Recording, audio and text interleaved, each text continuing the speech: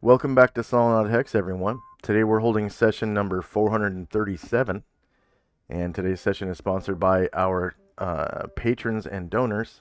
Thank you very much, patrons and donors, for your generous pledges and donations. We wouldn't have dynamic lighting without you. Players, at this time, if you haven't already done so, go ahead and add 437 points to your player character. If you're multi-class, be sure to divide that in half and round down by the extra experience point.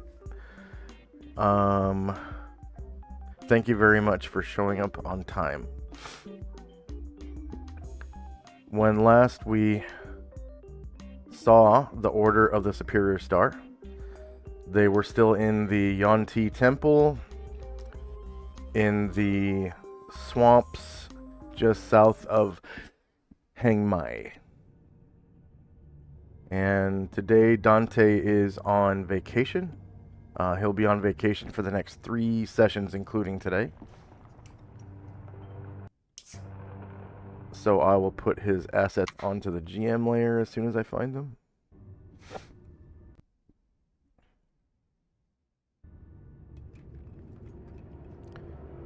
And according to the turn order tracker, our next player is Chandrak, and I will shift ping everyone to the current location as soon as I find it.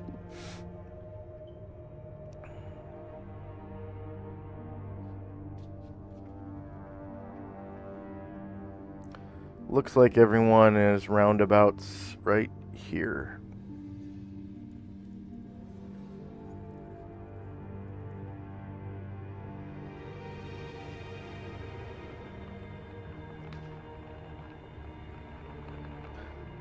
And I'm looking for Dante's assets. Oh, found them. Just gonna put those on the GM layer. And first up is Chandrak Company. All right. Erdrin will open up the door he's by. All right. Inside, it appears to be a bedroom for maybe children or teenagers. There are 4 bunk beds and a large carpet in the middle of the room, possibly for children to play on. Around the room, there are decorations that are apparently created by children. Small pieces of paper or parchment with like painted scenes. It kind of looks like a kindergarten art class attacked this room. Yeah, Erdrin, he'll turn to the group, back to the group, and say, "More beds, a little small, but they'll work."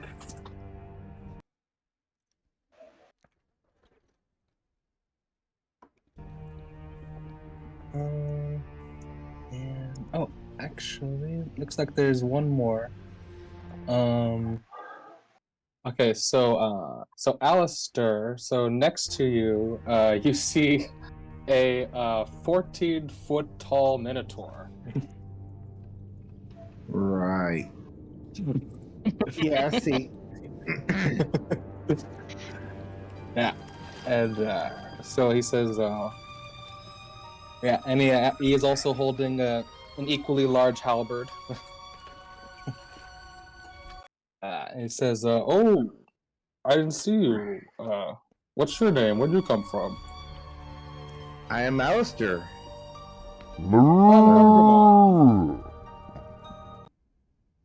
You don't have a snake tongue, do you? No. Okay. That's one of the things we're looking for around here. Some people got snake tongues. No, not me. Okay. And what is your name? My name is Gargamon. Nice to meet you.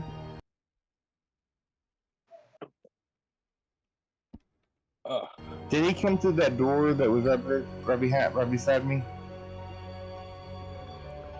This one here. Yeah, he No. would have went through there. I was thinking more this door. Oh, mm-hmm. So you come through this door, No, I didn't come through that door. No. or you come through the other door? Okay. Yeah. Okay. But Gargawan says, let's look through this last one. Careful. And he'll open up this door. And, All right. step through. So, inside this room, it appears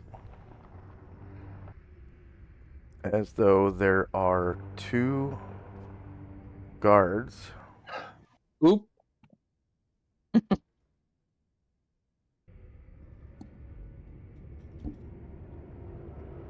Mm-mm-mm.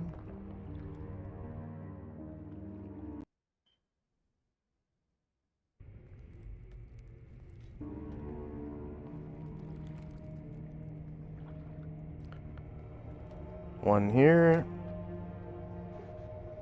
And one kind of like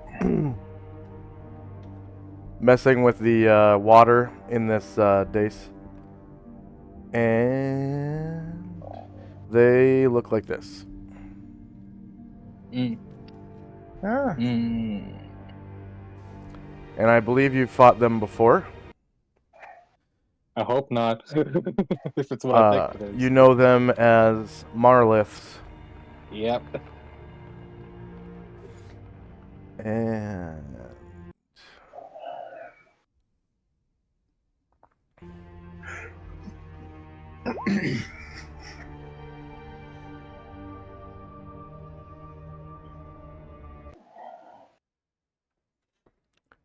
okay.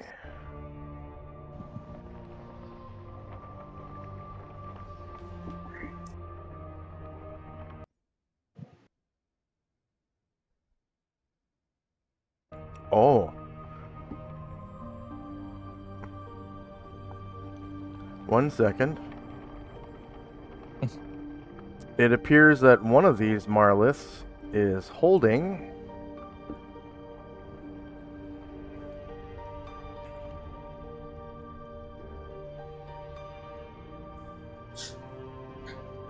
something extraordinary.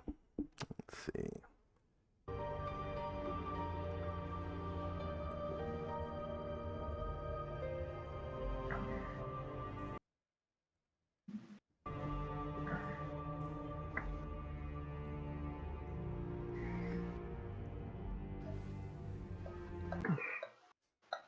Okay.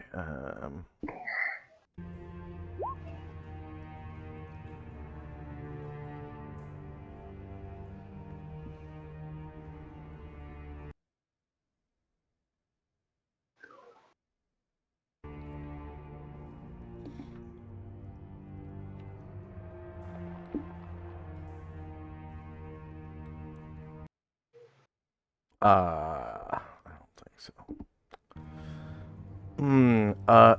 It appears to be an extraordinary looking trident, and it's this Marlith right here. So we'll mark her with I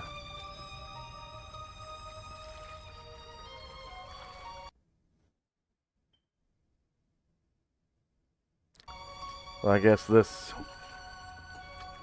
Mark, little fencer guy. It is a beautifully crafted trident.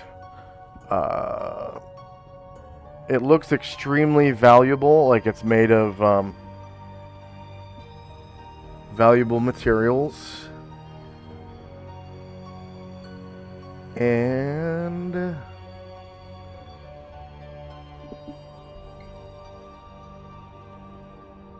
okay.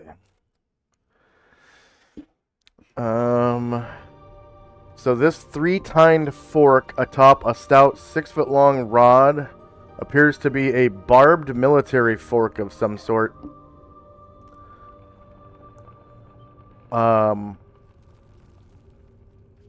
That is extremely well crafted and made of valuable materials.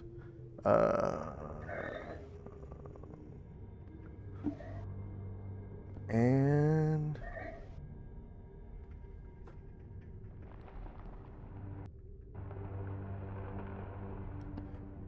other than that, in the room, you can see, all kinds of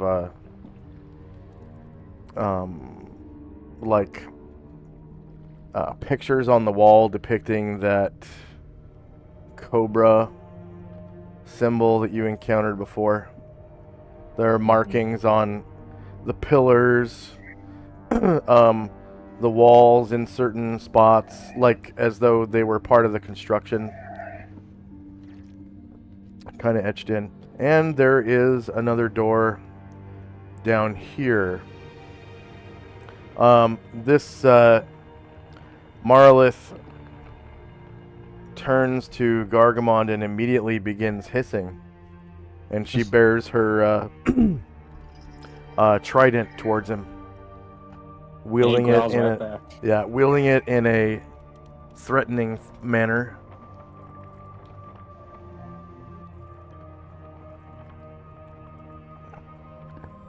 And let's see.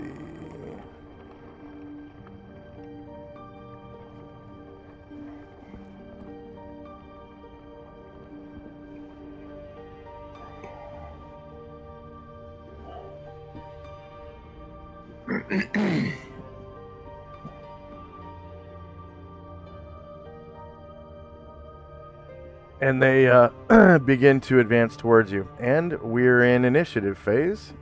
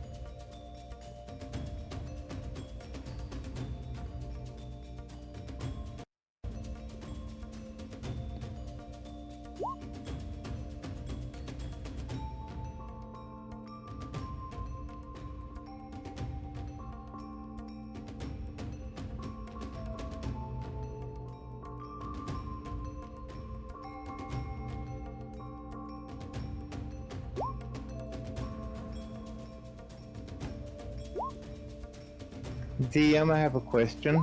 Sure, go ahead. Alright, with my composite longbow, I get 2 attacks per round. Yes. I took expertise on that, so what would that be? What that means is anytime you're going to use the same weapon to attack more than one time, you have to tell me that you need an extra line on the turn order tracker for that weapon. And what I do is, after you roll initiative for your weapon, initially, you would tell me. Have you rolled initiative for it? Yes, I have. Okay. Now what I do is I click on your token, and I hit control, and I hold control and hit U. And what that does is it puts another line on the turn order tracker for that token. Okay. Down at the very bottom.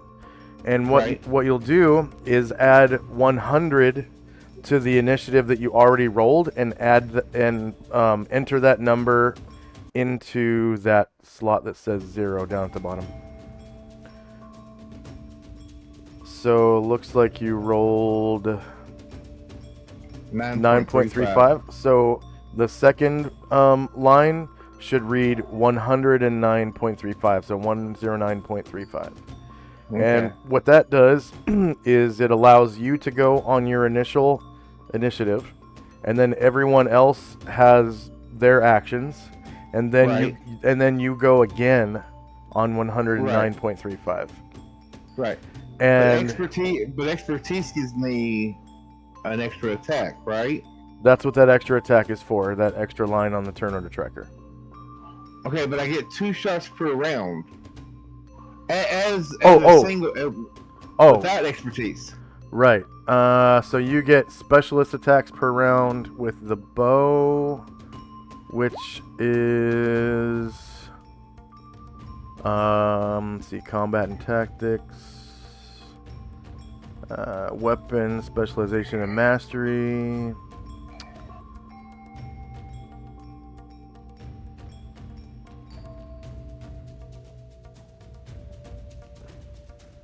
Where is that table? Bows. Characters who specialize in the bow gain +1 bonus to hit in any range, and increased rate of fire in a new range category point blank. So you get every just the extra attacks, and it's not popping up the damn table for me. I remember the name of it though. It's called specialist attacks per round. Find specialist attacks per round. Table 35 in the player's handbook. Oh, I guess it's in the player's handbook. Melee weapon like crossbow, heavy crossbow thrown. Other non-bow missiles thrown to our own deck. I think if we're using combat tactics, the specialization rule for bows supersedes the rules in player's handbook. Yeah, but there is no table in combat and tactics for this. Alright, so that would be 3 attacks every Specialist attacks per round. Here it is. Bows. At level 1 to 6 as a specialist, you still get 2 per 1. Okay. Okay. But because you're a specialist, as you gain levels as a fighter, it goes up to 3 per 1 at level 7. And then at level 13 it goes up to 4 per 1. Okay.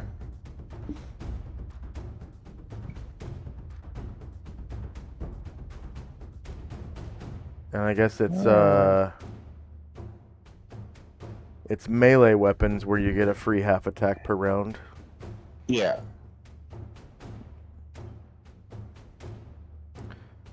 Okay. Thank you. Yep, you're welcome. Extra turn for Astro, please. All right. Control you. And Gargamon. Gargamon. And Varen and Anatar, please. Varen. 2 for Varen, right? Yes, please. And Anatar 1. And Anatar can while out. Oh, thank you. Yep.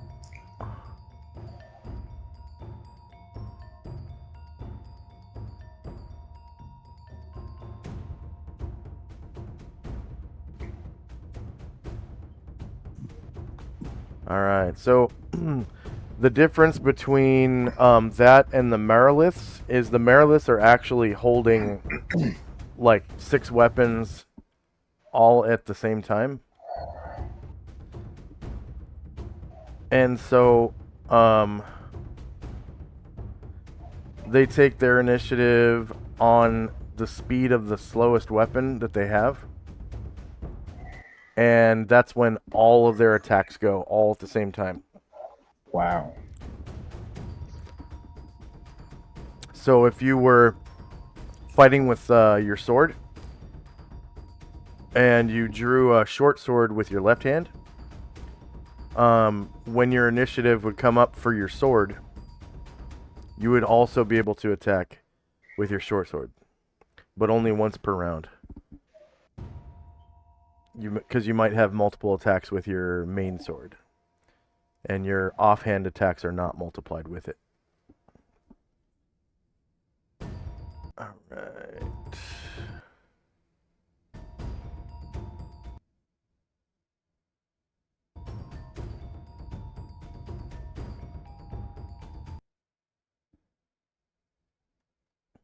So I just described these monsters real quick. They appear as half snake, half humanoid. From the waist down, these creatures have the bodies of giant snakes with huge green scaly coils. Above the waist, they are beautiful, comely females. Besides the obvious snake body, the feature that identifies a Marilith is its 6 arms. They are commonly adorned with precious jewelry and bear highly decorated weapons. Marilith usually carry a different weapon in each hand, and they communicate using telepathy. In this case, she's wielding the trident with 2 hands. And sometimes they do have weapons that are normally 2-handed, but because they're large creatures, they can wield large weapons with 1 hand. It's just that some weapons... roll up on Marilith next time. They sound cool. Oh, as a player character? Yeah, that'd be badass. I think you can do that from 3rd edition on. You can Oh, roll up nice. monsters. Yep.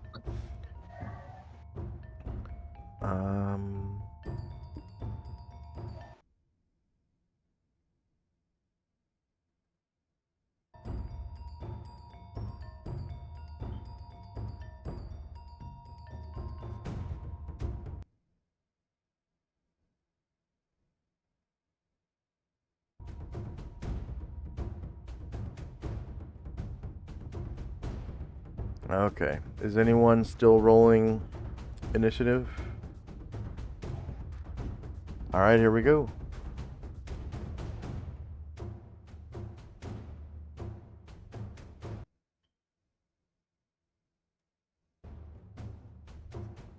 So I'm just going to read off the spells in effect real quick.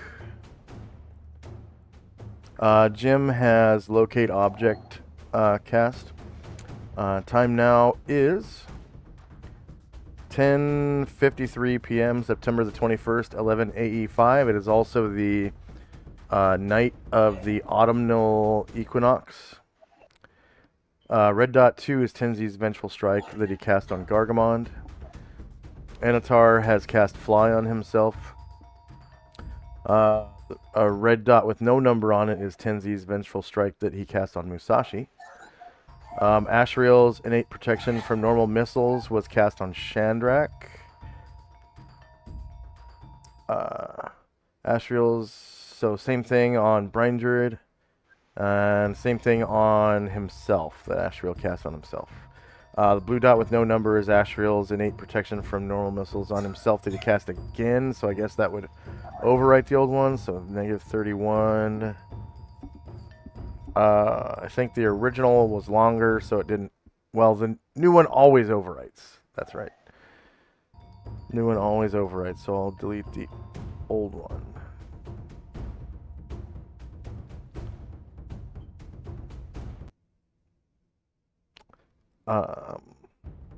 The blue dot with a 1 on it is on Gargamon. It should be Shandrak's. Shandrak used the Staff of the Magi to cast Enlarge on him. And then Dante isn't here right now. Ryer did successfully rally allies. I'm not sure which characters it was because I don't see any Clef Note token markers. We usually use the Clef Note token marker for rally from bards. So I guess you guys will have to figure that one out. Shandrak also cast, with his staff, Protection from Evil on Asher. It's still functioning. And again, cast Enlarge on Ashriel. And then Ashriel cast Detect Snares and Pits on himself. And we've got Tenzi has Spiritual Hammer spell in effect. And then Varen has True Seeing, which is the Search 1. Search is the magnifying glass with 1 on it, so that's on Varen. He has True Seeing in effect. Jim's Spiritual Hammer will run out at the end of the round. And then Alistair, you didn't fix your initiative to 109.3, whatever it was. Sorry, how do I do that again? Click on the number in the turn order tracker. Right. next to your token, Right. and then edit. It turns into an edit. You Okay. type in 109 point. Was it 34? 3-5. 35. All right. It's not letting me to do that.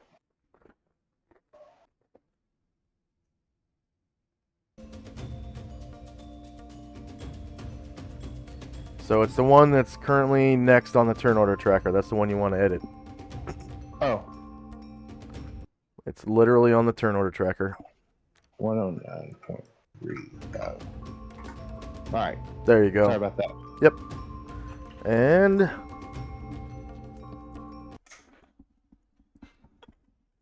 I will slide it down to its correct spot.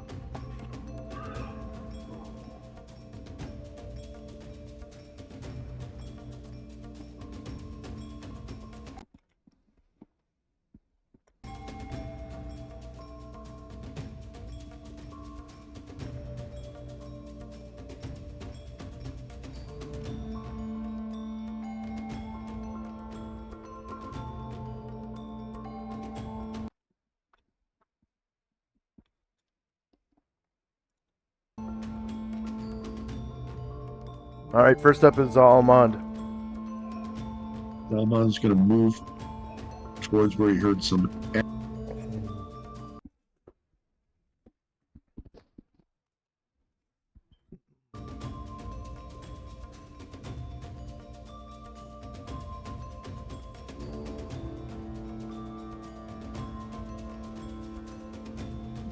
He will stop there. That'll be a. Gargamond. Okay. Gargamon. Definitely has reach from there. Okay, yeah. So he'll maintain his spot and go after the closest Marilith. All right.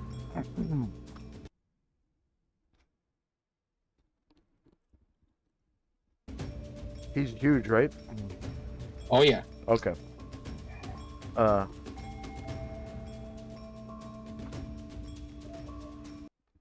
think that means I need to make his token bigger. Alright. And I haven't done it in it forever, but if I rolled for natural fighting, would it make a difference? Would I be able to hit them with my horns? Oh no, I'd have to get up closer, but would I be able to do that? You could certainly try. I think I will, because I've forgotten I had that power forever. So let's see if I can get it.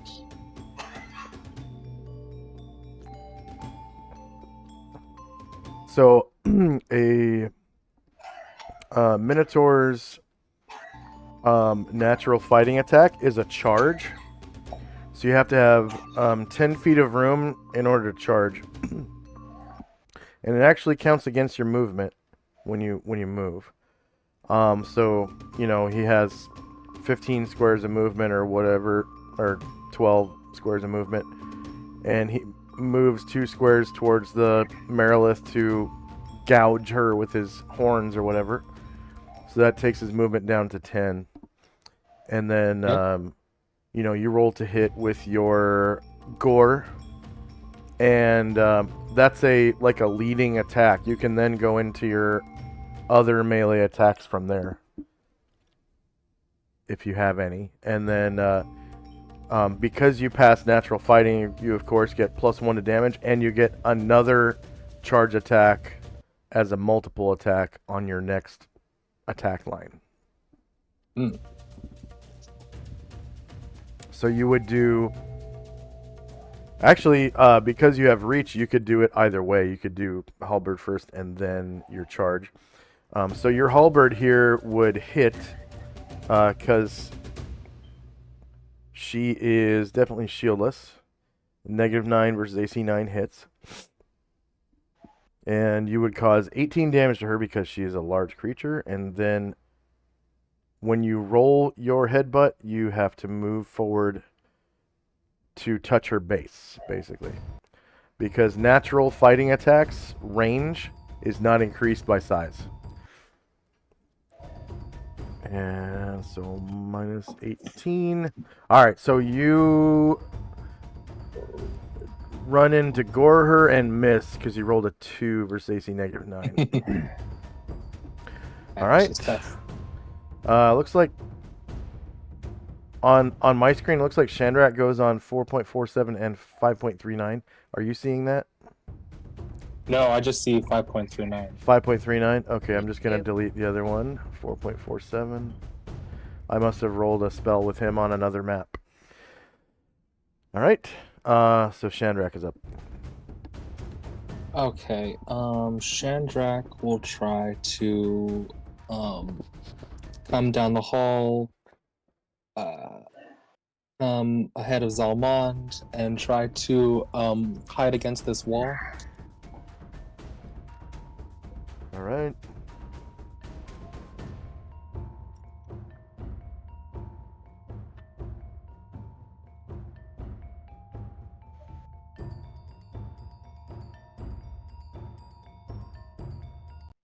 And Jim.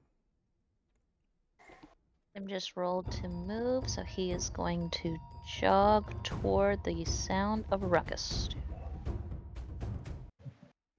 The sound ruckus, not the dog ruckus.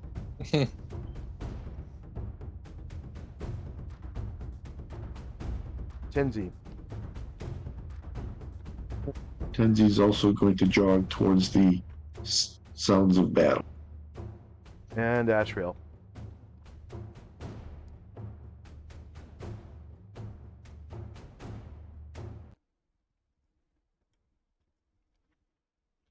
Ashrael will fly towards sounds of battle.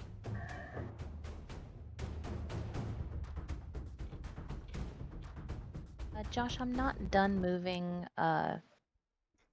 Jim, but my page appears to have frozen. I'm gonna reload real quick. Okay.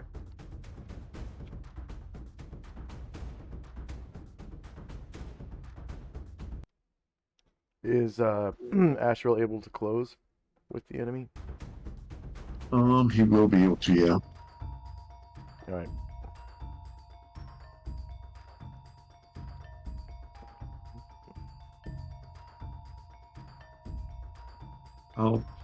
He's gonna be up the stairs, gain altitude. I think I got him at 10. Is 10 high enough to have higher ground from where he's at now? Or does he have to be at 20? That would be equal ground. 10 is. I'll fly him up to 20. Still, that's All right. Now you're 10 feet above her. Like your feet are 10 feet above her feet. and he will attack first with the Nodachi. Her snake feet.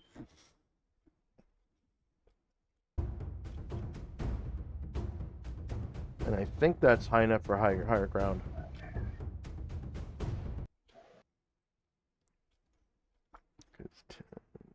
They're only like 9 feet tall or something like that. Alright, shieldless -7 does not hit -9 AC.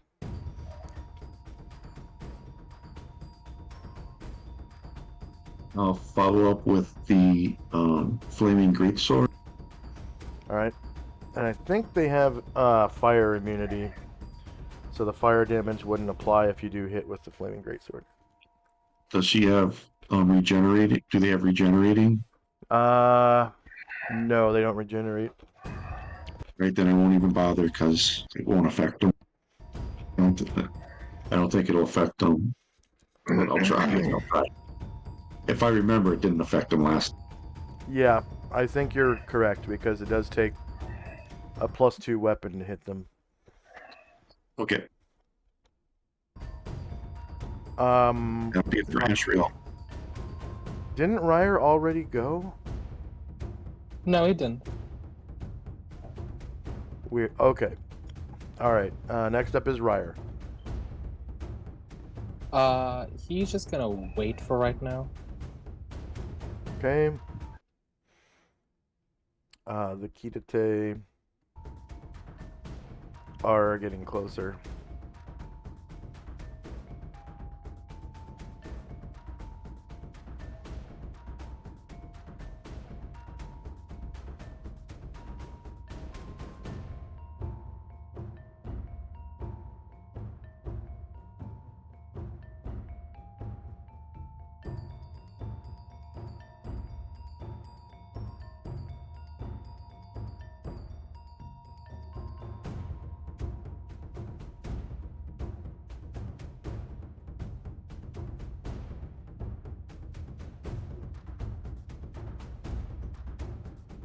Wow, the one that is stealthed stays stealthed. Holy shnikes. Falling into his room. Musashi.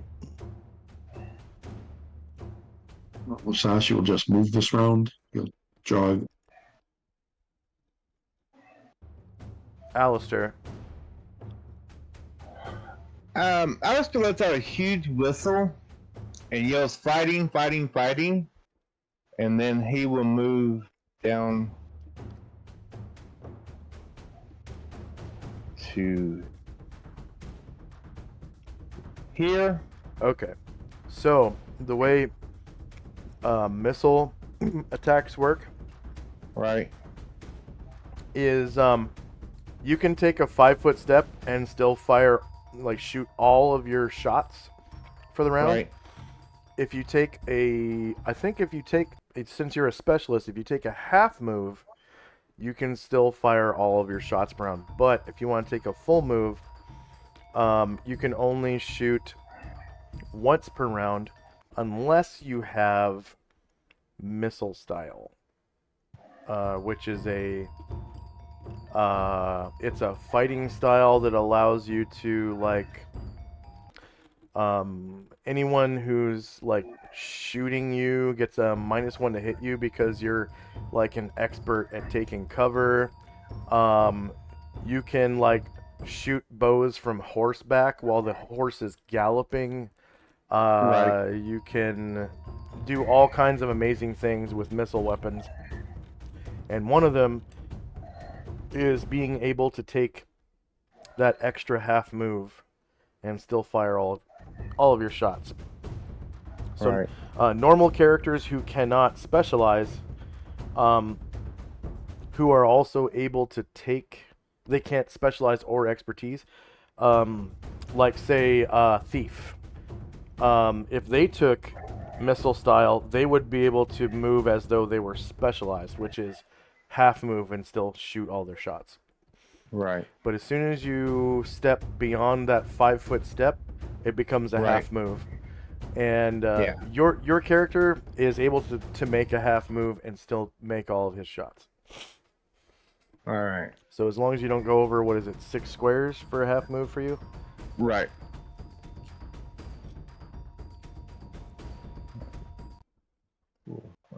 I'm well within our 6 squares. Mm-hmm, mm-hmm. All right. I'm assuming you're shooting this one? Yeah. Okay. Well, which one? I'm actually shooting this one over here. The closer one? The furthest back. The one I'm pinging right now. I don't see your ping. Oh, there it is. Yeah. Yeah, that's the one I was assuming you were shooting. Okay. Yeah, that's the one I was going for. Because you're aware of the shooting into melee rules, right? No, I've not really dealt with that before. So if you had chosen this Marilith up here, she's involved. She's involved in a melee right now. Right. So if you were to shoot at her, that would threaten anyone else who's in the melee with her, including. That's kind of what I was. That's what I kind of figured anyway. Yeah. My common sense. Yeah. Yeah. Yeah. So you would. Yeah. There would be a dice roll, and it would be pretty heavy on Gargamon's side because he's so big right now. Yeah. Yeah. Like, That's yeah. the reason why I didn't. At first, I thought about going for that one. Then I was like, well, no, I could actually get my partner. Yeah. So Yeah. I don't Very want to. practical choice. Yeah. Yeah. All right. And the way they recommend doing or resolving the shooting into melee is each size category that a character has counts as 1 pip on a die. So like small characters, it counts as 1 pip, and then medium characters 2 pips, or sorry, tiny characters 1 pip, small characters 2 pips, medium characters 3 pips, and so on and so forth.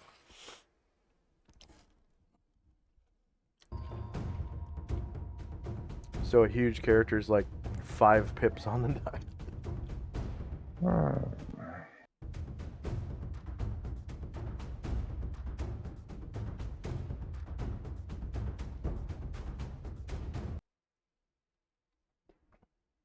One, two, three.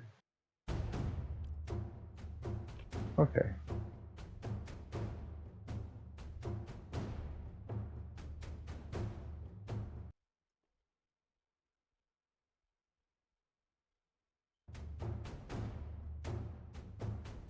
Alright, I think I messed it up there. Okay.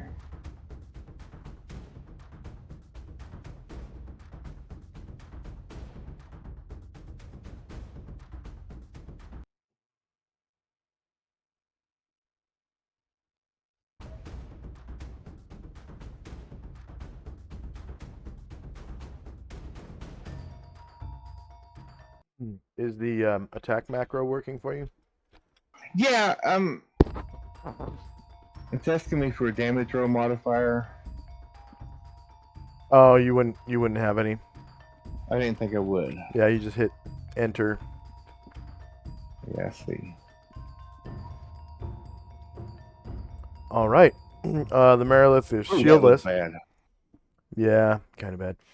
Ooh, So that's bad. the Merilith is shield. You rolled a 3, so it's not a fumble. Yeah. So yeah, you hit 18 versus AC -9, which is definitely a miss, and you can recover that arrow later. I thought I gave you the ammo recovery. No, I didn't. So I'll give you the ammo recovery macro on your token. Okay. And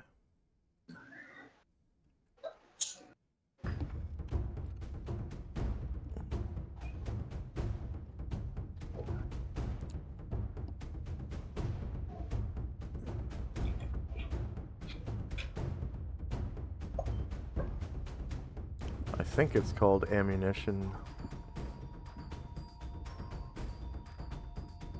Yeah, ammunition.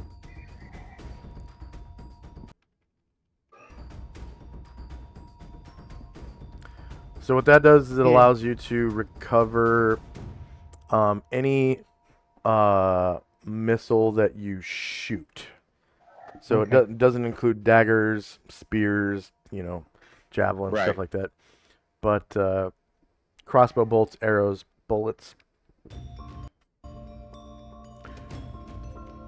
Yeah, sorry guys, I'm not going to be much help right now, but I'll get up there. Yeah, you will be later. There in no time. It's going to take a couple levels and probably like a magical weapon, which you'll find.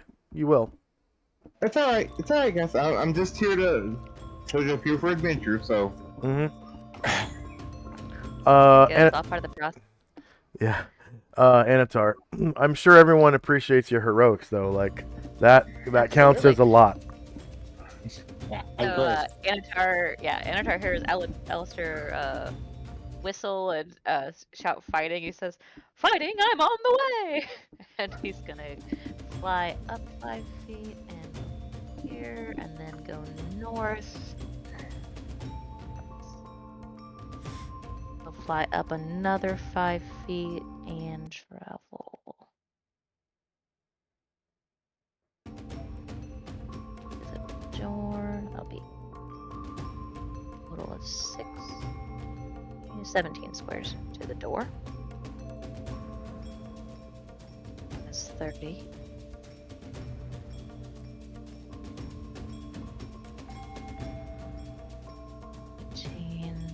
Wow.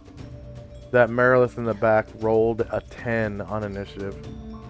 The worst die roll. 20 gets him in the room. How Oh. tall is a Merilith? I believe they're 9 feet. Let me check.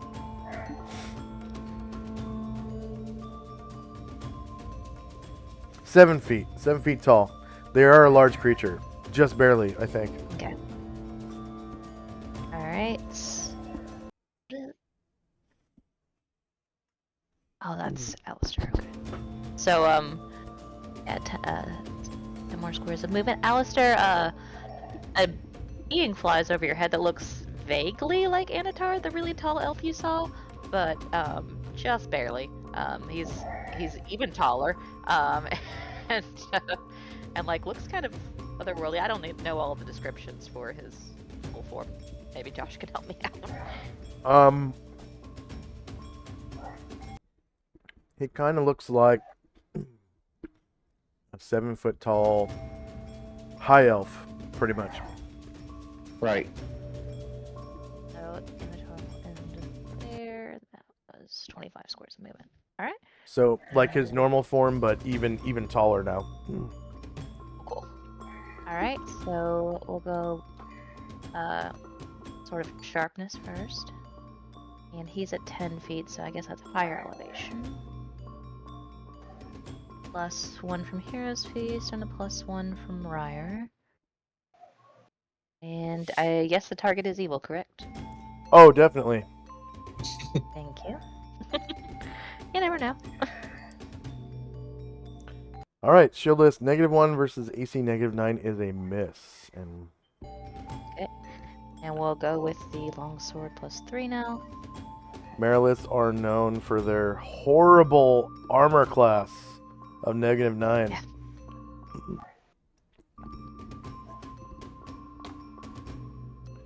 Very hard to hit. Oh no.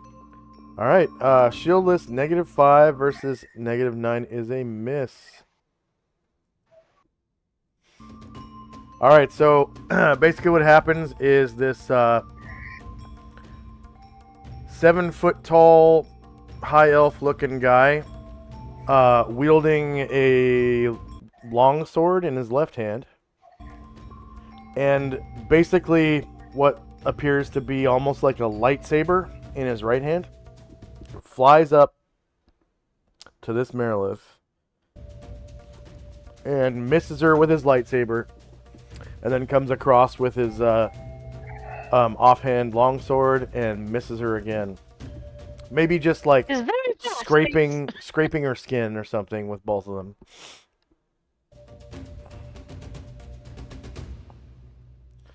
And Anatar. I mean, sorry, Brain Druid. Yeah, Brain Druid. Yeah. You're good. So before he takes off, he is going to face this direction. And then he's going to gain 10 feet and get here. Right, so that'll be a total of Bring him across for you. squares, and then, yeah. Oh, thank you. Then we'll turn north for his first 45-degree turn. Oh wait, he would be over here, because that was a little too. Okay. It wasn't. A little too It has tight. to be perfectly No worries. diagonal. Yeah. Alright, so we'll call that 9 squares then. And then...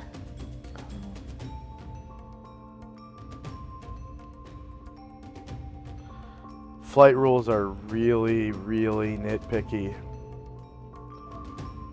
18, 19... He won't be able to get through the door, so he's just going to sail and land behind Ryer. Alright. He does have the movement 4. And then turn, and if anything comes up to him, he'll take a bite. All right. Erdrin. Erdrin is going to take a few steps to the right on the ledge, and then try to tumble down to the ground below. All right, tumbling roll, please.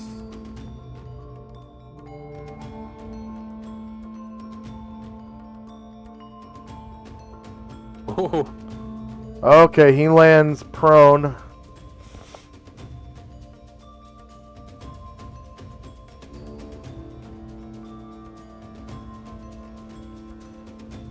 And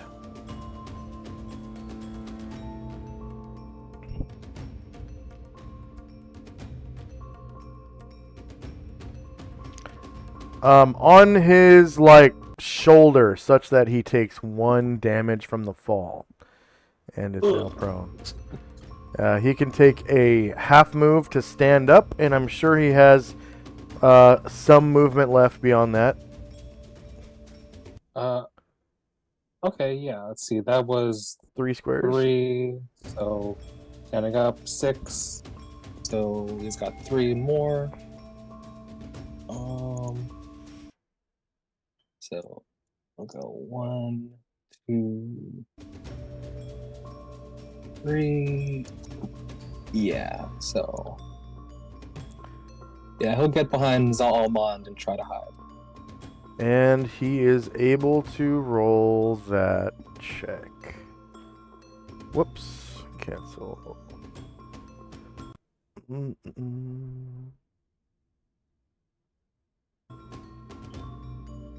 Alright, Asher. Rolled for movement, so she's just getting closer to the sound of battle. Okay. Oh, wait. She's actually she is on a ledge. I just noticed. I would like to roll tumbling, please, to go down to this square. Yep. Tumbling check, please. Yeah.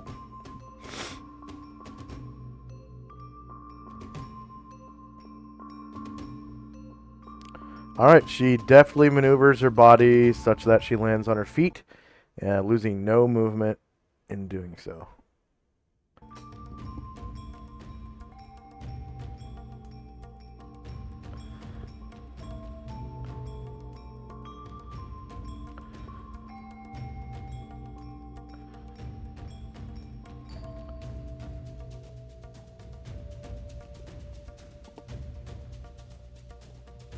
And then Varen. Now she'll stop.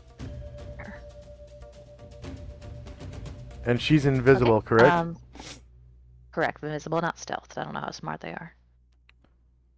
Alright.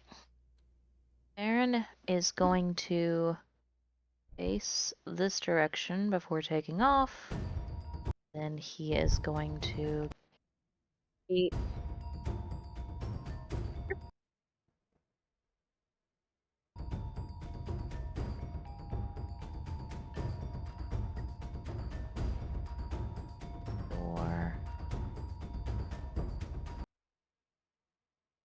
I'll take his 45-degree.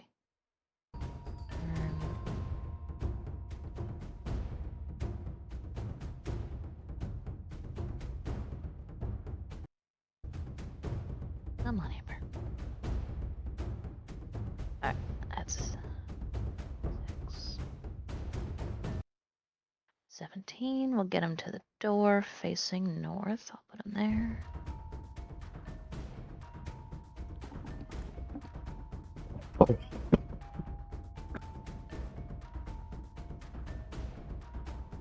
And he only has 45 more degrees of movement, so he will start descending as he passes over.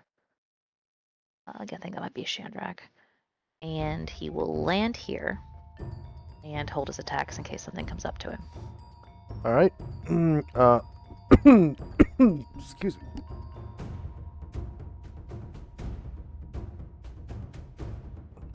That first Marilith, the one with the fancy looking trident, is gonna take a stab at Gargamond with a bunch of different things. First is her trident.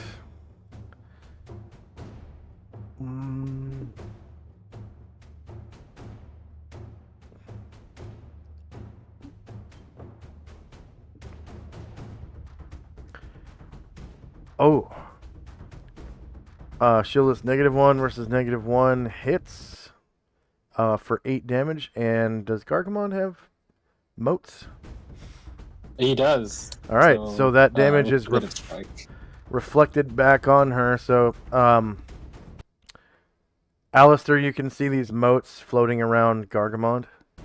And one of them kind of, as soon as the Marilith stabs him with the trident, one of the moats flies and hits her causing just as much damage.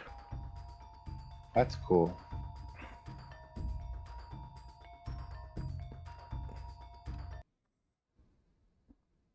And be sure to subtract 8.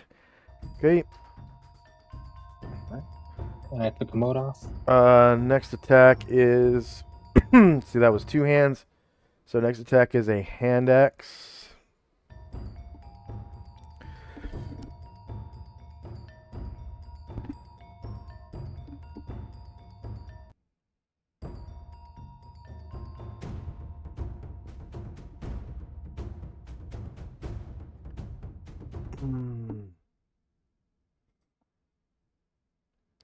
-7 versus AC -1 hits, but only for 2 damage. And another mote flies back and hits her for 2 damage as well. Alright, third attack. So that was 3 of her 6 arms. The next one is a javelin. She's stabbing him in melee with a javelin.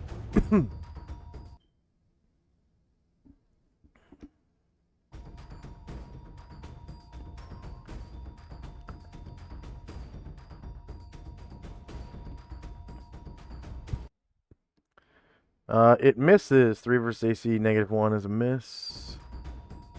And then, let's see, that was 1, 2, 3, 4 arms. So she has a katana she's wielding with one hand that she strikes at him with.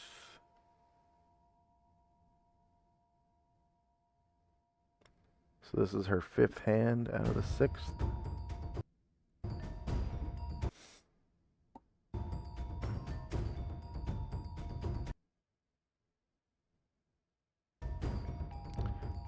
Alright, shieldless -3 versus AC -1 hits, but only for 5 damage. And another one of the motes flies back and hits her. So Gargamon takes 5 damage and loses another mote. And for her 6th arm, she has a wakizashi. She's wielding with one hand, of course, that she swings at Gargamon.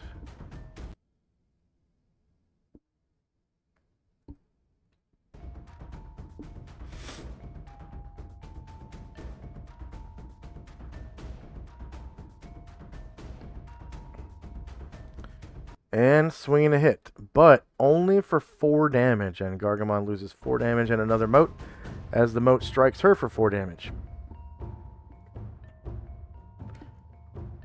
Now, she strikes at him with her snaky tail.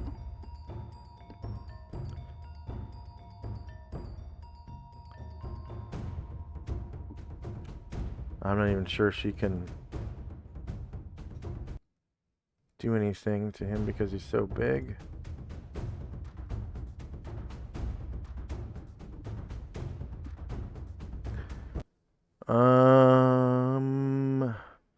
Once constricted, the victim automatically changes damage. Make Constitution check every round or fall unconscious. No opponent with less than 15 strength can even hope to break free of the coils. Each round, though, there's a 10% chance per round per point of strength. Over 14, the victim can escape. Gargamon, who is now huge. She misses anyways, so I wouldn't worry about it. Next up is Karenglor. He rolled to jog, and I've already counted the squares. He can easily get right here. That'll be it.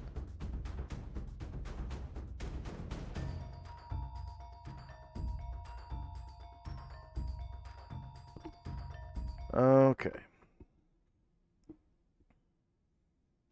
Bombosa. Bosa drops stealth, and he's gonna jog closer.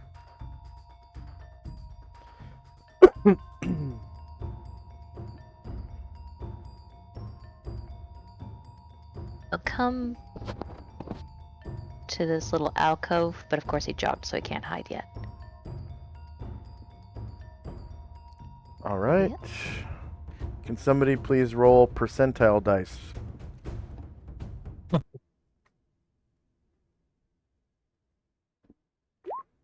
Are they very good or very bad?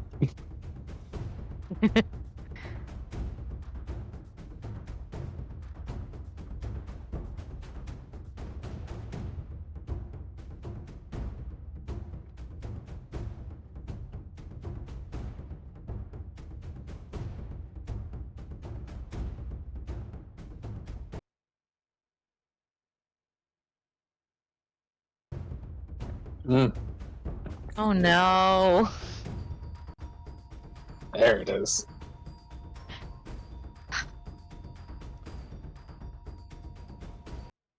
All right. A gate opens.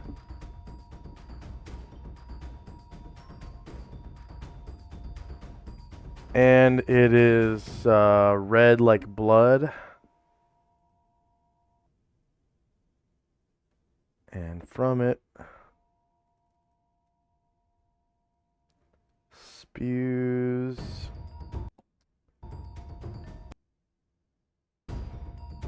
see. You rolled too high for a true Tenari.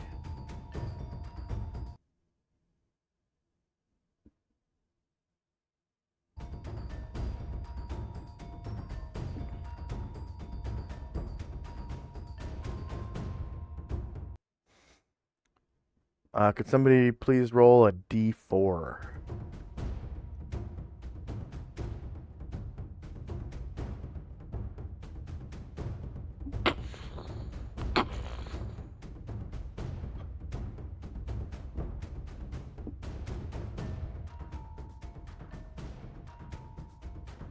All right. So 3 Goristroy step through the gate. Oh, fuck me. Motherfucker!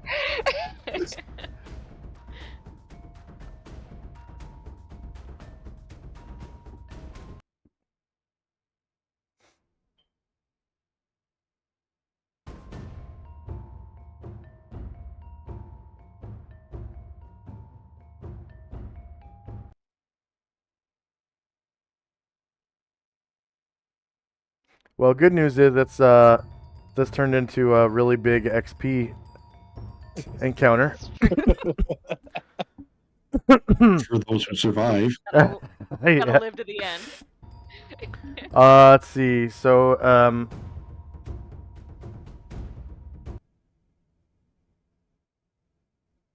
my normal rules for summoning are that once you summon a creature, they immediately take action, whether it's for the players or for the enemies.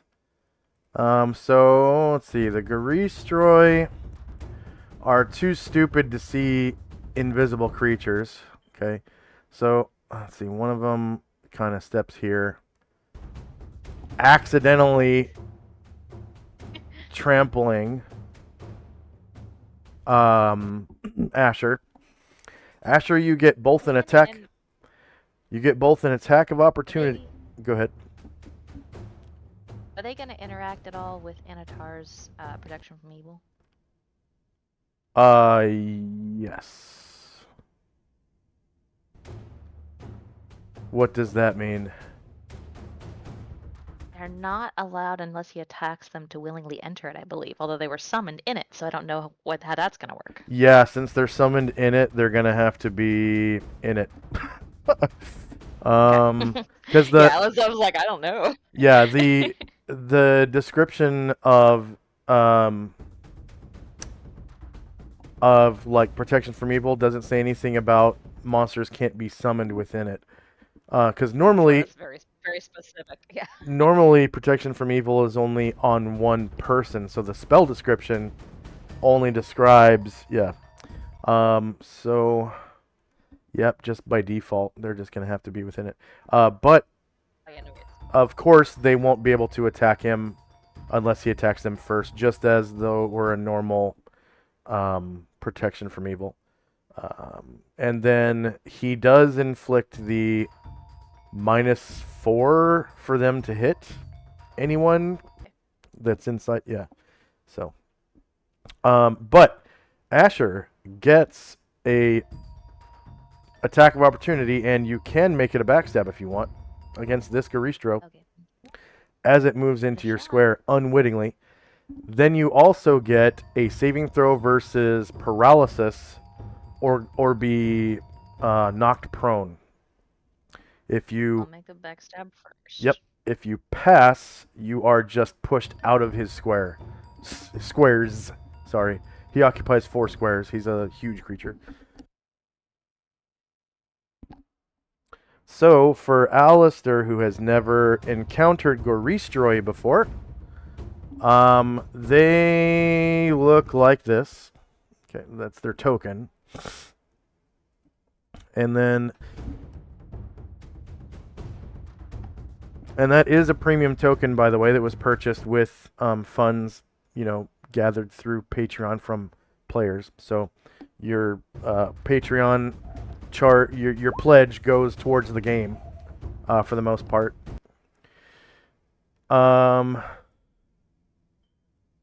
So they're vaguely reminiscent of giant bears, although their shoulders are broader. Their visages, meaning their face, a nightmarish cross between bison and human. And their hands and feet, disproportionately large, splayed, and human-like. Their arms are extremely long, like an ape's. And their individual colors vary from dark brown through sickly greenish yellow to a peculiar purplish gray.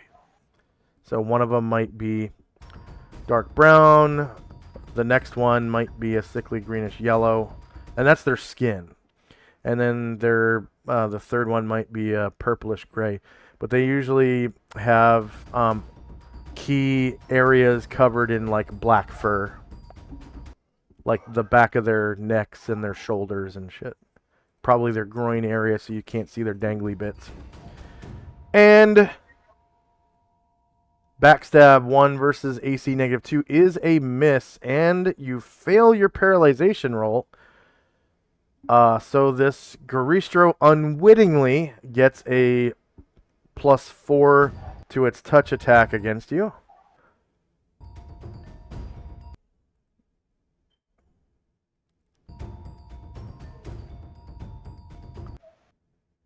I don't know if she has any stone skin charges left. Oh, good point. Let me check.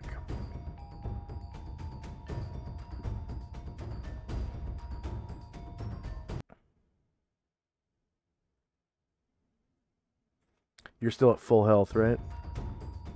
Yes. Okay. Yeah, it takes off a stone skin charge and you are unharmed.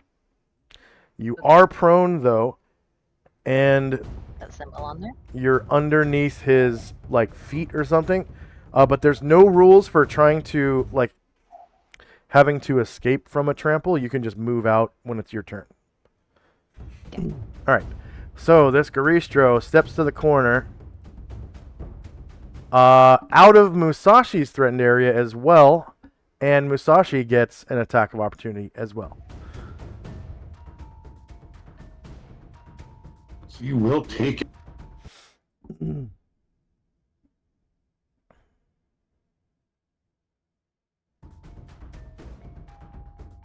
So attacks of opportunity are against the rear or the back.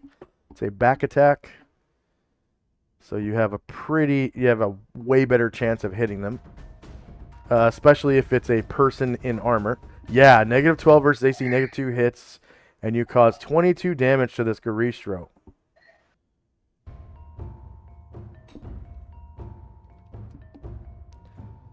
Alright. This Garistro is now, let's see.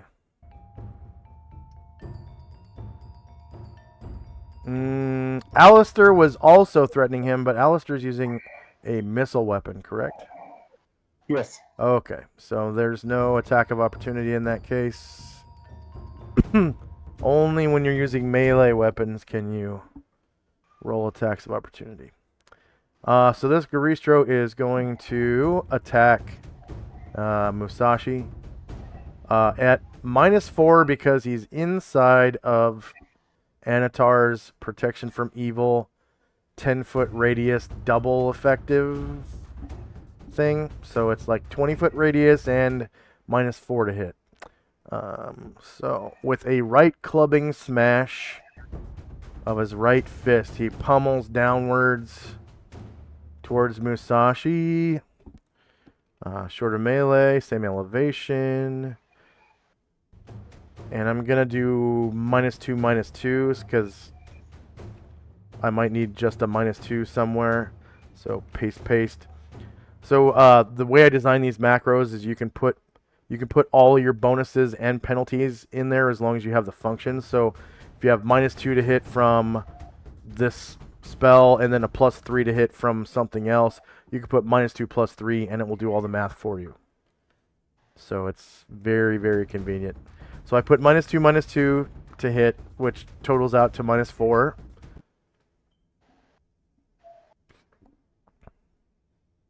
And then there's no damage roll modifier.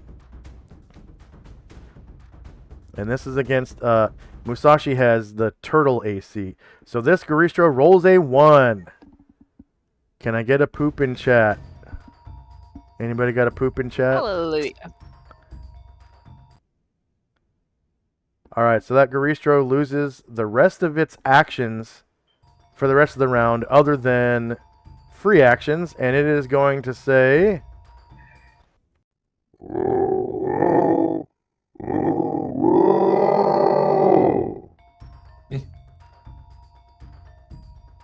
as it tries to keep its balance, and it's like flailing its arms around. The next one is going to kind of wade through people here. So let's see. What is Anatar's altitude? Was it 10 feet? He's at 10 feet. And can she willingly enter the protection from evil if he hasn't attacked her yet? She. Oh, the Garistro? No, it cannot. So No, it is. I'm sorry. I thought you meant the Marilith. It is Oh, you're going so to. Garistro. There's so many. It's going to step right here. So what that means is, Alistair, you're not wielding a melee weapon, so you don't get an attack of opportunity. But you do get a saving throw versus paralyzation, which should be pretty good because you're part priest. I think you have a 50% chance at level 1 as a priest. And I think you're level 2 right now. So you get a saving throw. So what you do is you click on your token, you go up to the saves button and click that, and then you click on paralyzation in chat. There will be a template in chat, and this is to not be knocked down. And then how you do that is it'll say, what's your class and level or whatever, and you put in PR1. Or PR2, actually, because you're level 2 priest. And then when it asks you if you're multi-classed, you would put in War 1 because you're warrior level 1. And then when it asks you if you're triple classed, you just hit enter for not triple classed. And what that does is it combines all of your saving throws for all the classes you enter and takes the best one and then rolls that. So later on, when you become, fighter 10, priest 12, and you roll a saving throw versus this, it's going to take the best. All right, so you are able to save versus paralyzation, and you are just displaced out of the Garistro's path to here. And the Garistro, the Garistro steps to here. And is now going to start swinging away at Gargamond. who can turn to face if he wishes. Looks like he He already will. did. Okay, and we will attack with a Garistro. Right clubbing smash against Gargamond.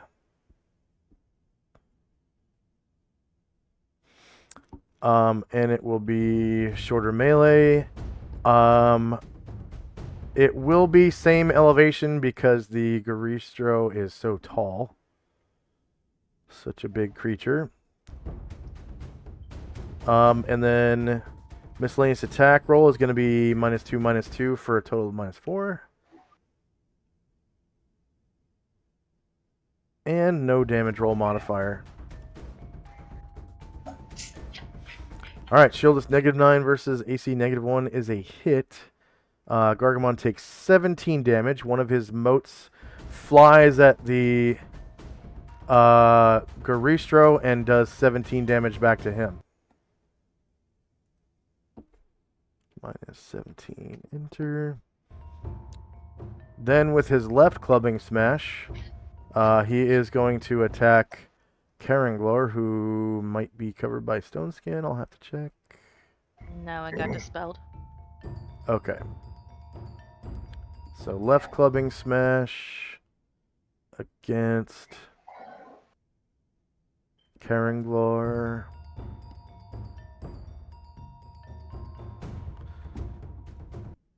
Shorter melee, same elevation, -2/-2, and no damage roll mod.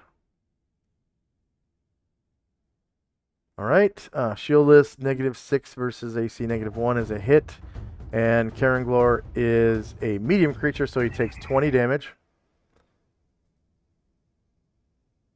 And the Garistro is now going to make a stomp attack on Gargamon. So he's going to try to stomp him into the wall right there. So shorter melee, same elevation, -2/-2, and no damage roll modifier. Alright, shield is -7 versus -1. Hits for 30 damage. And one of the motes flies back and hits the Garistro for 30 damage as well. Gargamon's feeling it now. Oh, yeah. Alright, and then one more Garistro. He doesn't really have any targets, so he's going to come right here, turn his back to the wall, and wait.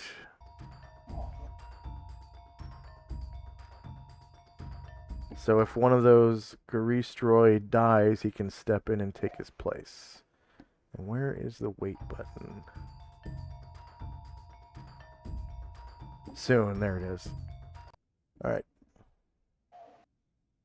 And Garistro do regenerate, so that sword is effective against them. Gargamon gets an attack. All right. Well, I was thinking of getting the stumbled one, but now he's got one right in his face. So that's where he's getting the halberd.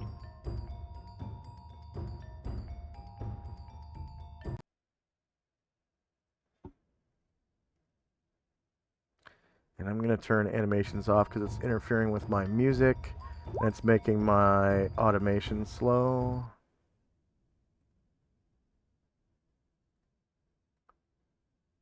Alright. So Gargamon takes a swing with his halberd +5 at the Garistro, who is shieldless. So -11 versus AC2 hits. And you cause 20 damage to the Garistro. That feels a little low. Why? There was a 1. Oh, you rolled 1 damage. Okay. So that's just your bonuses to hit is what led you to do 20. Alright. A 1 and a 5 on 2d6. Okay. 20 damage to the Garistro.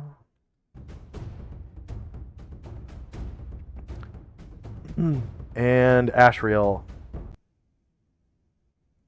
Try to hit the Merilith with Nodachi. And I believe he's a large creature, so yes, you do have reach. And you don't have the height advantage. The Garistro basically is not really hunching down, but they're like they have their heads kind of bowed so that they can fit into the room, because it's 25 feet tall and they are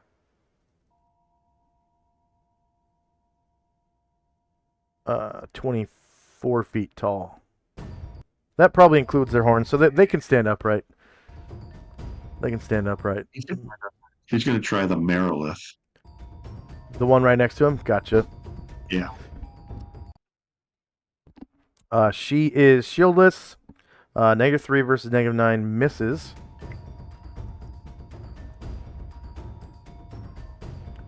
And Ashriel is able to hover in place, so he can change facing without moving when he flies, because his maneuverability class is B, correct? Yes. Okay.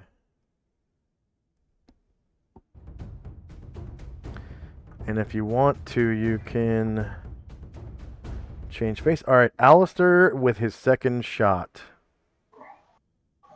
Alistair is not going to take a second shot. He's going to place his, put his arrow in his back in his quiver, and place his bow on his back. Alrighty. Anatar with his I forgot. lightsaber looking. Forgot to use his gaze attack last time. May I do it now? Yes, of course. Thank you. It is your choice when you use his gaze attack.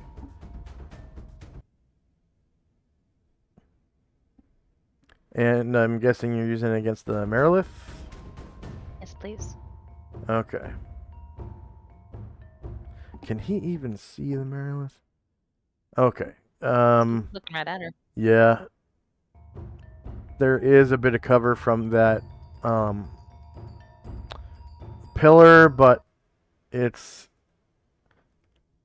No, I mean the one that's like immediately in front of him. Yeah, there's a pillar right here. Oh. So yeah, you can mostly see her. It is more than one half.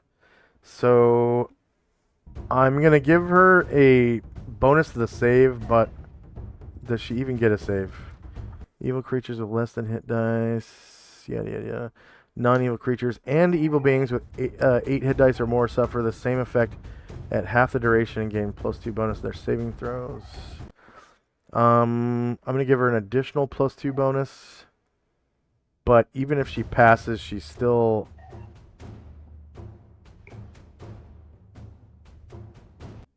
blind, right? Or no?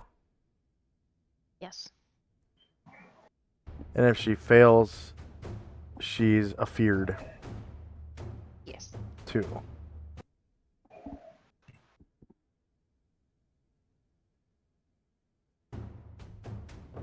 Well, if she has listen.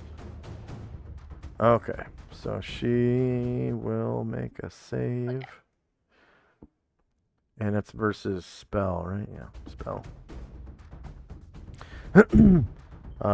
At +4. And she counts as Warrior 12 for the purpose of saving throws. She succeeds, but she's blinded for half that duration, so 3 rounds. So I didn't that will see be... this pillar before, so in order for Anatar to take his attack, I don't guess he can attack through a column. Yeah, you can. I guess. They just, yeah, Oh, okay. you can. They just Cool. get All a, right. they get a cover bonus. So it's a penalty to the attack roll. 1 second. Let's see. What was the fear? Okay, fear. We'll call it fear 1.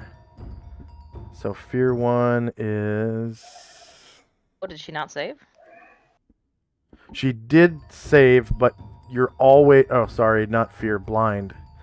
It was blind. Yes. So blind 1. And then +1. The blindness lasts for 3 rounds.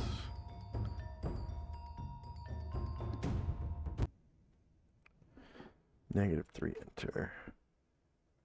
Okay, and not fear, but blindness. Blind 1. There we go. Okay, and now what you were saying? Oh, trying to decide who to attack. So obviously she'll get a cover bonus if he attacks her from where he is. I didn't see that column before. So if he moves here, obviously he won't be behind the column anymore, but I don't know if he'll get an attack of opportunity from the Garistro or if it still can't attack him because he hasn't attacked it yet. So this Garistro is facing straight north, and there are no Garistroi threatening him, basically. All right, he's None of gonna them. then move here. He's only threatened by the Marilith. Cool. So he's gonna move here. Okay, the Marilith is gonna take. Can she take an attack of opportunity? Yeah. But you get the same bonus that she would normally, and that was -2 to hit. She's gonna attack with Anatar can only +1 weapons Anatar or can better, only be- or +3 weapons or better. Yeah. So she's gonna attack with the javelin because she knows that's her strongest weapon. Shoulder melee, same elevation, and so normally she gets -2, -2, and then another -2 from the pillar. So that's -6 and no damage roll modifier. And And that's to your blind. back. Oh yeah, -4. Okay, let me reroll that. So javelin against Anatar.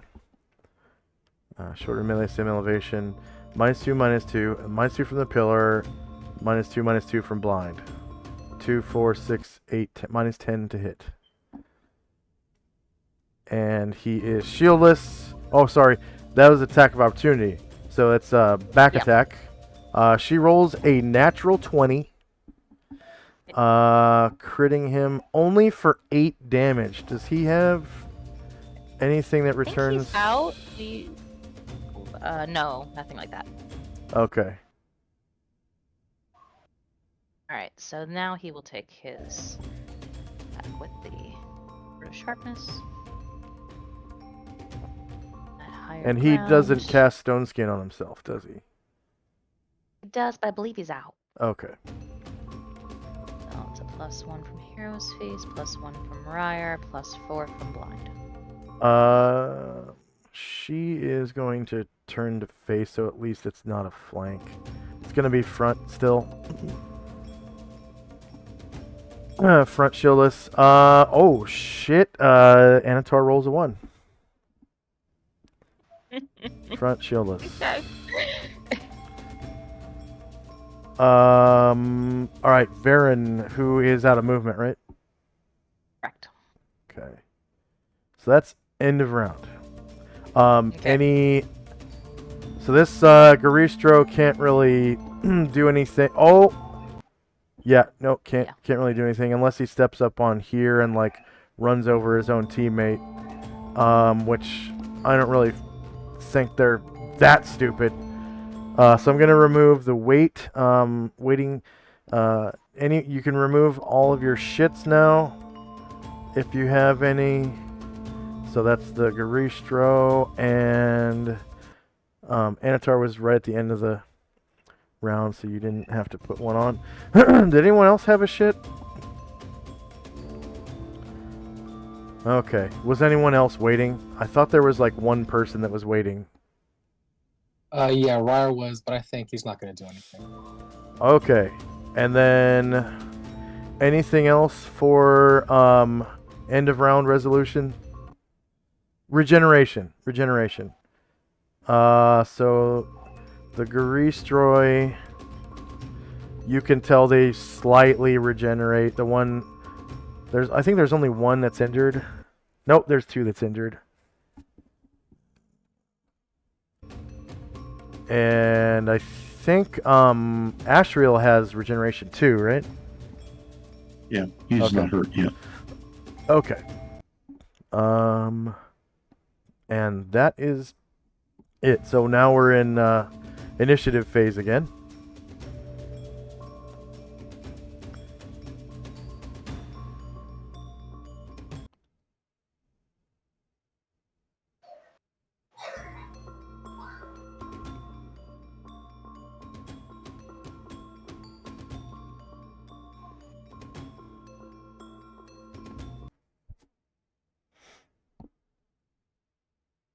Okay, question. Are spells the same thing as a touch attack? Are spells the same thing as what? Touch attack on initiatives? No. So when you want to cast a spell, you actually roll the spell template. So what you do, to when you roll initiative. So what you do is you click on your token, and then at the top you click on spells and powers, and then Okay. in chat there will be a list of classes. You got priest, psionicist, and wizard. You click on whatever, and then whatever the spell level is, and then you find the spell that you want to cast. Okay. And then sometimes spells will have a second macro in chat that you would roll on your actual initiative when you're during your move. And that should pretty much be it. If the spell that you chose is not on the list, then tell me, and then you can also open this handout. It's called the Honeydew List, and it's a list of things that I need to add to the game, and all the players have permission to edit this list. So what you do is you click on edit and say you wanted a level 1 priest spell added to the game. Then you would go down to priest 1, click there, hit enter to add a new line, and then type in the name of the spell and like which book it's from. Right. Most of the spells are going to be obviously from the player's handbook, but sometimes there's going to be spells that you want added that are like from the priest's handbook or like the Tome of Magic or something. And if I go into the search on Purple Worm to try to find it, I might not necessarily be able to find it unless you tell me what book it is. Right. So that's what that handout is for. And that's under pre-made sheets and such. Okay. And then there's also a scripting template in there if you want to script the spell yourself, which most people leave it up to me because it's a pay-to-play game, obviously, and that's what I do for you guys is make Right. spells. Okay. I'll need a second attack from Musashi. Musashi.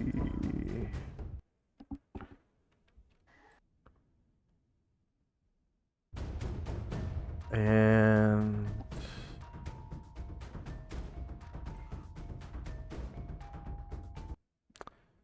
let's see.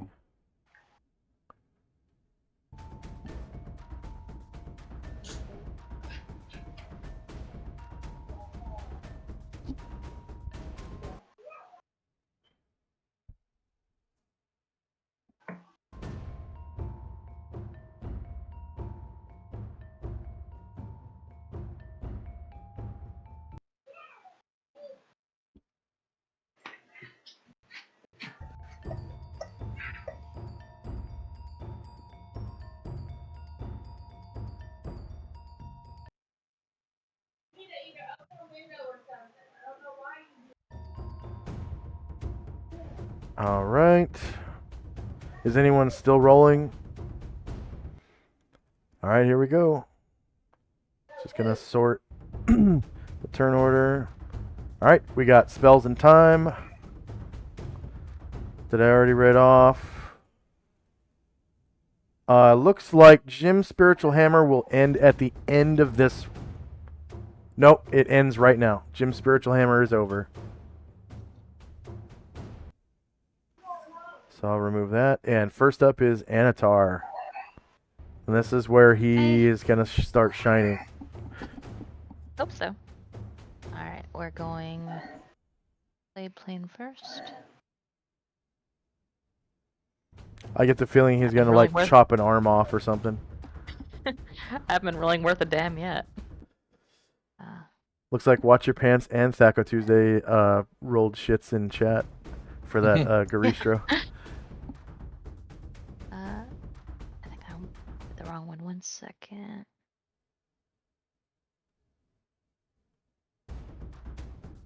Okay. Higher ground.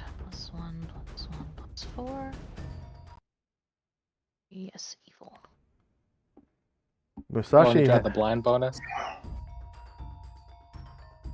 Yeah, that one has blind. All right, so that's against the Marilith, and Yes. she is shieldless. -6 versus -9 is a miss. So +1, +1, +1, +4. Oh man, you ended up rolling a 5. Okay, Yeah. offhand weapon. Alright, we'll try to.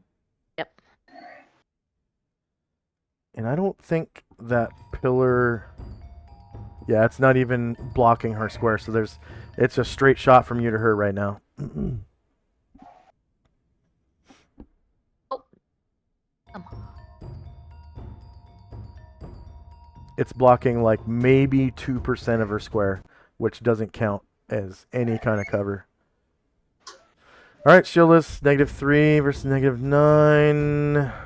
+1, +1, +1, +4. You end up rolling a 2, so that's a miss as well. That's a shame. Okay.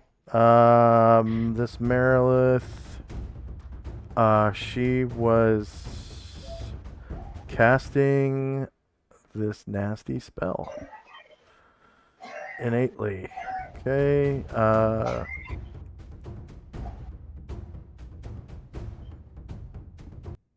Very nasty spell.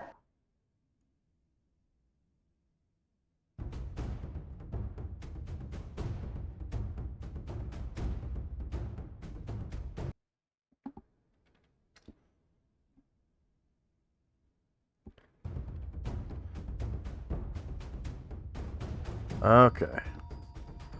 Range 30 feet. 40 by 20 by 20.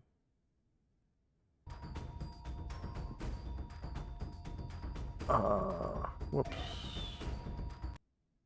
So spell AoEs. Sync. Yeah, there we go.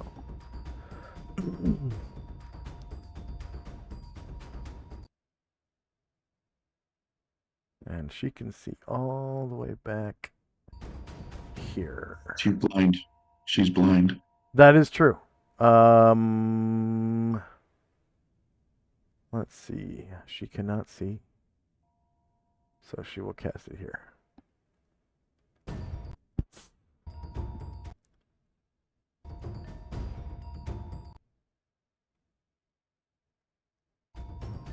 Alright, so this big green cloud of gas reaches all the way to the almost all the way to the ceiling.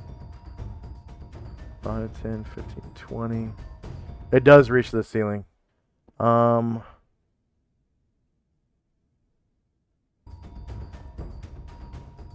see, 10, 20, 25.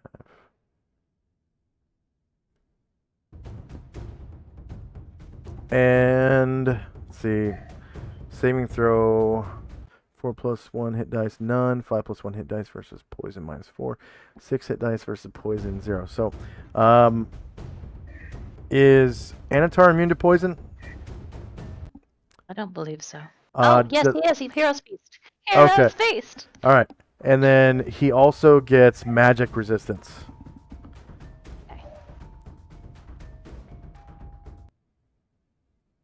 It is not centered on him, but go ahead. Will you please send the cloud kill to back? I can't select Inotar. I will put it on the map layer. Thank you.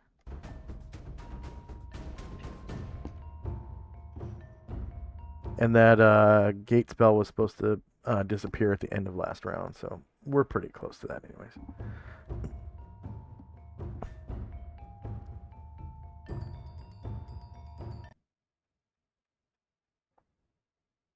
Sorry. Oh, it had its own macro. Okay.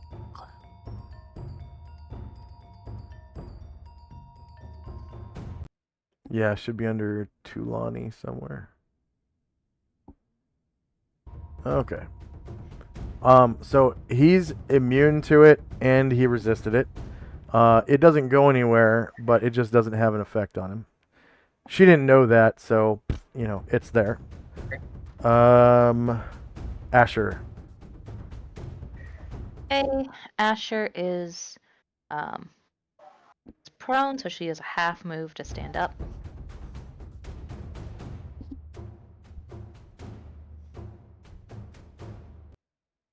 She wants to get out from underfoot.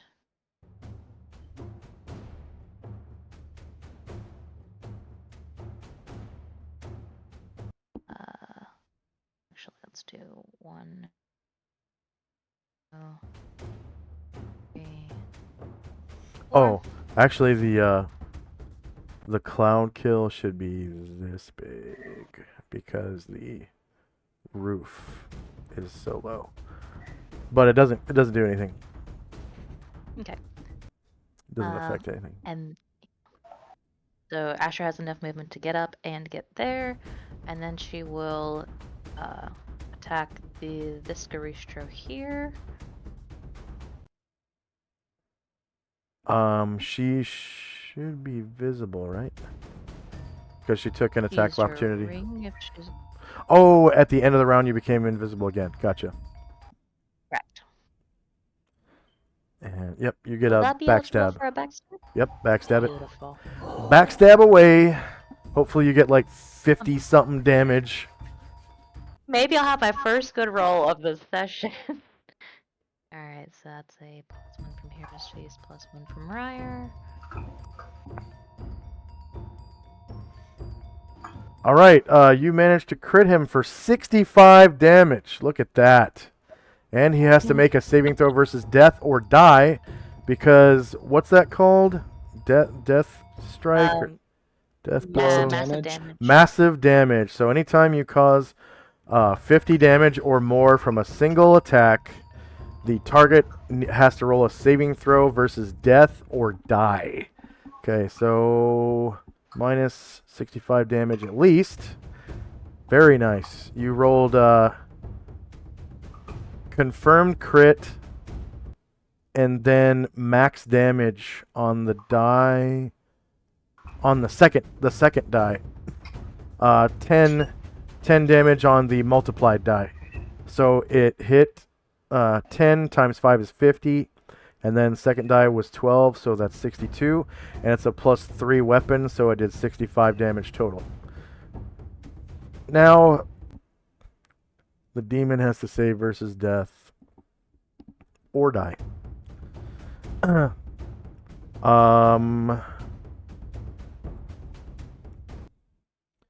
See, no miscellaneous modifiers to the save.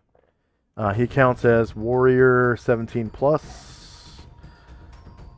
That's as high as warrior goes, is level 17. And not multi-classed or triple-classed. He saves versus death and does not die, but you did 65 damage to him. Yeah, okay. I'll take it. His target number was 3, and he rolled 8. Okay, Zalmond. Zalman's going to move out into this hallway to, I guess, to here, and provide his protection from evil aura on the people in the hallway, and he'll guard in case one of these monsters come. All right. So guarding, it looks like a little Buckingham Palace soldier.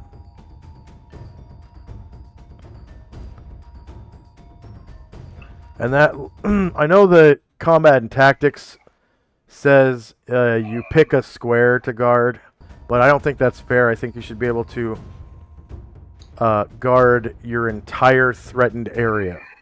So he's guarding all 3 of these squares right here. Okay. And of course, this square has cover, like 50% cover. All right, Gargamond, come on now, take out that Garistro. And it takes some nice damage out of him for Get- sure. Get you a crit. Get you a crit. Get you a crit.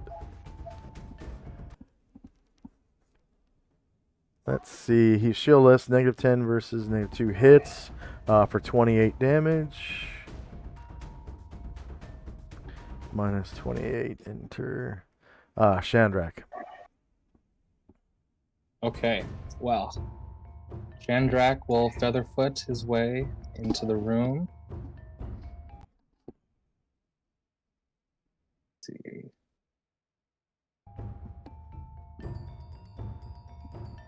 He will stop to the right of the Gristro and Anatar and attempt to backstab the weakened one. Weakened. The one the one in front. Yeah. Okay. Yeah, you get your backs. Wait, hold on. Let me roll your check for move silently. So Shandrak has an ability called Featherfoot. It's a high-level thief skill that allows you to take 2 half moves and only leave one footstep at the end of each half move. The rest of the time, you're hovering across the ground. So you take half move, leave one footprint. Take another half move, you leave a second footprint. And it's all based on your move silently roll. If you successfully move silently, then you're able to do it. It's called Featherfoot. It's awesome. All right, you get a confirmed crit on the backstab, doing 60 motherfucking damage to this Garistro. Man. -60, enter. Okay, he has, what was it called again? Massive damage? Yeah. Okay. Anytime you cause 50 or more damage to one creature, they have to roll a save versus death or die from massive damage. No miscellaneous modifier. Counts as Warrior 17. He dies. Dies Oh, from hell massive yeah. damage. Get it, Fuck yeah. Chandrak. Go ahead and describe how you do so. And make it Alright. it really fucking good because he died from massive damage. Yeah, so Asher comes out of hiding after like taking a huge cut along the Garistro.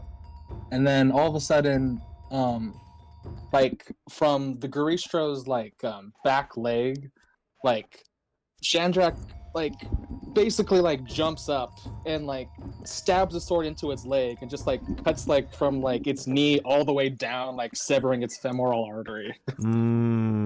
Shandrak gains 200 points from moving silently and 200 points from hiding in shadows. Successfully. And you have maintained stealth because you killed your target. Musashi, Musashi, please. I think that's the first massive damage death I've personally seen. That has failed, yeah. Yes. Like where Yeah. they failed their save and they actually died from it. Yeah. Musashi lets out his Kiai cry Hiya! and attacks the Calistro to the south.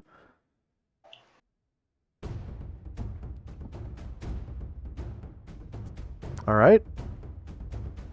And that one was previously injured, as you can see by its green bar.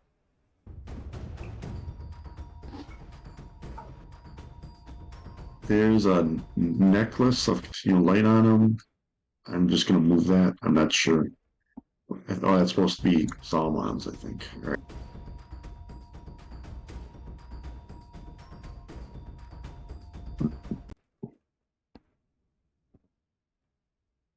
Oh, I think that was Jim's. Oh no, it's not. Jim's up there. My bad.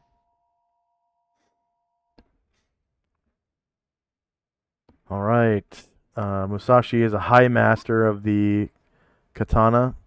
The Garistro is shieldless. You get a confirmed crit rolling a 17. Negative 17 versus AC -2 hits. And you cause 22 damage. Yep, you did. That is with your key. Feels a little low to me. I don't... feels a little low. Let's see, D12 plus D12. You rolled a 6 and a 3 on your D12s. You got plus 13 damage from strength, right? And then plus 3 from it being...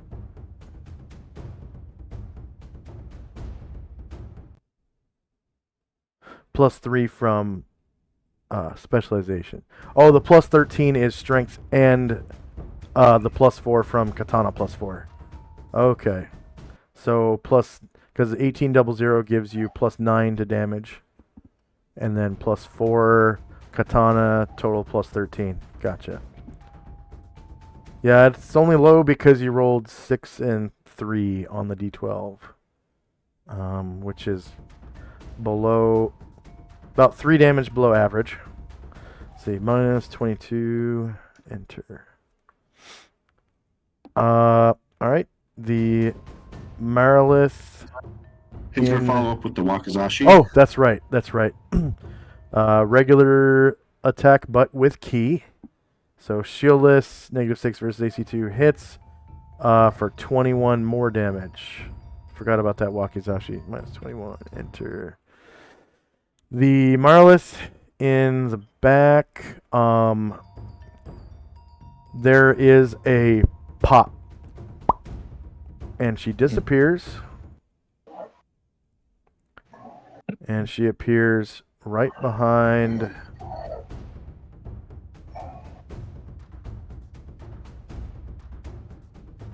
right behind Brian He'll Jared. turn to face.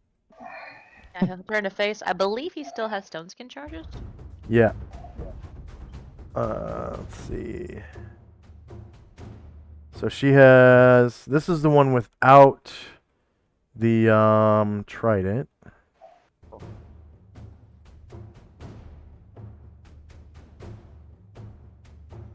So she has... she attacks with a hand axe, a javelin, a katana, a wakizashi, snaky tail, and a scimitar. She can teleport and attack.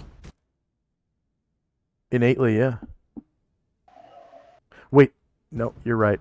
You're right. No, she cannot attack. Good looking Derp. out, Tenzi. Yeah, Ashriel.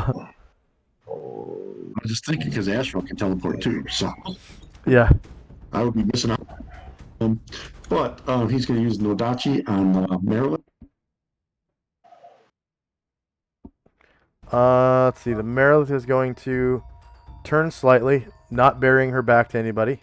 So it's a front shieldless attack from Ashriel. And that's with his Nodachi.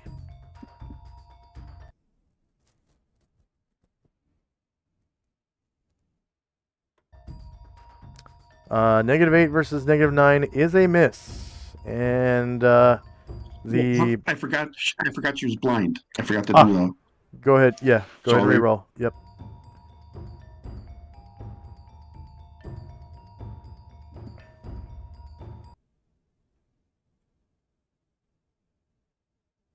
Wow, even with my animations turned off, The music is skipping.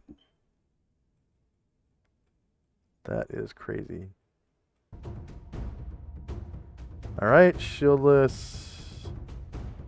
So +1 from the Hero's Feast, +4 from Blind, and +2 from. Plus, Ryer. Oh right. +4 from the. So yeah, plus the first +1 is from Higher Ground, and then you get Yes, +1 yes. from Ryer, +1 from Hero's Feast, and +4 Yep. from Blindness. Okay, yeah, -14 versus -9 is a hit, and you caused 30 damage to her, killing her. So go ahead and describe. That's 30. Getting a little fed up with keeping missing her, he decides to take one measured aim right for the throat. And the Odachi goes right through it. Yeah. Karen Glor. He loses 1 HP. Karen Glor does? Yes. Oh, he's down. Yes. Okay. So door. Caranglor hovering on death's door. It's -1 per round. Add. And he doesn't actually lose that until the end of the round, so you can go ahead and replace it. Okay. So he's at 0 right now, right? Yes. Okay, so you don't have to track his HP. It's on the turn order tracker. It will tick at the beginning of each round, obviously, as I pass through. Technically, when I go through the spells and time, it's from the round prior, technically, except for the time. Time is current. Varen, who is casting a spell, I'm assuming.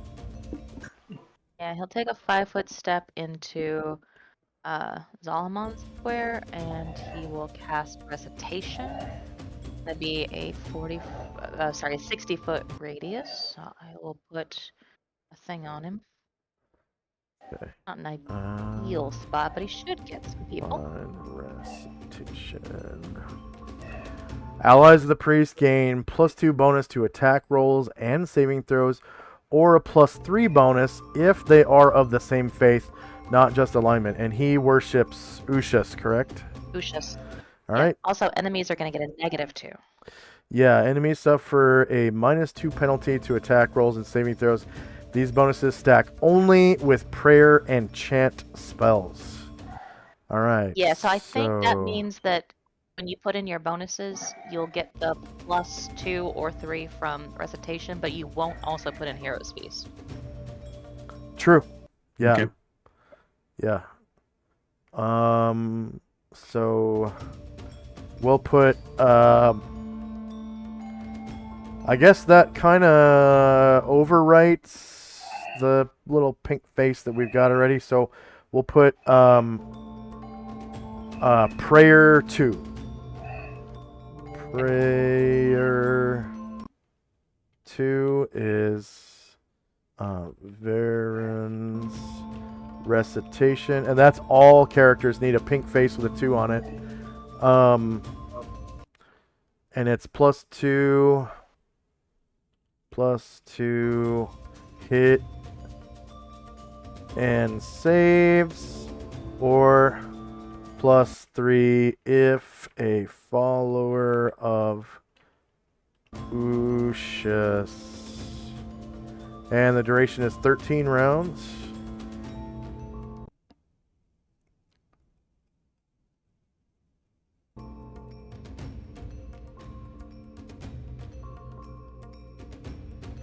-13, enter.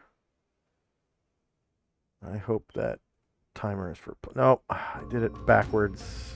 It needs to be +1. So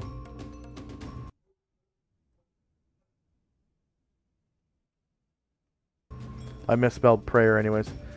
Prayer 2, Varen's recitation +2 hit and saves, or +3 if worshipper of Lucius. Boom. How do you add a 2 to the pink face? So you hover over the pink face and you press the 2 key on your keyboard. Okay. 13, enter. I'm gonna take his radius off. Okay. And that was innately cast, so no experience. No, it was a spell slot. Oh, it was a spell slot. He doesn't get it. He doesn't get it He though. doesn't get experience. Yeah. Because technically he is a fighter, but he gets cleric spells. It's weird because of his race. Where were we? So after Varen is Airdrin.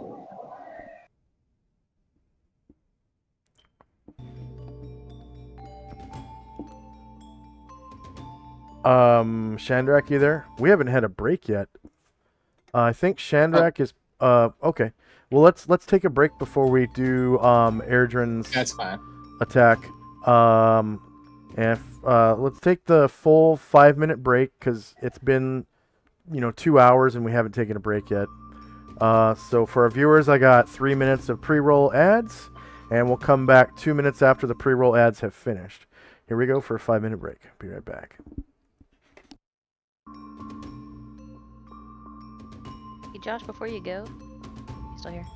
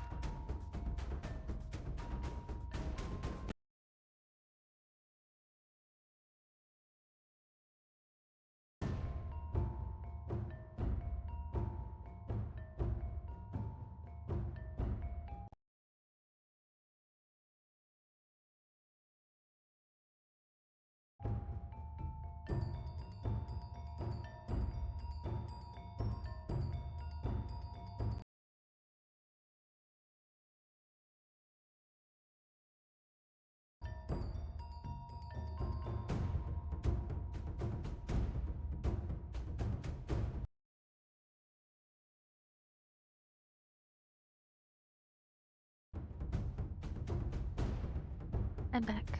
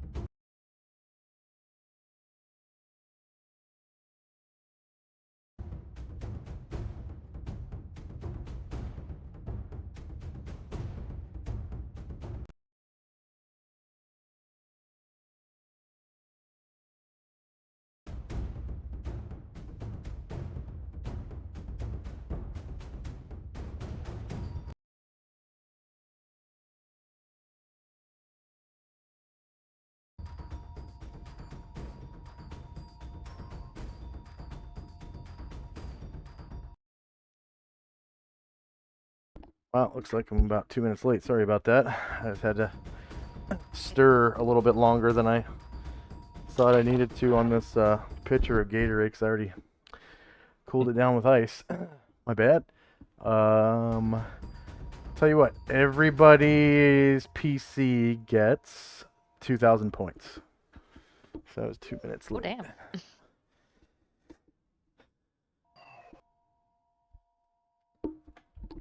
Divided equally among your classes, obviously. All right. So next was Erdrin. Okay.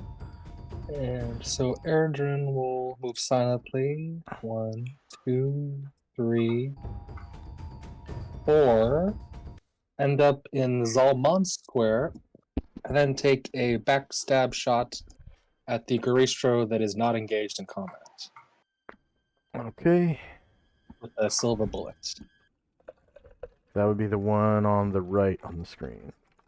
Yes. Okay. Silver bullet time.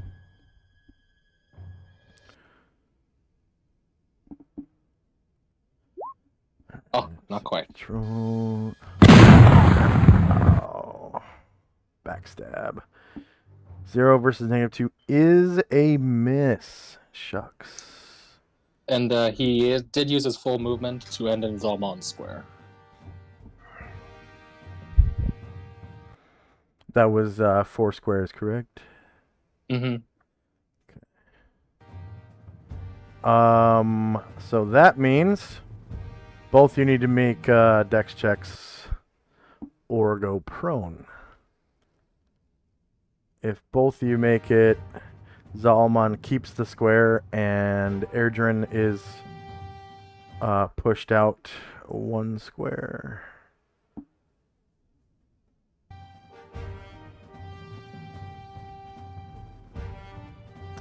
Alright, so basically what happens is Erdrin pushes Zalman aside and knocks him down.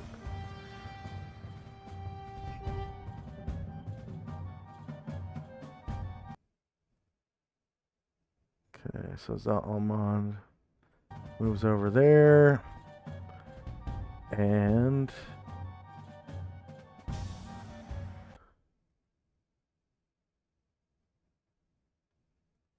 is knocked down.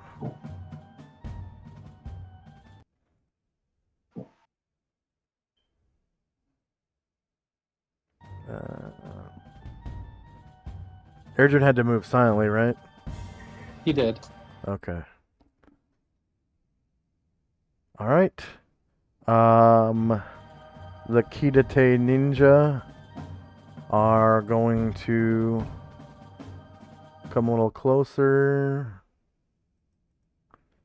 Sneaking down the hall.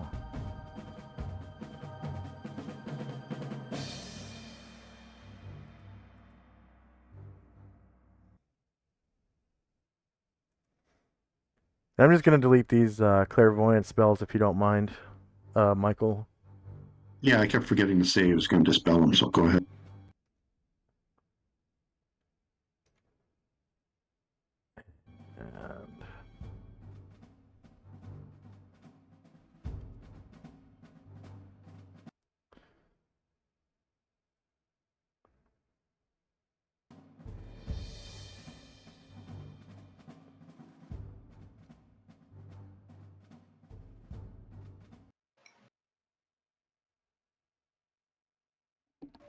And okay, Jim. All right, Jim rolled for movement. He's going to take 4 squares to get next to Karanglor. And can he kind of like drag him with his remaining movement to get him a little bit further away from these beasts? Yes, but you're probably going to need to cut your remaining movement in half from encumbrance. No problem. Alright, Usually so it's cut in had- half. Sometimes it's even worse. I don't thought that would be the case. because when you drag someone, you're only carrying half their weight. I'm sure Yeah. Karanglor isn't super heavy, and I don't think Jim No. is super strong. But let's see what is.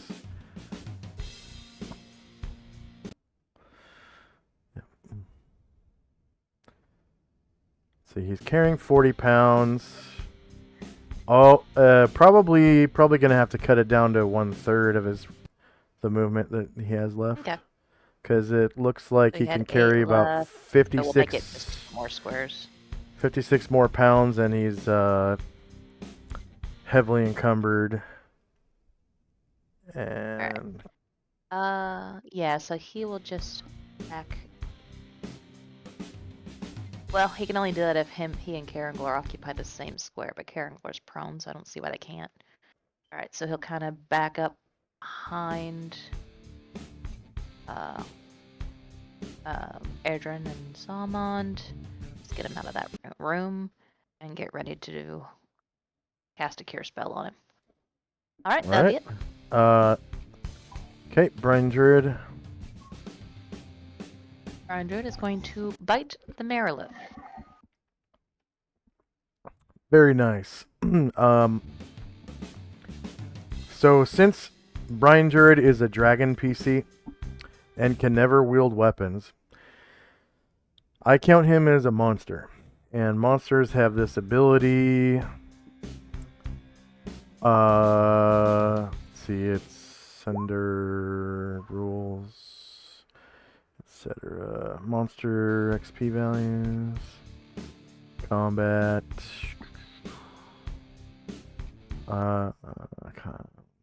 weapon immunity. There it is.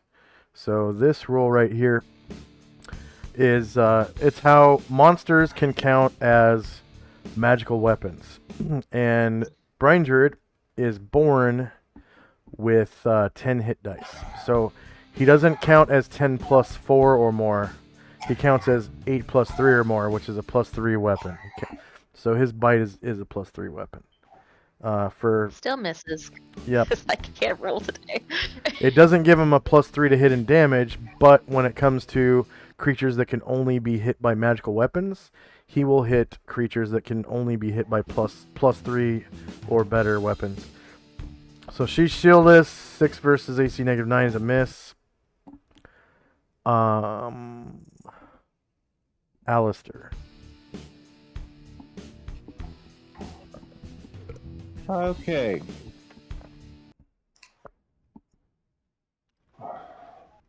Cast my spell of light Nice. onto this creature's Ocular organs. yes. Okay. Yes. Love it. All right. So he. Alright. Do Garistro. Okay, they have magic resistance. So I'll roll the magic resistance for that. Light spell. No modifiers. So he resists it. And unfortunately, because it was resisted, Alistair doesn't gain any experience points. It's alright. Next up is Bombosa. He is going to well, can that Merilith see him where he is now that she's moved? This one here. Yeah. Was Bombosa using some kind of invisibility? Oh, he's not stealth either. Yeah, she sees He him. took a double movement, so okay, yeah. So He's he right will there find behind the another fire. Place to hide. Yeah, so he'll take another place to hide now that that cover's blown. 3, 4, 5. Yeah, I'll just close this door. There you go. He will attempt to hide in shadows there. Right on. That works. The door counts as 100% cover. So that's a good place to hide. All you need to do in order to hide in my campaign is either take cover or concealment. And you can basically hide anywhere as long as there's something that I deem as worthy of cover or concealment. So that is checks, thief skill, hide in shadows. All right, Ryer. He's just gonna wait again right now. Okay. The first Garistro is the injured one. He's gonna attack Musashi. He's within the aura of protection from Anatar. And he's got the minus from recitation. That is correct. That's what we were doing right before the break. So that's Pink Face 2. There it is. Pink Face 2.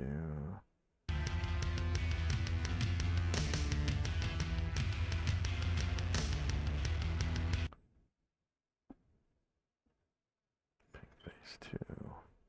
And the Merilith was affected by it as well.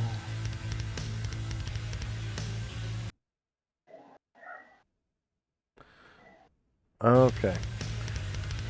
So this Garistro attacks with a right clubbing smash against Musashi. Shorter melee, same elevation. -2, -2, -2. So for a total of -6. 4 of which is from the aura of protection. 2 of which is from the recitation. And no damage roll modifier. Musashi. Oh, rolled a natural 20 against Musashi, causing 22 damage. And Musashi has moats, correct? He does. He does. So And- the Garistro also takes 22 damage. And I'm sorry to Yeah. recall, but it's critical. It would be 40. Oh yeah. To be honest, So that's another 18 damage to him. Minus 18. it hurt quite a bit. Oh yeah. Oof. And it hurt the Garistro quite a bit as well. And the Garistro is going to now realize that it's like fighting a beehive when it comes to. So, he's gonna move out of Musashi's. Wait. Yeah, he's gonna move out of Musashi's threat. Nope, actually. Right here, Musashi is still threatening him.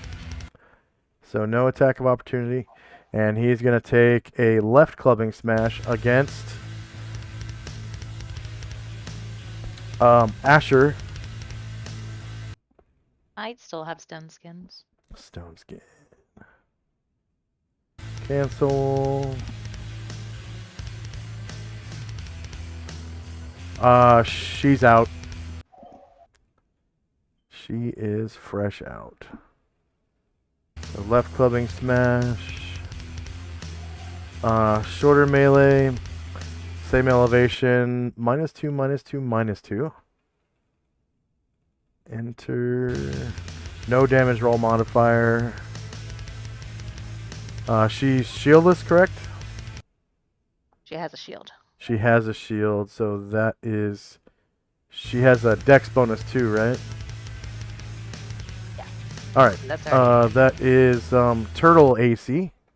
So that's -12 versus AC -1, which is a hit, causing 19 damage. With the Stop it! yeah, huge left clubbing smash.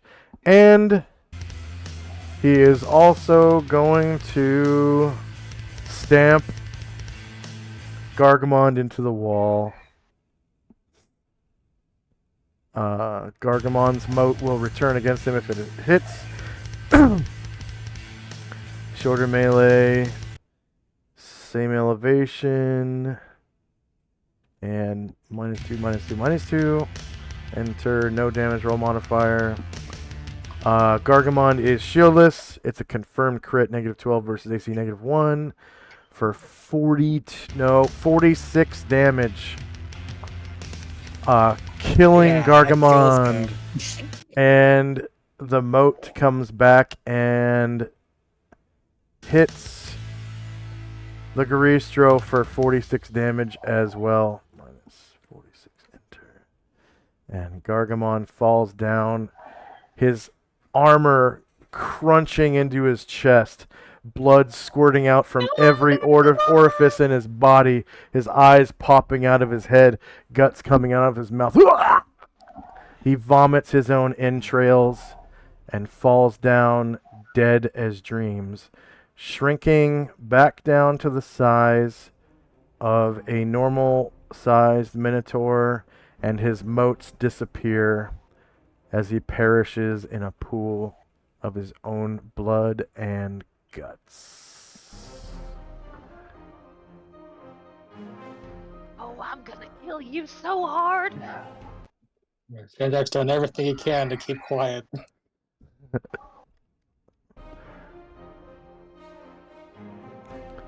The next Garistro is here.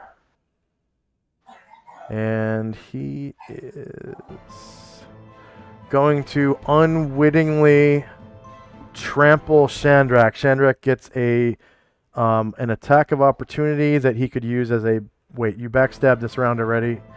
So it's a normal attack, but It's at +4 because you are stealthed, and then whatever bonuses you get also count.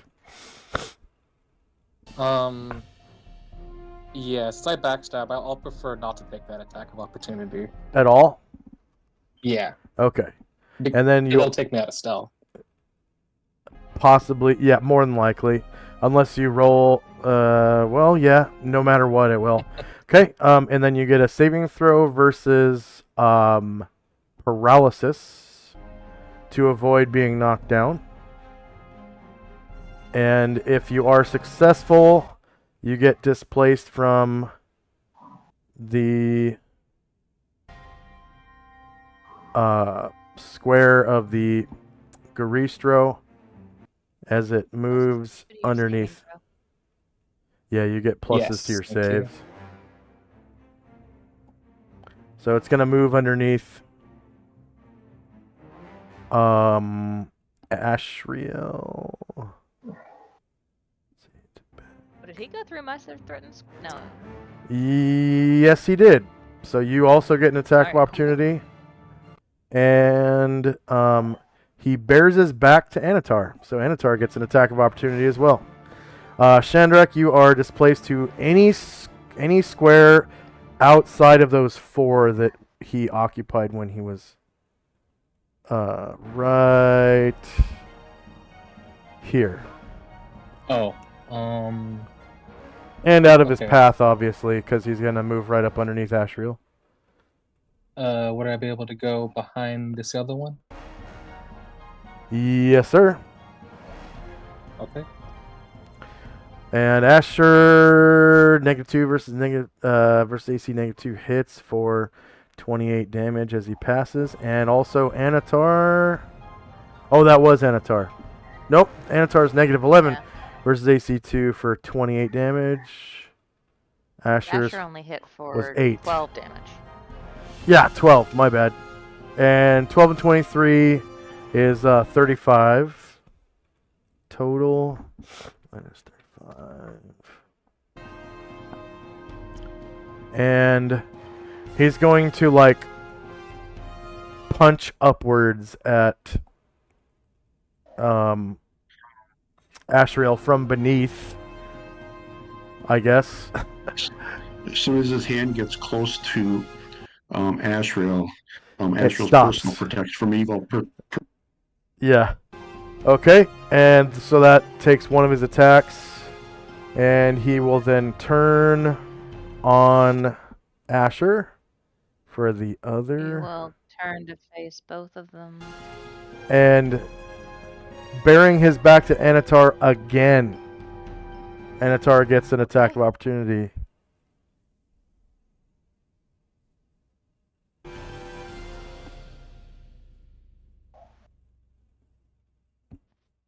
Sorry, I left one. Oh, 1 second. Oh, 1 second. There is some cover. Oh, okay. It's just a -2 to hit. That's all.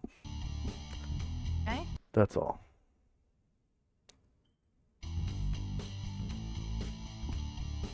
So -2 +2 +1. Yes, equal. All right, crit for 36 damage. Does that mean I take a limb? No, because you have to roll. Wait, what did you roll? 18. Yeah.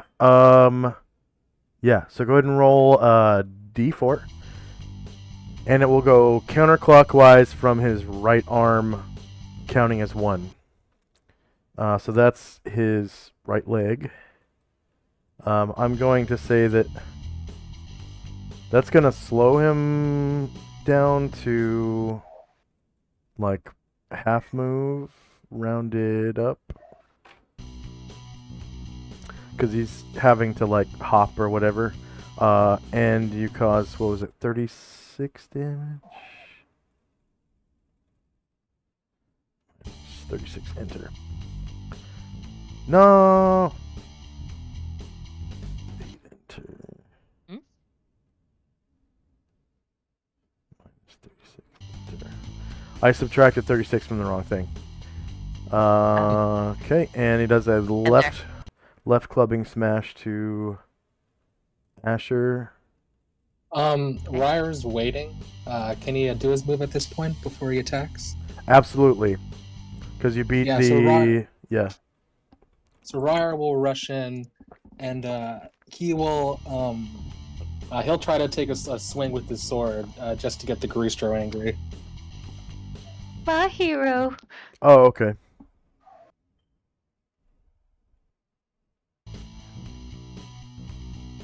And you can remove your waiting marker. The Greastro is shieldless. You do a confirmed crit. And the sword pistol stabs into the Greastro. You pull it out again. So sword pistol is a wheel lock belt pistol. So about the size of maybe like a 45 single action army type of pistol. You know, the old Colt gunfighter. Yeah. And but it has a broadsword sticking out of the front of the barrel. So a broadsword is like it's a long straight blade that has a curved end, similar to like a Bowie knife almost. And as you slice him, maybe you slice him across the knees or the thighs or something, and pull the sword back. Blood sort of gushes out for a second, and then the wound closes.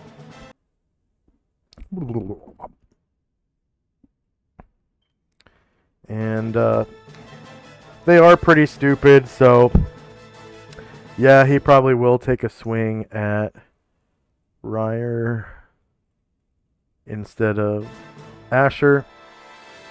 Left clubbing smash against Ryer. Shorter melee, same elevation. -2, -2.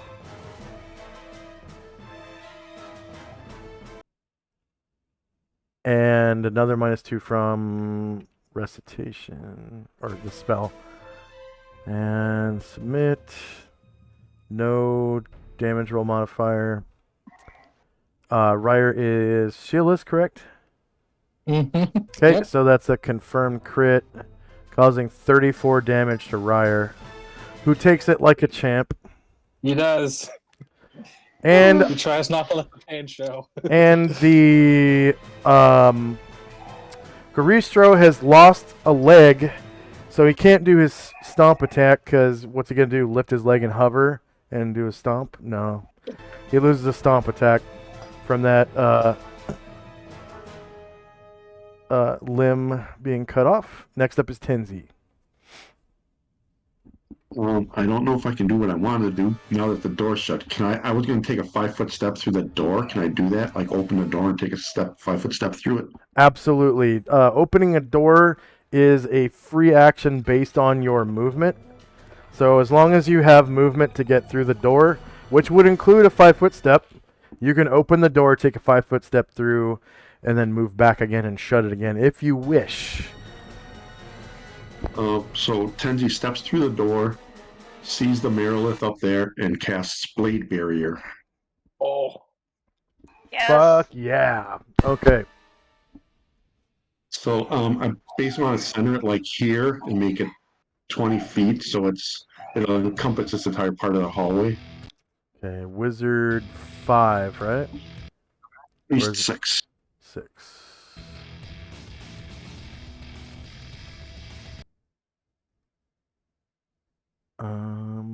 Weird.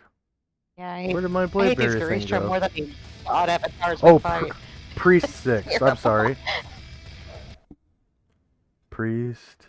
I'm sorry. I missed that. Oh, Amber. I was bitching. I was like, these are harder than the god avatars. Oh yeah, they're pretty tough. There are some avatars that are tougher though. I won't lie. Yeah. Okay, so you can move that Anywhere, basically anywhere it will move in the hallway with your mouse, because the center of it has a hitbox, and you can only put the hitbox anywhere you can see. So Yeah, it doesn't look like it's letting me move backwards. yeah, the hitbox is Actually, I can control the size, but I just want to make it 20 by 20 by 20, or 20 by 20. true. Yeah, true. Yeah. Okay. Yeah, you do. You can always make your spells smaller, but not larger.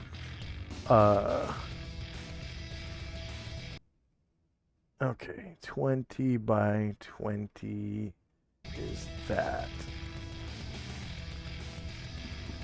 There you go. Beautiful. And I don't know if you guys have your token animations turned on or not, but this is a ferrofluid GIF. It's like my favorite. Wow. That's what my blade barrier looks like. Wow. Okay. And it does blade barrier damage. Let's see, find blade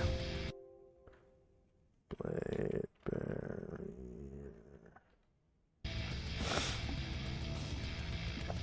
Duration is 39 rounds. Oh yeah, I never did make a damage button for that, did I? All right. I thought I had one in there. So I rolled it, didn't you? No, the damage is in the text. Unfortunately, I never, Oh, yeah. I never made a damage button. Okay, so saving throw. Targets inside the AoE at casting savers spell to avoid damage. I'm gonna put it on the map for now.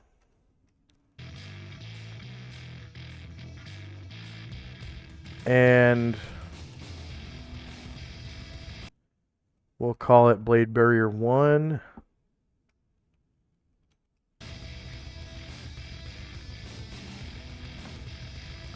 And it has a duration of -39.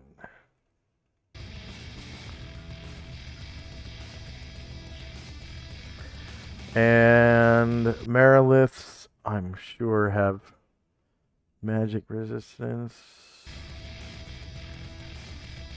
So it's not centered on her, so it can't destroy the spell. And I have magic resistance entered correctly, so she will roll magic resistance against Blade Barrier.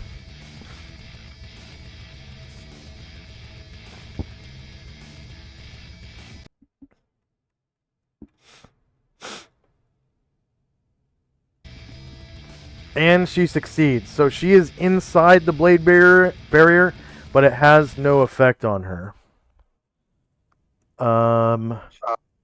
Disappointed, Tenzi steps back through the door and closes it. Does he close it? Yes. Okay. That's the saddest thing. Yeah. So no experience awarded, and next up is Anatar. Alright. So Anatar hasn't taken any movement this round. He will go here. And here. He doesn't know it, but he's fine, I guess. Over Chandrak, that's fine. Yep. No interference. Yep. And he is going to attack the Scaristro. The Garistro is going to bear its back to... Wait, actually, I don't think he... Let's see if he has to. He does bear his back to Asher. Who gets an attack of opportunity. Did she already do a backstab? Oh, she's not hidden. No. So it would be a normal back attack I With- should have done a gaze with your attack. bonuses. He went that way. Oh well. Oh, he turned that way? Well, yeah, we'll do a gaze attack too. Yeah, he turned So- towards Anatar. Sweet. All right, so Nice. Anatar hits his shieldless AC for 30 damage, and then you also get We'll do the gaze. an attack of opportunity with Asher. Cool. So we'll do the gaze attack first. Gaze attack might not matter, so go ahead and roll the attack with Asher. That was Okay. 30 damage.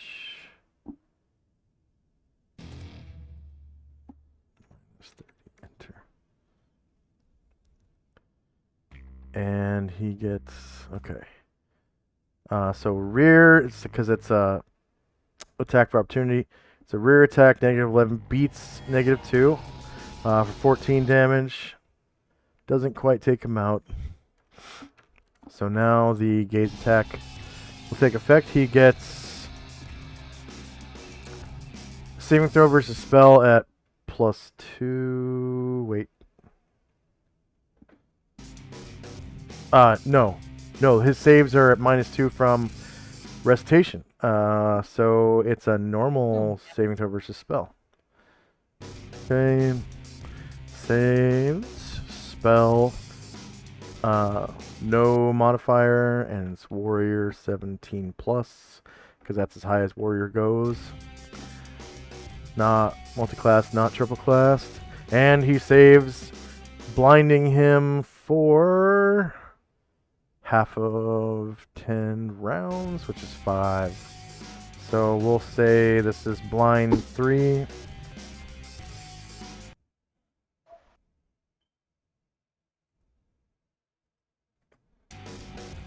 Blind 3. Anatar's gaze. Blind. This. +1. And it's for -5 rounds. So he's blinded.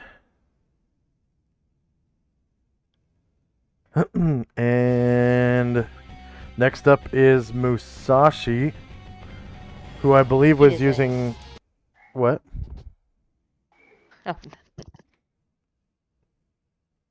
Who I believe was using Ki this round, correct? He is. And you now get +4 to hit him for him being blind. And you get the +2 from the recitation. And if you have Hero's Feast, that doesn't stack with recitation. So it should be +6, I believe. And Ryer.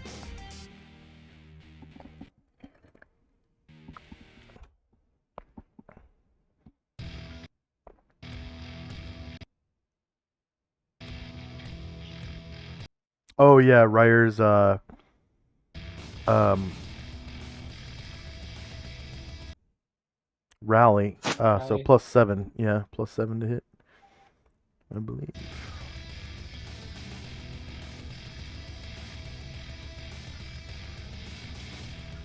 And then does recitation give +2 to damage like prayer does? No. Prayer only gives +1 to damage.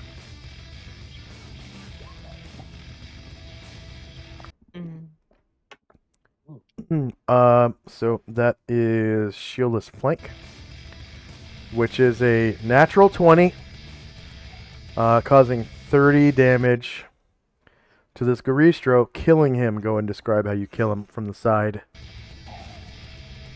When he turned to face Anatar, Musashi was sizing him off, but with one final yell of his Ki cry, he stabs right in the, kind of jumps up and stabs right in the ribs, piercing his vital organ. All right. And it falls down dead and kind of rolls to the side from the other Garistro's body being there. Ashriel. Ashriel will attack this Garistro, giving up his protection from evil against. Okay. You get higher ground. You get... Was he blind? Is that one blind? No. Okay. You get higher ground. You get +2 from recitation, +1 from rally if you have rally benefit. I wasn't tracking whether or not you got it with Ashriel. So at least +2. And because you're directly above him, it counts as shieldless flank, which is a confirmed crit, and you cause 52 damage to this Garistro with the Nodachi. I'm on And Ashriel. minus 52. And it gets a saving throw versus death. Or die from what's it called? What's the term again? Massive Massive damage. damage. Massive damage. Save versus death. With a -2 to his save because of the spell. Okay. Counts as Warrior 17. Because that's as high as they go. They don't go up to 20. He saves versus massive damage and does not die. End of round. Was anyone waiting? Anybody? Nope. All right. Nope. Regeneration occurs, so be sure to give Ashriel his regeneration. You can see the Garistro regenerates a little bit.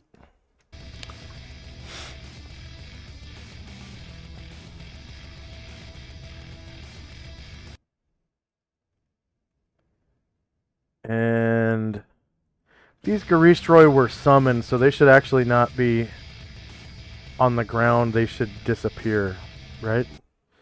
Yeah, Oh, they should disappear. Okay.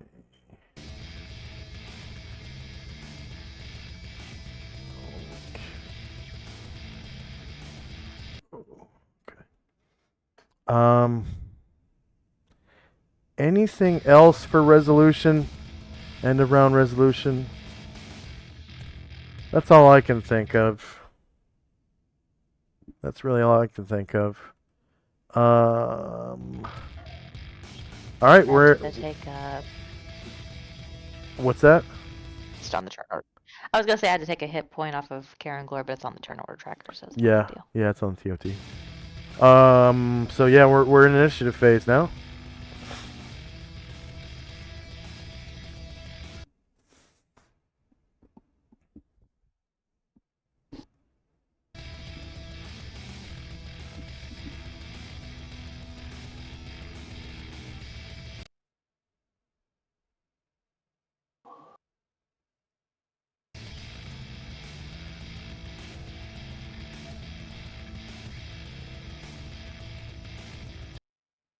Oh yeah.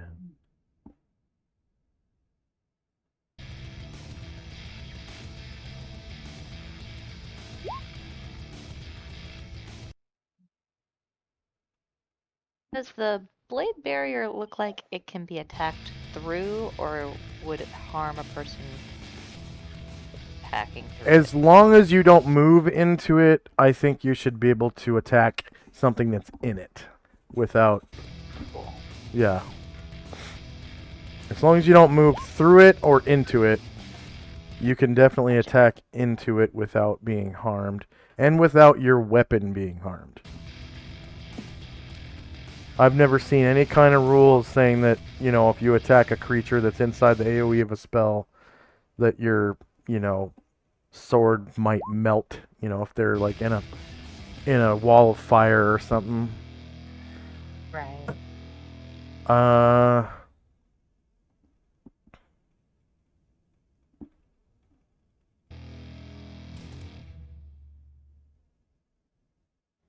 And this is the Marilith that did not have the trident. So she bears down on Brine Druid with her weapons and tail.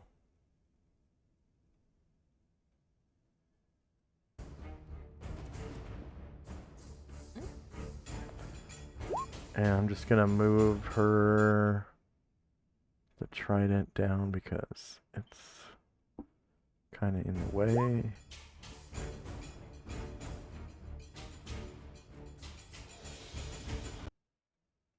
Mm-mm, mm-mm.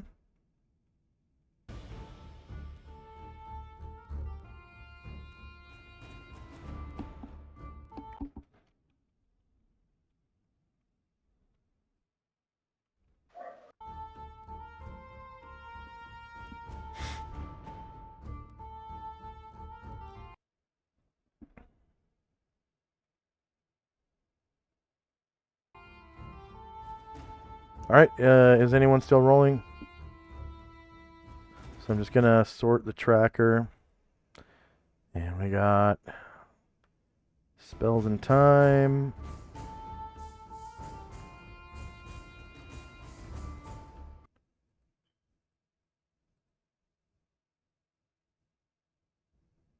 All right, so now Karen Glor is at -1 health. And first up is Varen, the man. All right. Yeah. He's going to move. Although I've never seen Varen There. cause what is it? God, death blow, Massive damage? massive damage, and Gargamon did so. Yeah. Being the man is up for dispute right now. Sure. All right. It's 2 plus 1.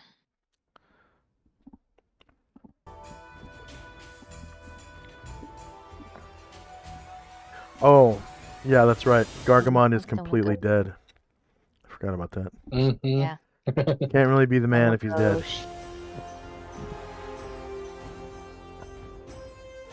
He died a heroic death. Yeah.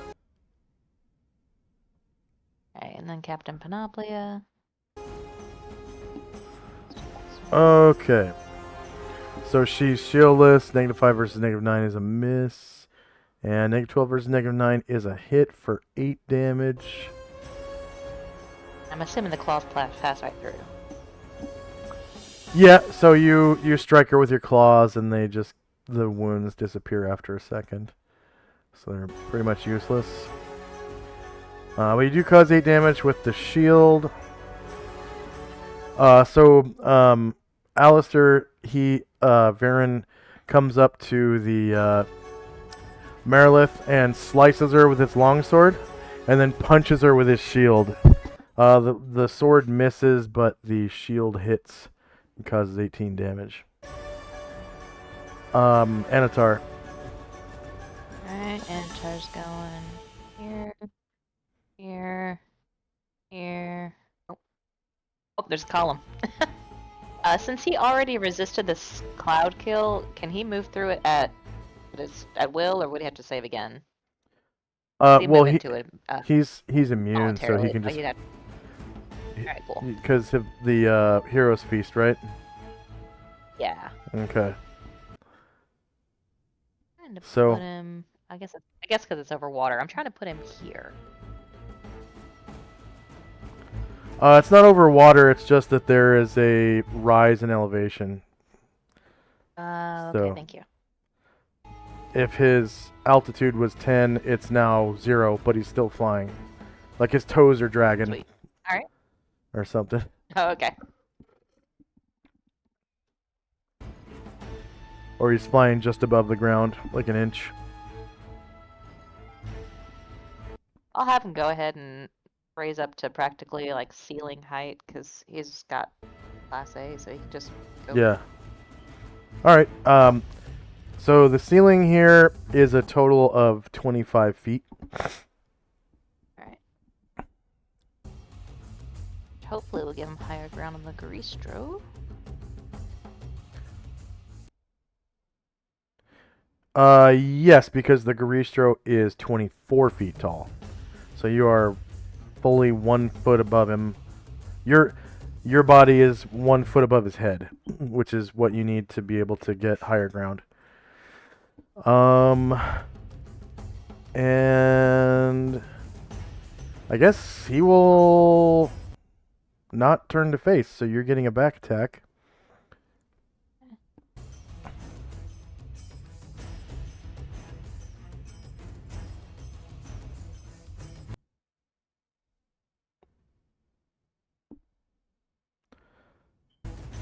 All right. Back attack -5 beats AC -2 for 27 damage. Minus 27. Enter. And now we'll go with the other.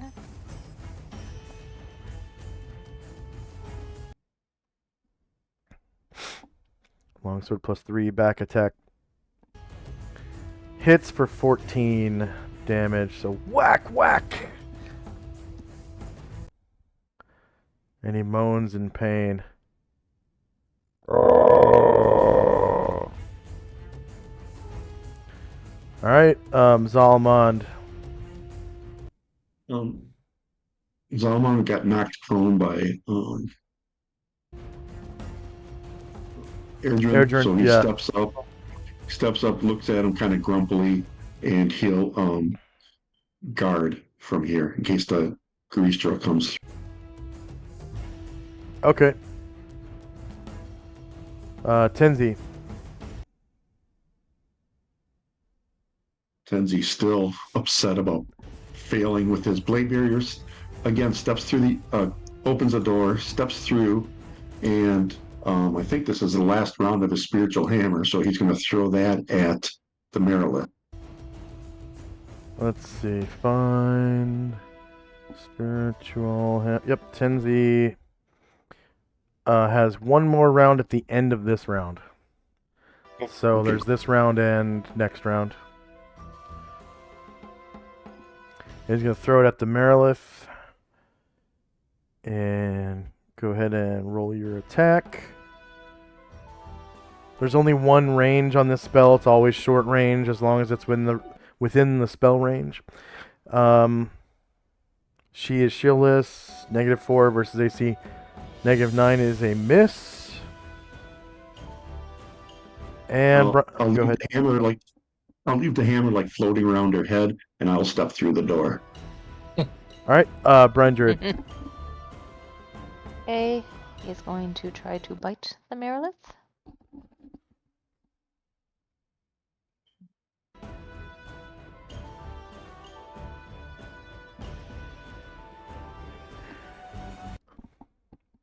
All right, she's shieldless. -8 versus -9 is a miss.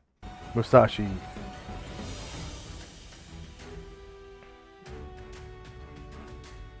Musashi will move up to engage this.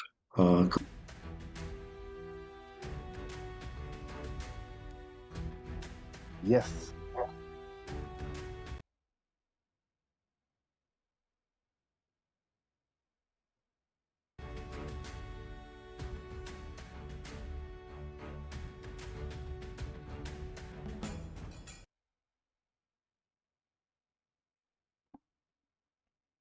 All right.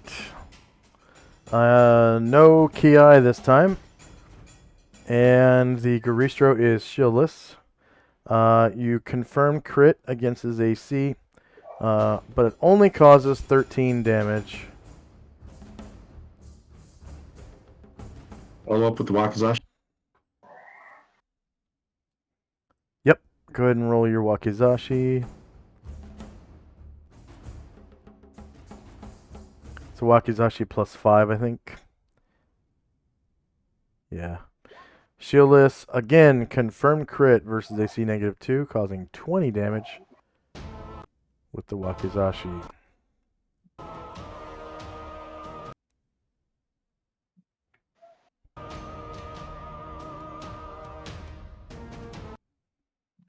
And Shandrak.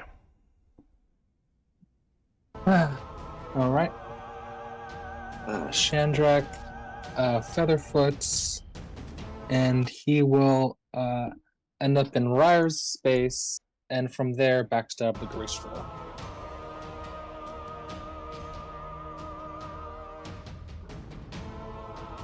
Alright, you get the backstab. Actually, wait. Hold on. No, I can go further than that. I can. Yeah, I'll end up behind the Garistro, going up the stairs and backstab him from there. All right, just make sure that you target the Garistro and not Ashriel. Oh, uh-huh. Yes, please. So you kind of sneak right in between his legs and get up behind him on the stairs. It's still same elevation. And -13 beats his -2. There's no crit though. You rolled a 14 on the die. You caused 61 damage. And don't worry about massive damage because the 61 damage kills him. Go ahead and describe how you slay. All right, Garistro. Shandrak runs in between his legs, comes up the top of the stairs, and then jumps forward and like completely like severs its spine and just like collapses over on itself. Oh yeah. Bow, bow. All right. He's still invisible, so it's like, what's taking out all these giant things?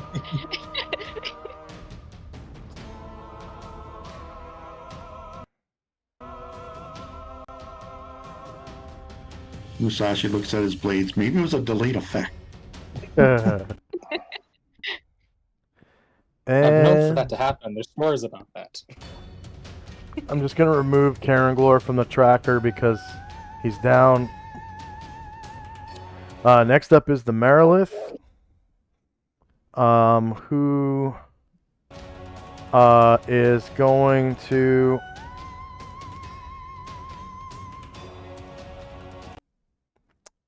she is going to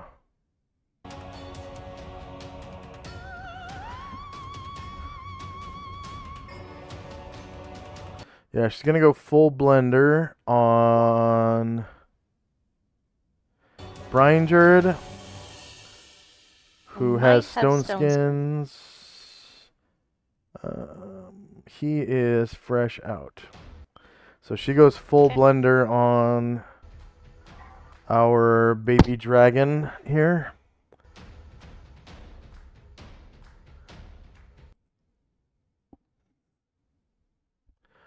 She starts with her hand axe. And she has a -2 penalty from the recitation spell. Brian Druid is shieldless, -3 beats AC -1, and he takes 2 damage from a hand axe. Next, she pokes him with a javelin.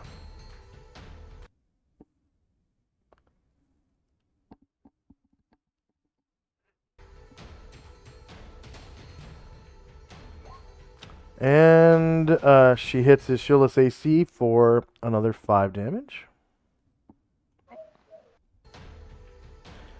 Then she slashes him with katana one-handed.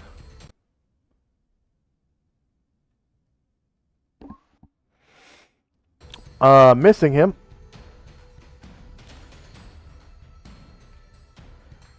And again with a wakizashi, one-handed, of course. Missing him, and with her snaky tail, she tries to grab him.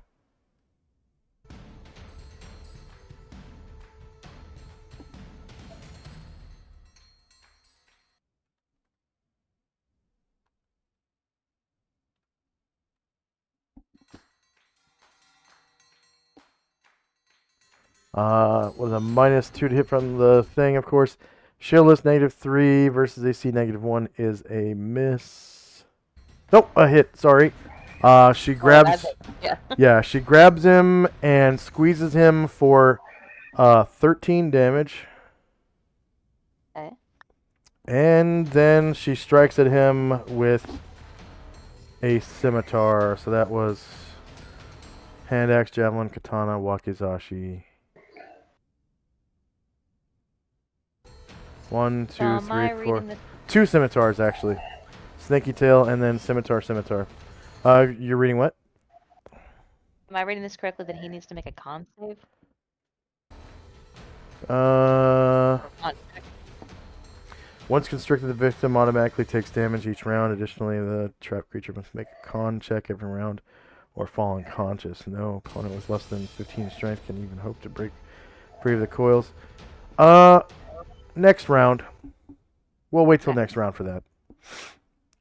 So he is now grappled in her coils. So he's got the wrestling grapple. Grappling can only use weapons smaller than the character or natural attacks. And that's all he has is natural attacks. She now has 2 scimitars that she's going to attack with. Her 5th and 6th arms.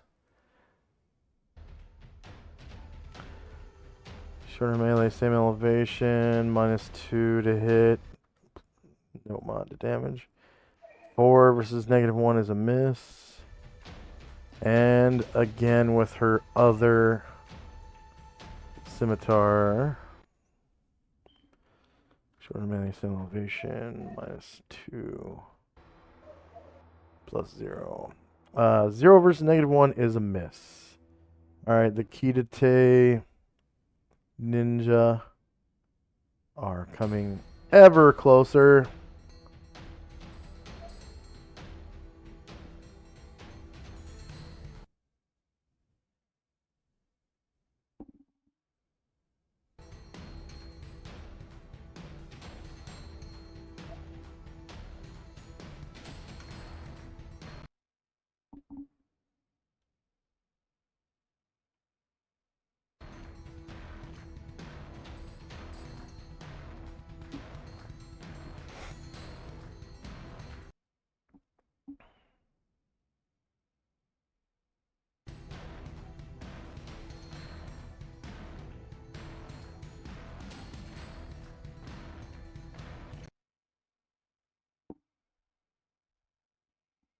And Asher. Okay. Just come on. So, Alistair, this is one of those sessions where you're going to overload both your classes with experience points. So, you're about to gain, well, at the end of the session, you'll gain a level in each class, 1 XP from 2 classes. So, at the end of the session next week, you'll be like level 3-2, I think. No, 3-4. Asher is invisible, not stealthed. Does the Merilith perceive her? Let's see. Saving throw versus spell at a -2. Oh,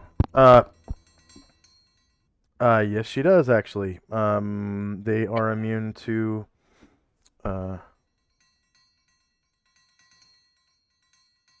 Oh, you know what? I do need to roll a saving throw. Because invisibility isn't normal illusions. It's different. Okay, so -2 to the save from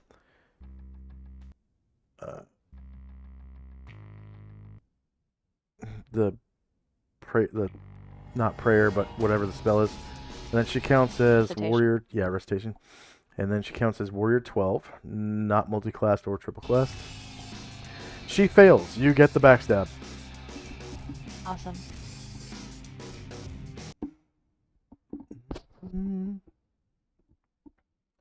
Yeah, if you're immune to illusion,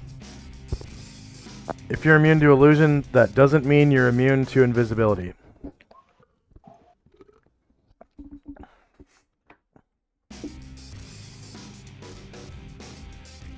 Alright, you confirm crit her, but it's only for 11 damage. Unfortunately. See that way And- sometimes. Yep, and you're now visible. -11, enter. Alright, Ashriel. And it looks like Alistair's coming up with another spell. Asher will fly in above Brian.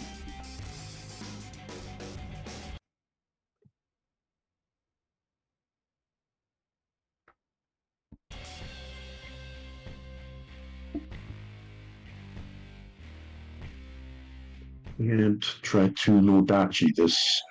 Oh, nice.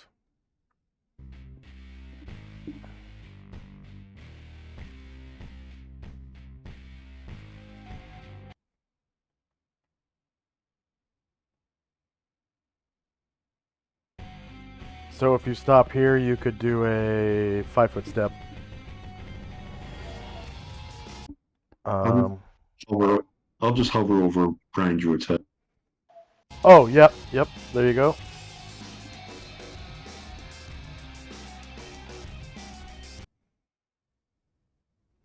And your Nodachi. She is shieldless. 1 versus AC -9 is a miss. And of course, the other sword doesn't work. Yeah. Alistair with the Cure Light Wounds. So in a round where you cast a spell, you cannot move other than a 5-foot step. And the way 5-foot steps work in 2nd edition is you take the step into another square in order to do your action or to look around a corner or do whatever, and then you step right back. So Yes. when your spell is a touch spell, you basically have a range of 10 feet at least, because you can move 1 square and then touch the guy in the next square. So, were you going to cure Musashi or Yes. Ryer? No, Musashi. Musashi. All right. Yeah. So go ahead and click the damage button on there, and it'll roll. Damage button on where? on the spell template that you rolled in chat when you rolled initiative. Okay. And then it's gonna roll how much health you heal Musashi for. Okay. And that will also roll in chat. Click the recipient. Nice. Alright. Musashi, you gain 7 health, and Alistair gains 100 points divided by his classes, because Thank you. it was a level 1 spell that furthers your ethos. All right, Airdrin. Okay, Erdrin is going to reload his gun, and then whoops, taken one too many necklaces. And then he's going to open the door, come next to Musashi, close the door, and hide in the shadows. Okay. Roll we gotta roll dex. Yep. Oh, Yep.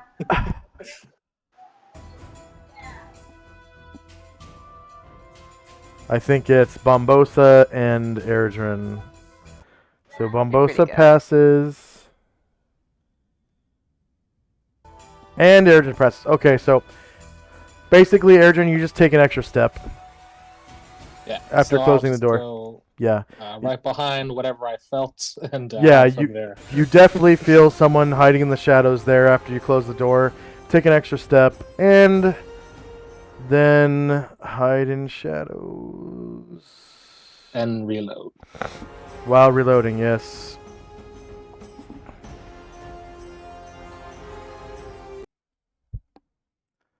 And Bombosa. He might be stuck. Is it gonna blow his stealth if he opens this door? Not necessarily, no. No. Alright, he'll give it a shot. Because doors kind of swing open sometimes. You know. It's not like you kick the door open. You could just kind of let it go and look like it opens by itself. But that all depends on your move silently roll.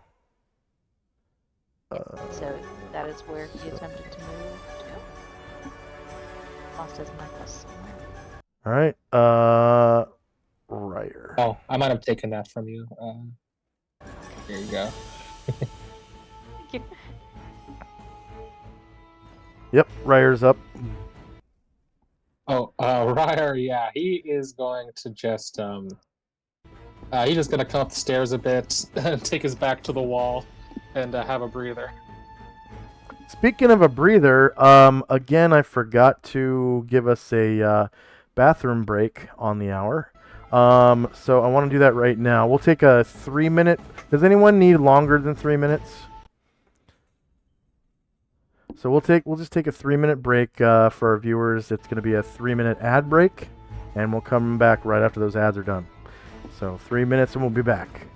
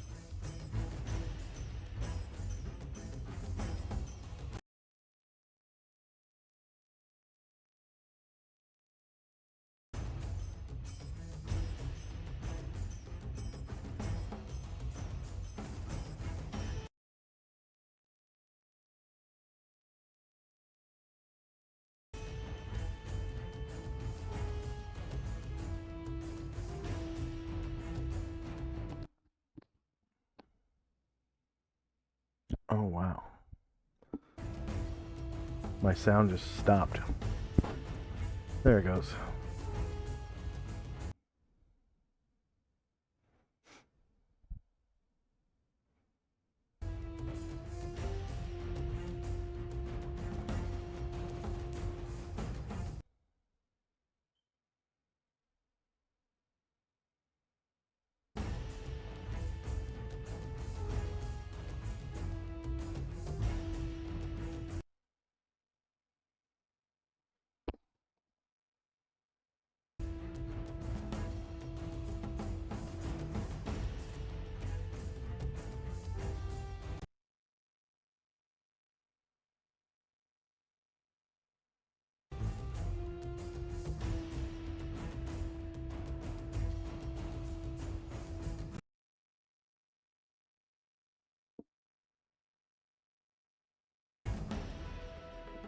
All right, we got about 10 seconds left.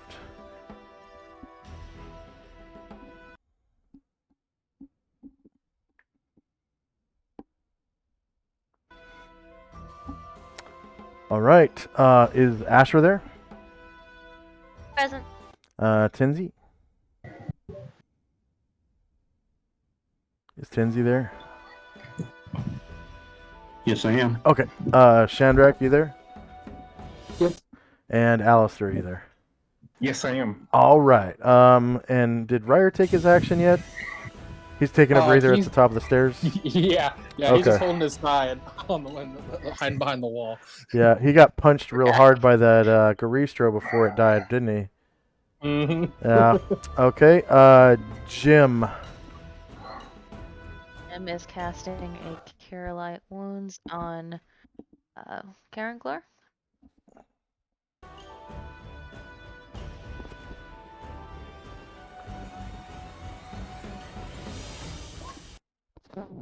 All I needed. Karen Glor is back up to 1 health. He can move. He's now ambulatory. He can move up to his full movement rate. but he fails all dice rolls for 24 Right now, hours. He's still prone under Jim for right now. Yeah. And he's stuck at 1 health for 24 hours. Jim gets 100 points. Ooh. Okay. These Garistroy are dead, so I'm just going to remove them from the TOT. They're still on the TOT when I put them on the GM layer. So I physically have to remove them. Varen. Alright, Varen is going to take another sword swipe. Hopefully we'll end this session, or this, not session, but combat soon so we can get on with the rest of the session. This was it turned into a really big combat as soon as those Garistroy appeared.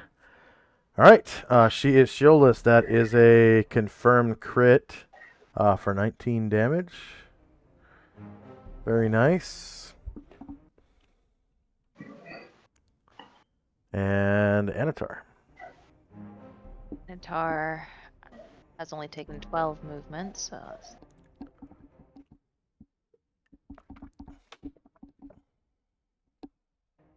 15, 20. We'll put him right over Varen, and he'll face the Marilith.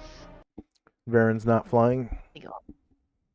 No, he's not. Okay. Actually, Anatar will have to descend a little bit too, so. Yeah, just to come through the door. To come through the door, he has to Yeah. descend to 15 feet. No worries. Alright, and so first, Anatar has not taken a gaze attack this round, so he will take it now. Outstanding. She would get a saving throw. Instead of a +2, it would be a +0 because of the spell. Wait, I swore she already saved. Oh, she would have been blinded if she saved. Okay. Yeah, save No, versus. I got the other Marilith. Yeah, the other Marilith, who is now dead, right?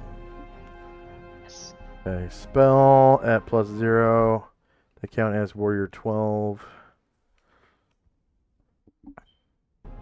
And she saves, so half of 11 rounded down would be 5 rounds, so that would be blind. What are we on? Blind 4? I'm just going to say blind 4. Okay. And then we will make an attack from higher ground at +4, +1, +2.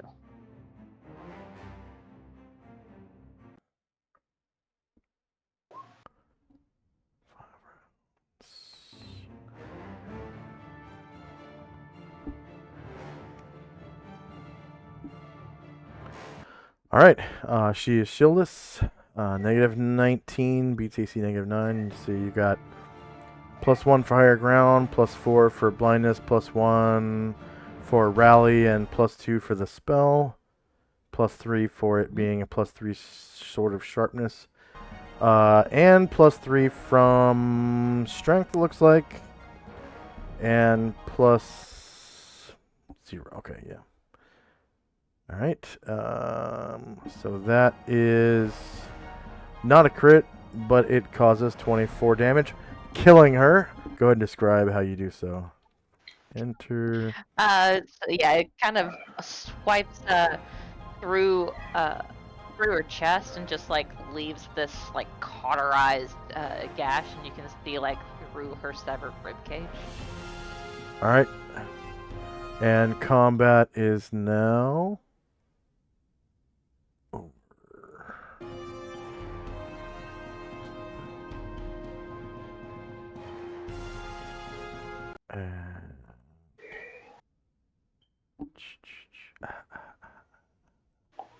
The normal ambience of the dungeon is now heard. The cloud kill will disappear. And The Marilith bodies remain. They are still there. Alright, so the rest of these multiple attacks are gone. And we have the next round. Regeneration occurs, so Ashriel, if he's injured, he gets his regeneration. You can remove any shits, if any, and if anyone was waiting, they can take their action immediately. I don't think anyone was waiting, though. Alright. So I'm going to sort. I think there were some counters. And we have spells and time.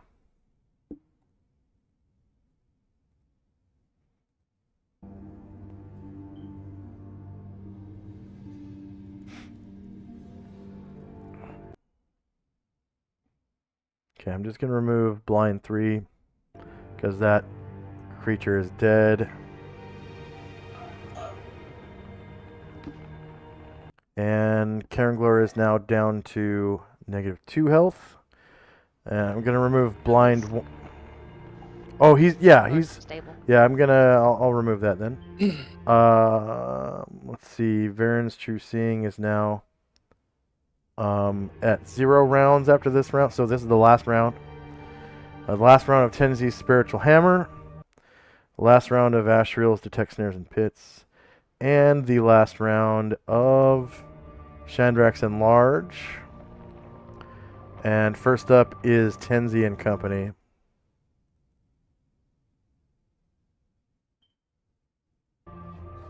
Tenzi will walk through here and dispel his blade barrier. And the blade barrier is dispelled. So, this thing in the back, is this like a banner or is this something painted on the wall? It's a banner. It's a, what do I call it? A Tapestry? tapestry. And it's hanging from a roller. It looks like it's, made out of some kind of cheap metal, like tin, that's been painted like a brass color. He's going to use this, as long as he still has a spiritual hammer, he'll use it to try to knock what it's hanging from off, so it falls down. Sure. Yeah. So it falls to the floor, knocks right off its hangers.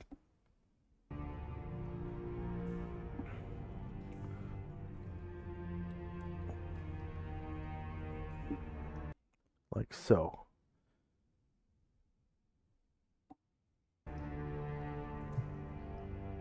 Musashi kind of hurt, and he comes up to Zalman, and Zalman will lay hands on Musashi.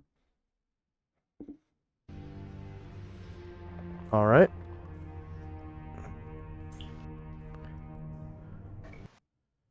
And I wrote lay on hands so that you can't overheal someone. You actually save. You decide how much you want to heal someone. Whether it's up to full or whether it's 2 away from their maximum or whatever. And then you have whatever's left over is what's left over. It's like a pool of healing that you can draw from. It doesn't work like a spell. And it's a pool of 2 health per level of the paladin.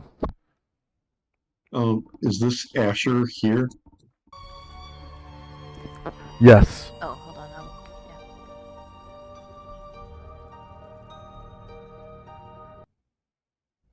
I'm going to have Asher cure. I got to see what he's got available for her.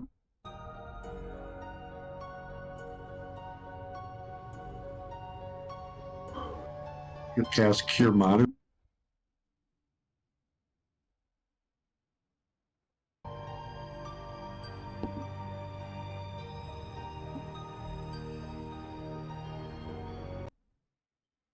All right. Tinsy gains what, 200 points?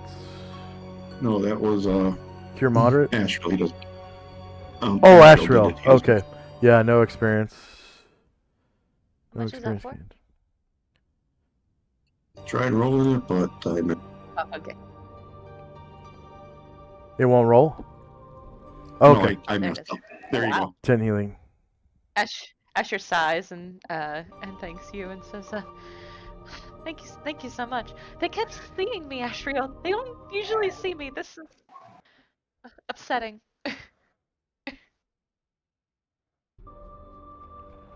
My child, they are very treacherous foe.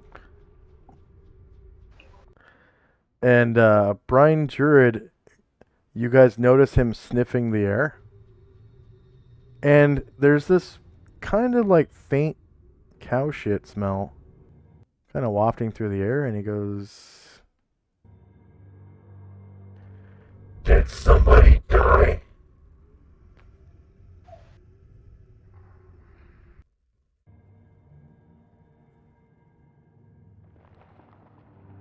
Not me.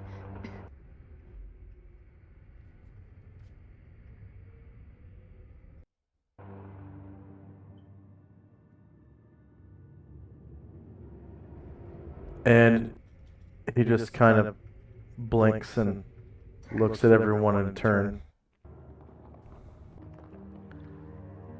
Anything else for Tenzi and company? That isn't for us.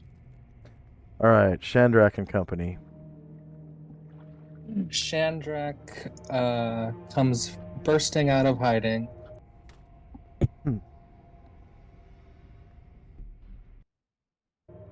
And runs up to Gargamond and tries to kind of like cradle like his big head in my hands. Mm-hmm. And it's like,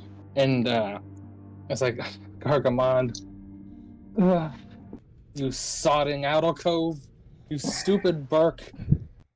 And like Chandrak starts calling out, Dante, where are you? Hiding from the combat as usual. Where are you? I'm gonna get you out of the dead book, Gargamond. You're not gonna stay there. I'm gonna save you. And Chandrak is just, that's all he's doing for now. And that's loud enough that everybody should be able to hear that. Yeah.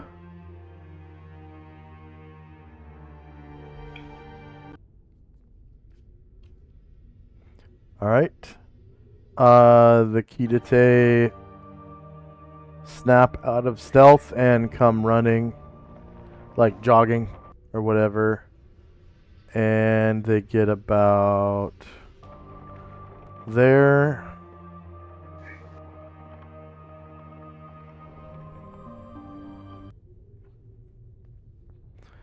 And they all turn to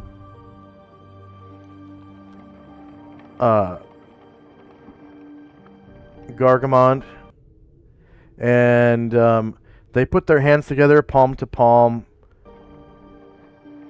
at chest level, and bow to him.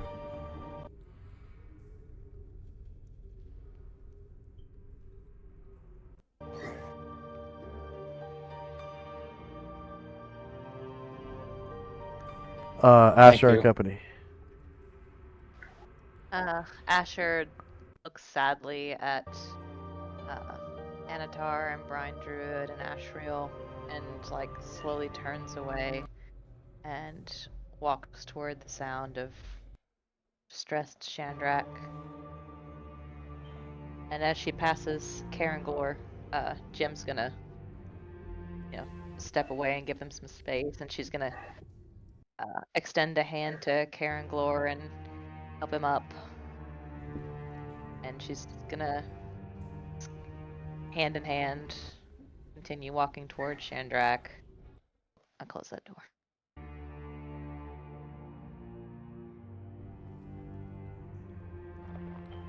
And she's gonna up behind him, kind of keep Karen Glor next to him. She's doesn't really want him out of her sight right now. And then she'll turn to him and like take a knee behind him and place a hand on his back where he's crouching and just kind of sit with him in silence for a second. Mm-hmm. So this is for everyone except for Gargamond.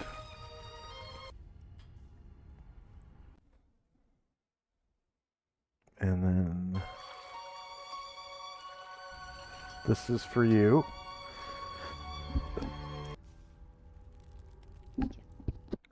Okay. Anything else for Alistair and company? That was Asher. Now it's Alistair. Sorry, Asher and company. No, I'm good for now. All right. Alistair.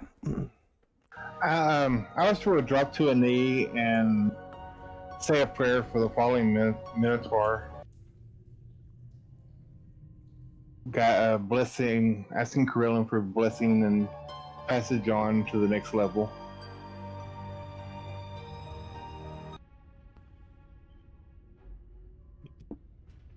Sandrak kind of snaps at you. It's like he's not going to pass on. He's going to come back. We have something. He's not staying dead. So you'd be praying for something else.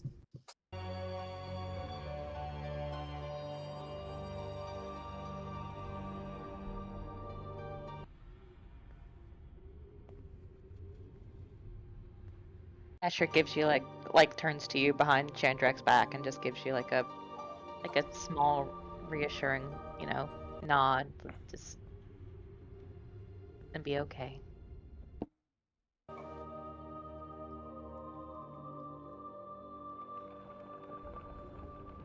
All right. Anything else for Alistair and company? No, just that's it for me. All right. And end of round. Did we get everyone? Yeah. Okay, we got all 4 players. Okay. So we got spells in time.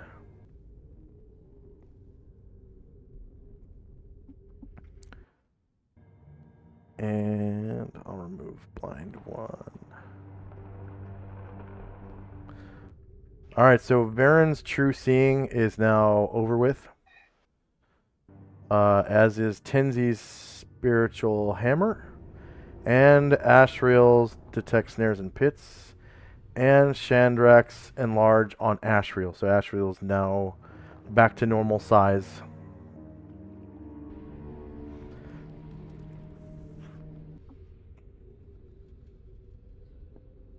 And Tenzi and company.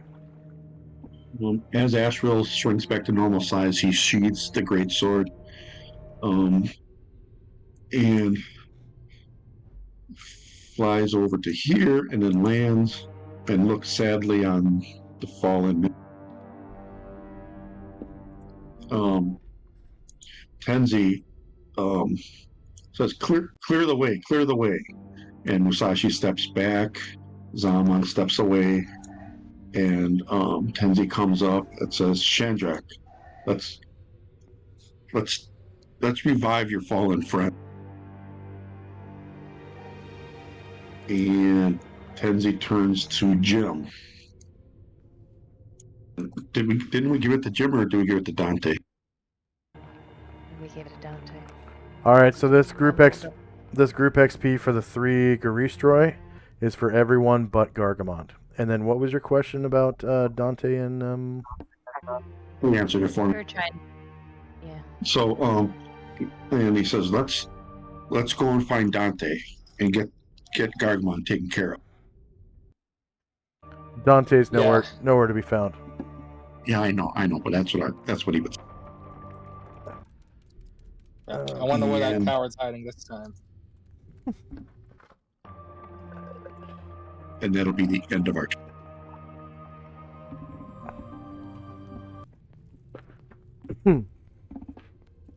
Okay.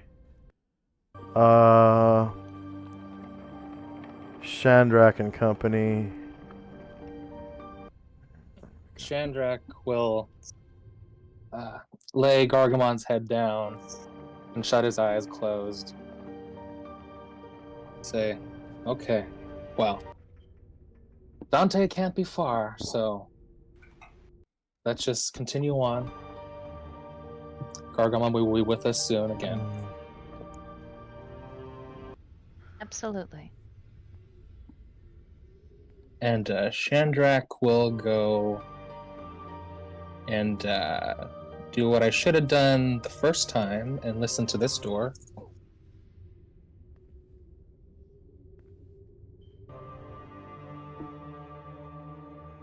All right.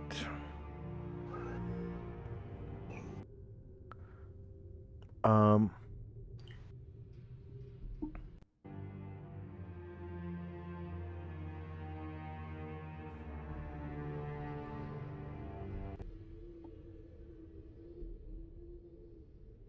Checks the skill.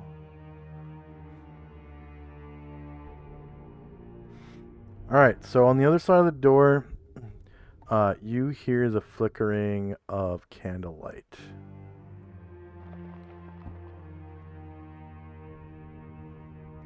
Well, it's probably just another bedroom. And I'll open the door. Ooh. All right. You see a big old pile of jink. And in the corner, there's like a desk with a candle on it. There is one single bunk bed, and it's kind of on a nice big carpet. And that's pretty much the room.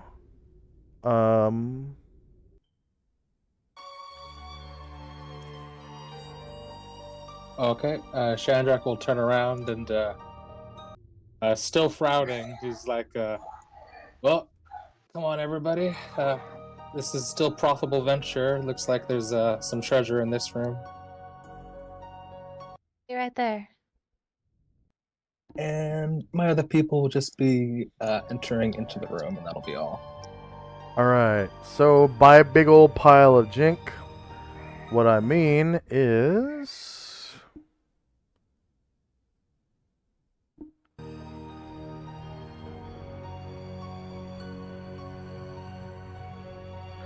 now that you're actually in the room and kind of standing over the treasure,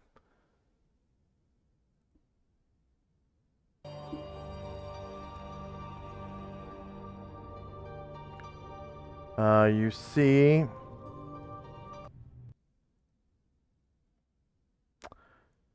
a whole bunch of copper, some gems, like some stones, and a whole bunch of silver, a whole bunch of gold, and some objects that are obviously art objects. So you got copper, silver, gold, gems, and art. The gems are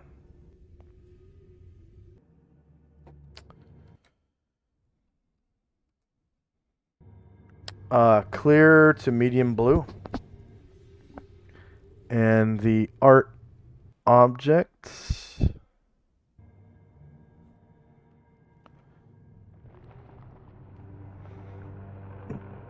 are they are candlesticks made of fine crystal, and they are depicting extraplanar creatures, probably those remember those astral juggernauts that you guys found during that one shot? Yeah. So it is 8 fine crystal candlesticks depicting astral juggernauts. So the candlesticks themselves are shaped like those conduits that go through the astral plane. Okay, and there are etched into the crystal those astral juggernauts, sort of like in like a guardian posture over each conduit. And so there's one astral juggernaut obviously guarding each, conduit. Like the astral juggernaut's at the bottom of the candlestick, and it's actually the little finger hole thing that you hold the candlestick with.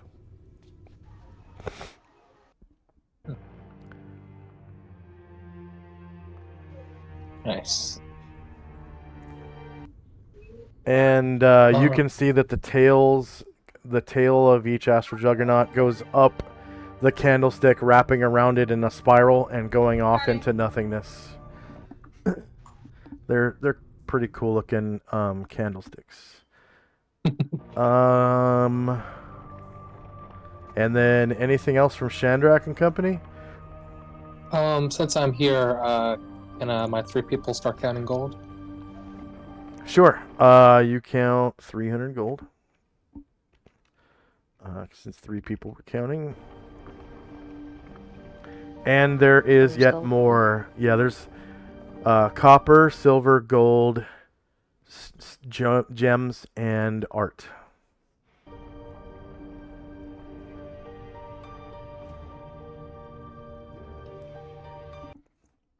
Anything else for Chandrak? That'll be all for now. Okay. The Kitate are going to come over to the door. And the room is obviously lit by necklaces and stuff like that. So he sees the huge amount of treasure and kind of gasps and bows and then backs away from the door. Did not saying a word and just kind of stands over here. And the other Kitate line up at the door with him.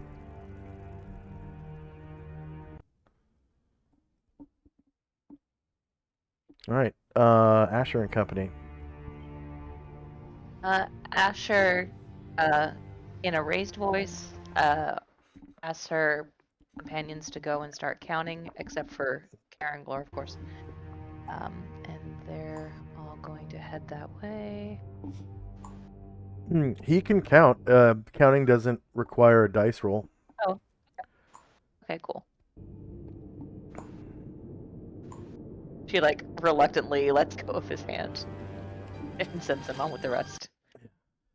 He's obviously kind of in pain or whatever. I don't know. Yeah. As he walks away. Because was it a punch or a stomp? I think it was a punch.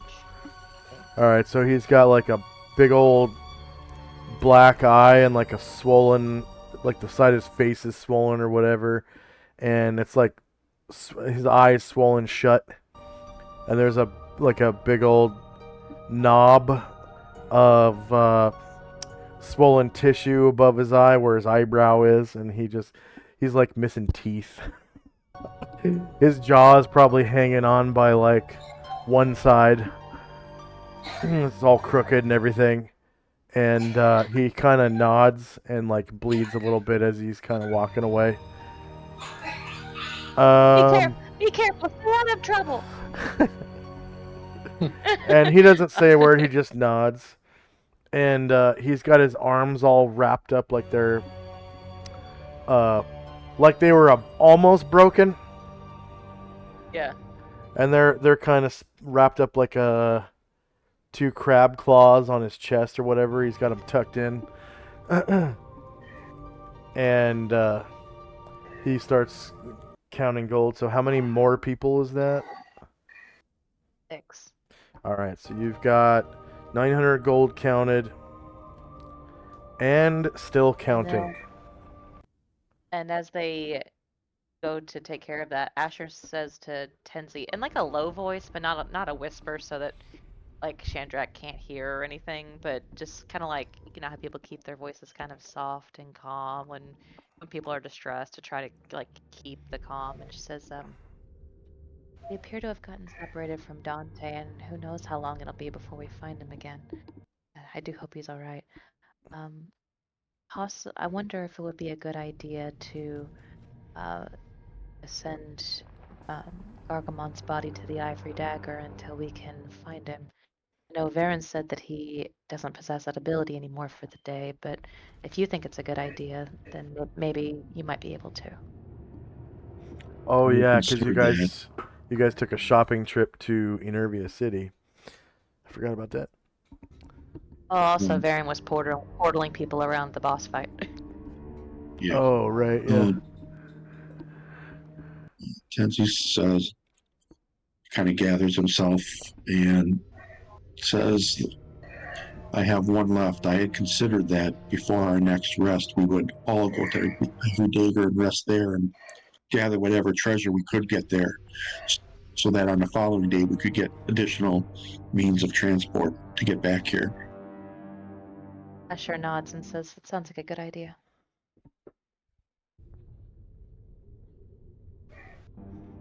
So Hey. I do want to make sure that our friend is secure until we can store him more fully. You hear a loud sigh That'll be from within this. You hear a loud sigh from within Tenzi's hood, and you see it nod.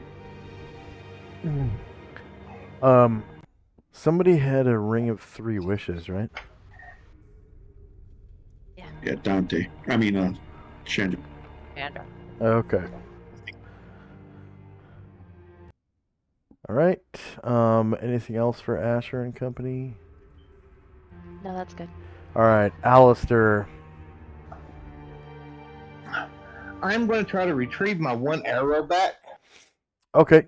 Go ahead and click on your token. Click on the ammunition button above, and then it should ask you how many times you shot the ammunition, how many times you missed or hit or whatever, and then it's going to give you a dice roll, and then it will figure out whether or not you can recover that arrow, because you only shot 1 time. Of the 1 shots fired, Alistair recovers 0 units of ammunition. Unfortunately, it looks like it must have broken against the wall when you missed.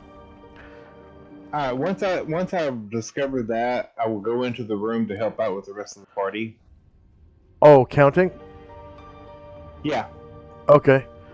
Since you recovered, or tried to recover as an action, you can start counting next round, but you can definitely move into the room and prepare to start counting. Right. And then anything else for Alistair? That's all for me. Okay. Because you can also, speech is a free action. Right. And then out of combat, asking questions is fine. But in combat, asking a pertinent question, not like, what the fuck, that's a question, but it's not really pertinent. It's more like a comment. But if you ask a pertinent question where you expect an answer from somebody, that counts as your action in combat. Okay. But out of combat, it's fine. Just don't try not to ask pertinent questions when it's someone else's turn. You can always interject with statements during someone else's turn during roleplay and stuff like that. But pertinent questions are kind of something that needs to be done on your character's turn, and in combat it counts as an actual action. Out of combat, it's just speech. Have I done that? I don't think so. I don't think so. I just want to make sure. Yeah. Anything else for Alistair and company? No, that's all for me. All right, and then Dante's not here, so end of round. And I'm just gonna sort the tracker again. I can't remember if there was another spell added or not. I know there's spells I gotta take off though. Okay, so we got spells and time.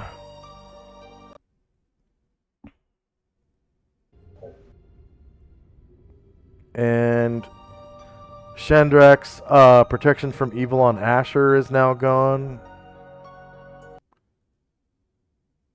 And one on Asher is gone. Stairs and Pits is gone. That was last round. Spiritual Hammer is gone from Tenzi. And True Seeing from Varen is gone. Okay, first up is Tinsy and Company.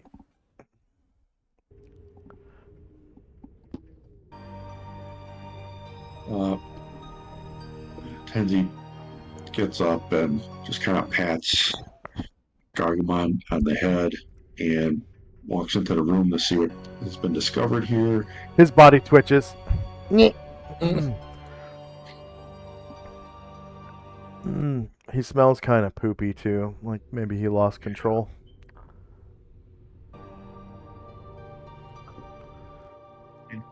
Zalman will come in and help count as well. Back here, Tenzi's going to go over by this desk and examine the desk and its contents. All right. It looks like it's got documents on it, written in like an infernal type of tongue, like abyssal.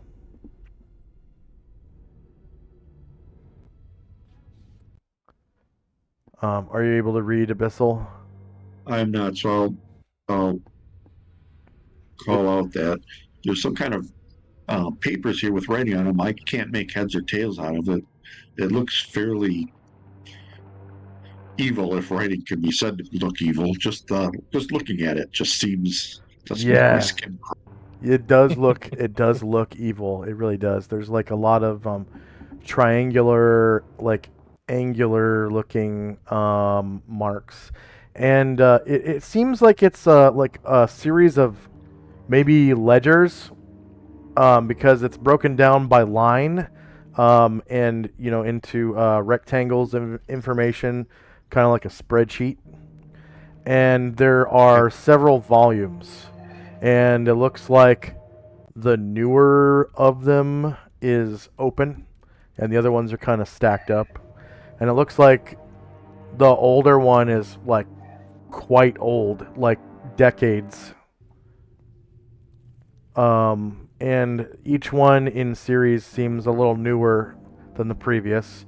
And the one that's open looks essentially brand new, other than, many pages have been written on. And they seem to be about the size of a library spellbook and about the same amount of pages, so 100 pages. Anything else for Tenzi and Company? Yeah, Musashi's going to come in, so I'll have two people counting, Musashi and Zalman. Okay. Astro's going to stay out and stay. No, I'm sorry, that's not Musashi. Musashi is staying out, and he's going to gather the weapons from the Maryliths? Maryliths. Outstanding. All right. So, this Marylith right here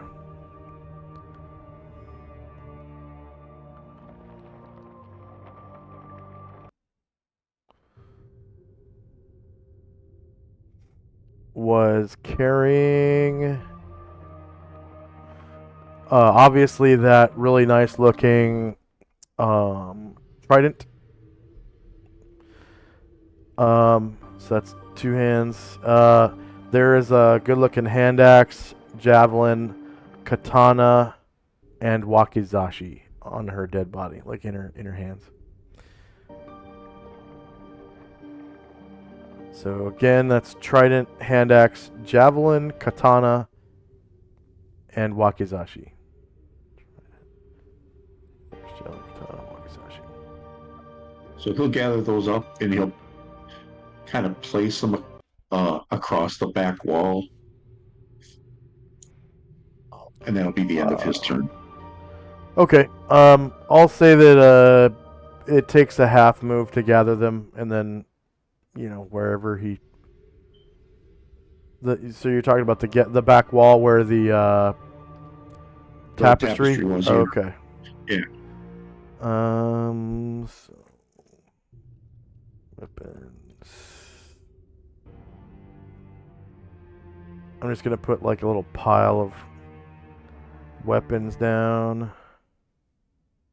So it looks like kind of like this.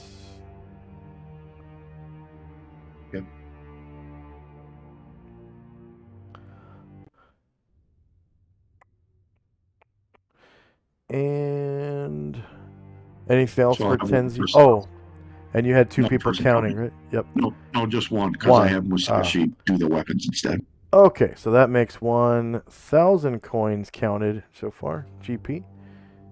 And still counting. Shandrak and Company. I'll have my 3 people keep counting gold. Alright, so that's 1,300 GP. And still counting. Anything else for Shandrak? Nope, that'll be all for me. Alright, the Kitate are going to help as well. So they come in and start counting. They don't want to be completely useless.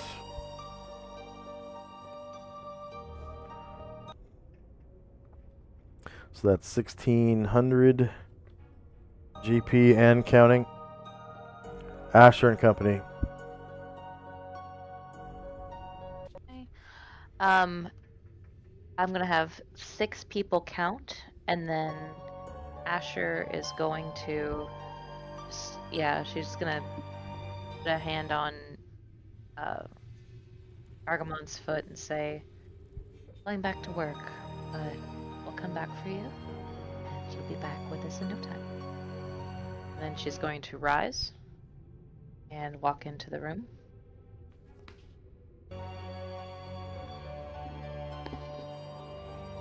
Alright, so 2,200 GP and counting. And next up is Al. Oh, go ahead. If she sees the candlestick, she's going to walk over there and try to appraise those. Alright, give me an appraisal roll.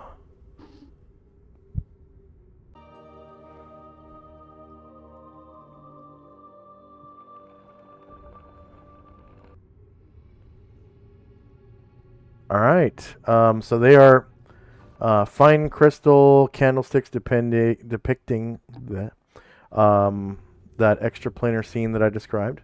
They're worth 1,200 GP each, and each of them weighs approximately 1/10 of a pound. So they're like regular sized candlesticks with like the little saucer thing around the bottom, and then the What did you say? finger hole. 1,200 GP each, and there are 8 of them. Okay. And she'll share that information. All right.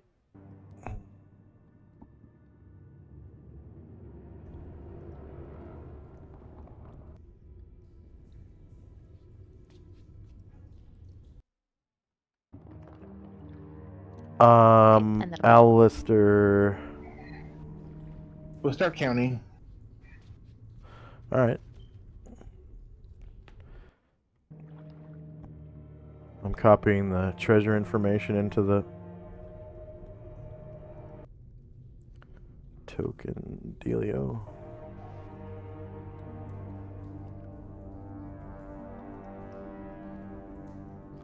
Oh, do you have the treasure list up? Because I just saved over it. No, I'm actually putting it on the Oh. token. Cool.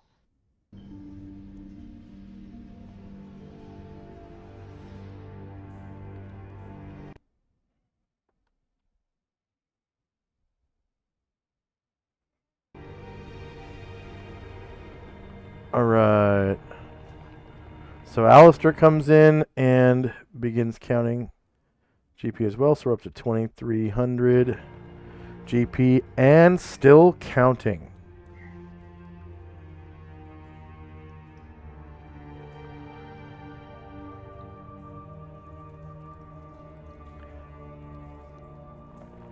And that's the end of the round.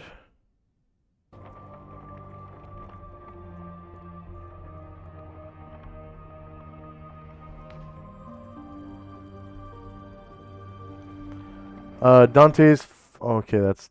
Yeah, Dante's not here. I'm just going to delete that. So Ryer's Rally Allies will end at the end of this round.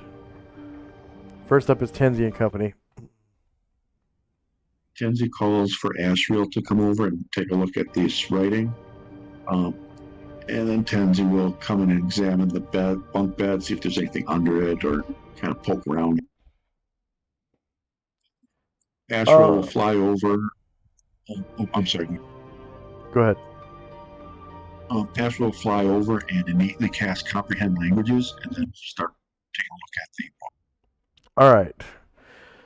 So, Tenzi.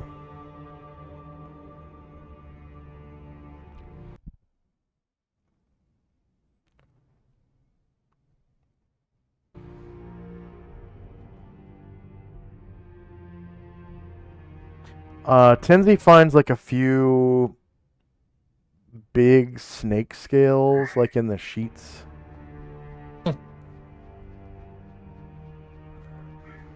Well, yeah, but praise him.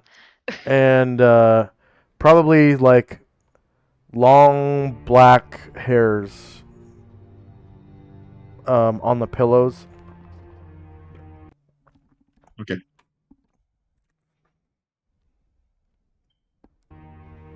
And Ashriel finds that this desk is a these like volumes of ledgers are actually tracking this treasure. Okay, so the bottom entry, just to save some heartache, Oh. the bottom entry says that there is 3,000 gold.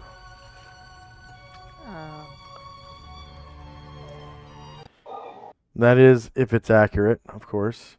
The bottom entry says 3,000 gold, 7,000 copper, 11,000 silver. So that's divide that by 10, and it's worth 1,100 GP. And then the four stones or the four gems are sapphires.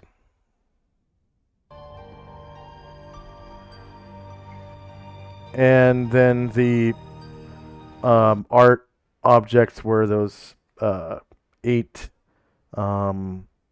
candlesticks, and that they're worth 1,200 GP each. And you guys should remember how much a sapphire is worth just because you probably have it written down in your character sheet somewhere. I know someone has a sapphire somewhere.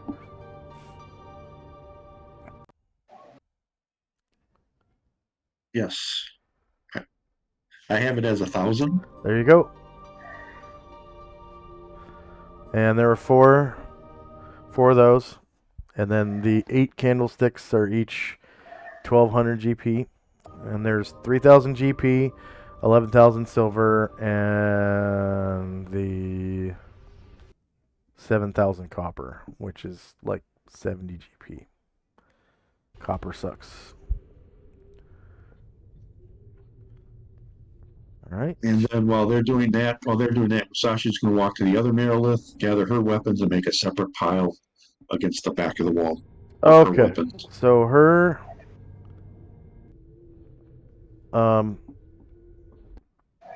weapons were 2 scimitars,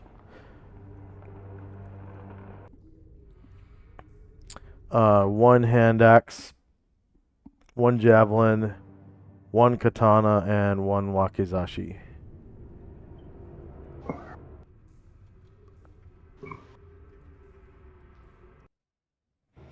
Okay. All right. Anything else for Tenzi and Company? That'll do it. All right. So you've got another pile over here. Shandrak and Company. Does Ashriel just blurt out all the totals?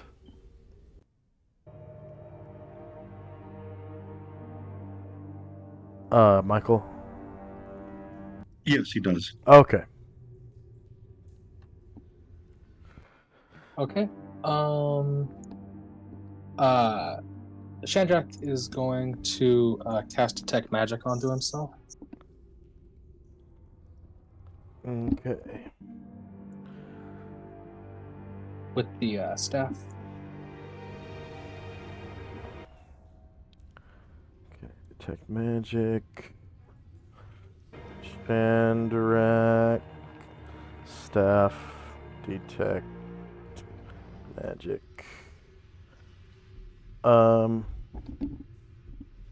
And we'll call that go ahead and give him a magnifying glass with a 3 on it. We'll call it search 3.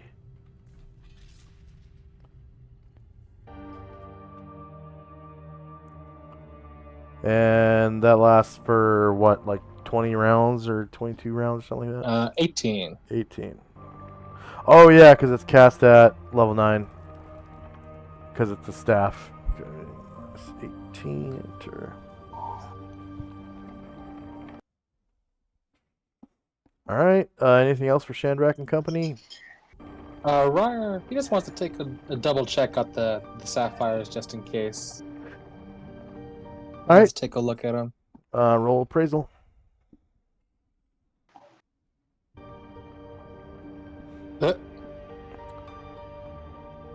He's not so sure. Like, I don't know, guys. Might not be able to trust these snake people. They're pretty blue, but are they They sapphires? seem so trustworthy.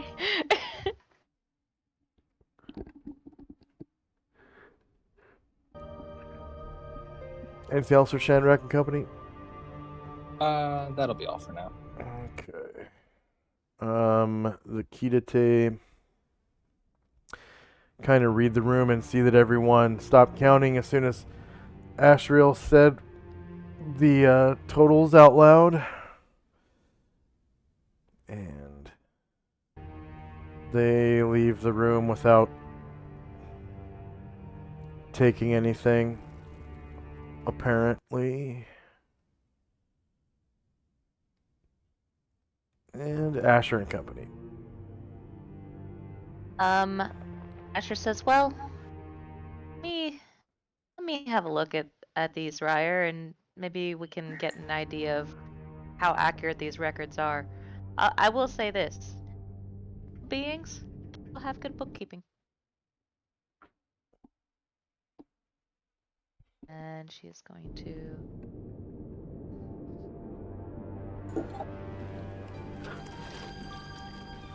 Yeah, it's accurate. Their sapphire's worth 1,000 GP. Asher says, "Yeah, it looked like sapphires to me." And she kind of looks and says, I would be willing to bet that the records are pretty accurate, and I can start having my people divide this up between the stakeholders of the order if you guys are willing." Sounds good. Astral further reads that these are like 4 volumes of charges to the Temple of Mershalk for services rendered in protection of its grounds, and also in casting out the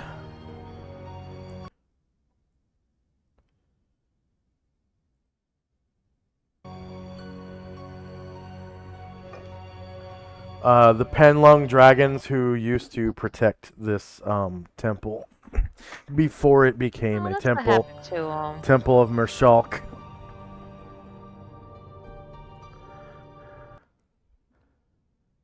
That's what happened to our water dragons, Chandrak. Well, hopefully somewhere here we can still help them. That's what it sounded like it was from our little spirit friend.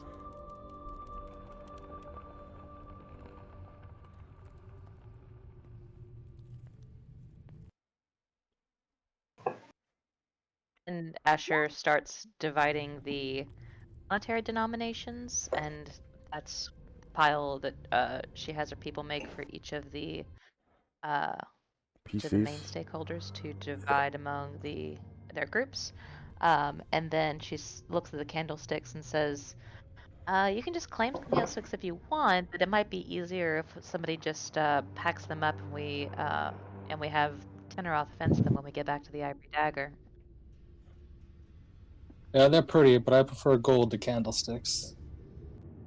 Asher nods and asks Anatar to put them in his backpack. So each one weighs 1/10 of a pound.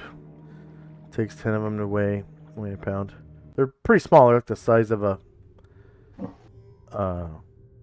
even smaller than a saucer. They're really really little.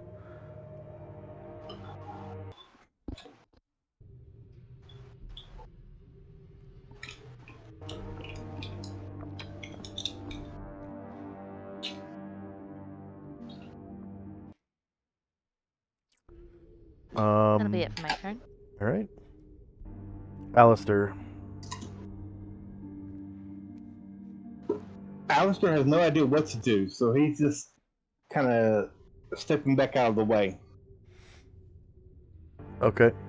I guess Asher kind of handed you this amount of treasure right here. One She sapphire. nudges it towards you with her foot. Yeah. Come on. And each gem and coin is 1/50th of a pound.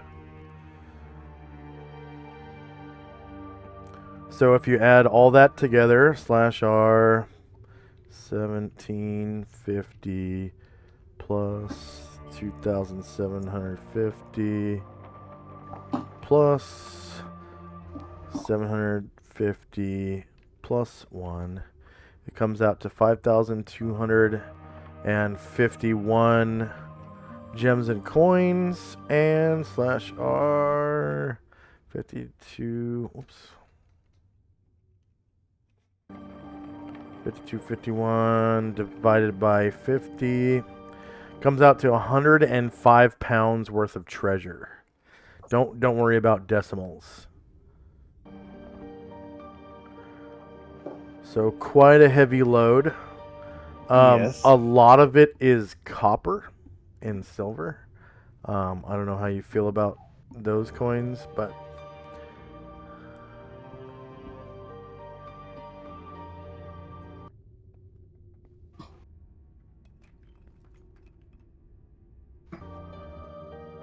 and then if everyone could, at this time, after you are done adding your treasure to your sheet, if you could refigure your encumbrance, please. That would be outstanding.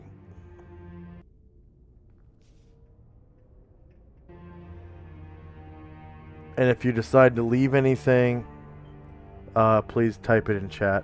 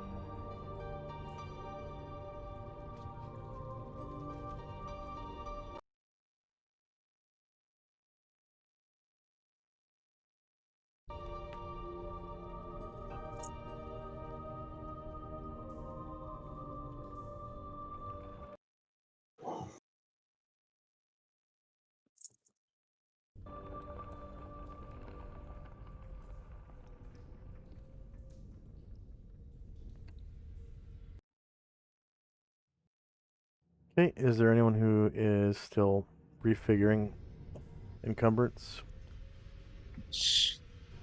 Yeah. Oh yeah, for sure. I have so many characters, so it'll be a while.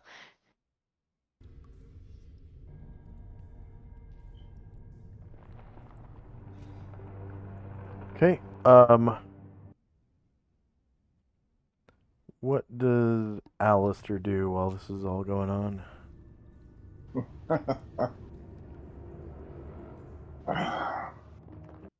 I was just still trying to figure out if he can carry all this. Yeah. Yep. What my friends and I used to do when we would play AD&D was usually we would just take the gold and gems and like art objects if they were worth the weight, Yeah. and then kind of leave the silver and the copper behind, because AD&D rules for weight, like encumbrance, Yeah. can be pretty harsh. Like there's 4 or 5 different categories Yeah. for encumbrance, and um, the second to last one is kind of where you usually end up at the end of a good haul. And like when you're that encumbered, you have a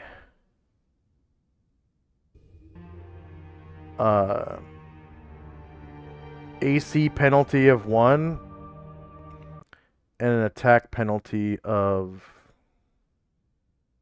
let's see, it looks like it was deleted off of that sheet.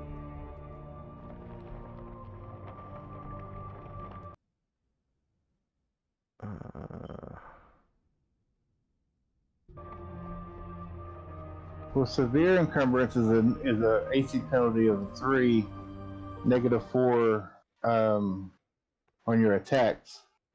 Yeah, nobody ever goes to that far though, because you can Yeah, only but- move 1 square at a time when you're. Yeah. Okay, so it's a -2 to hit when you're at heavy encumbrance, Yeah. and you can only move basically 4 squares around. You know, Yeah. in combat. Outside of combat, it's 8. I wonder why that got deleted off of Ryer's sheet. The attack penalties.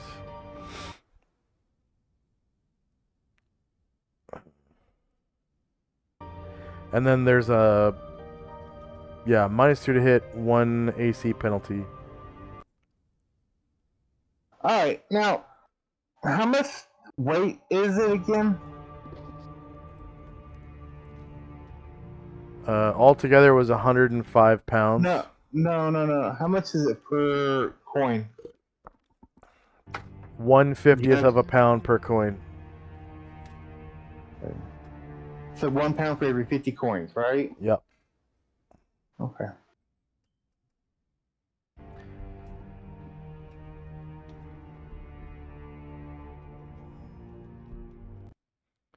And like I said, my friends and I usually would take the gold, Yeah. the stones, and the art, and we would be pretty much good for most of the dungeon.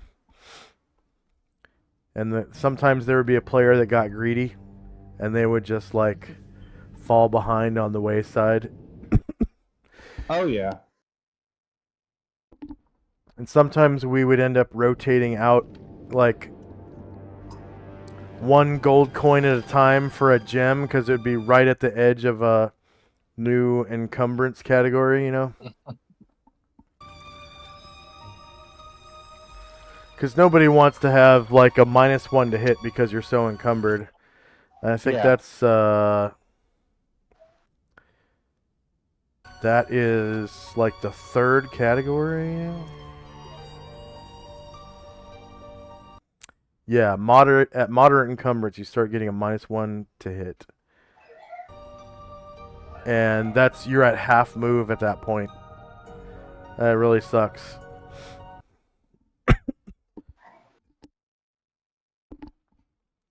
So usually we kind of kept it like light encumbrance to moderate encumbrance, and if anyone got to heavy encumbrance, it'd be like, dude, you need to get fucking drop some of that shit.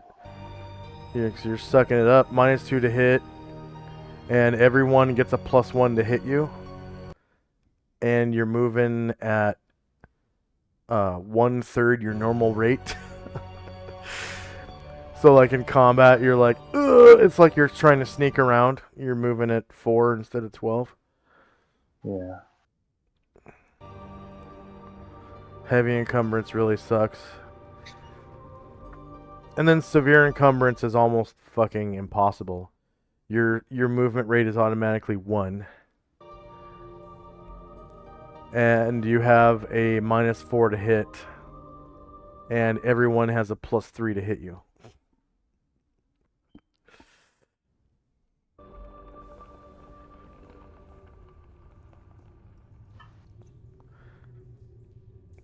I need to get a emoji of like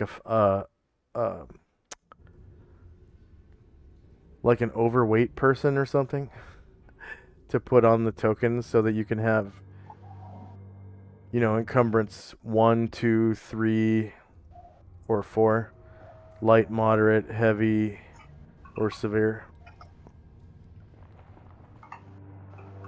as a token marker.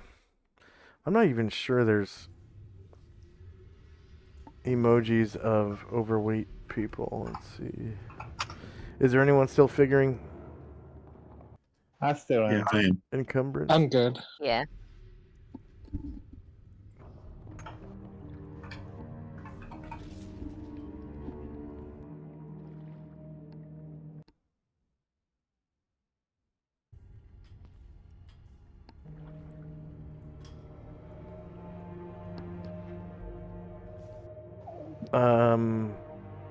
Obese. That's the term. Or obesity. Obese.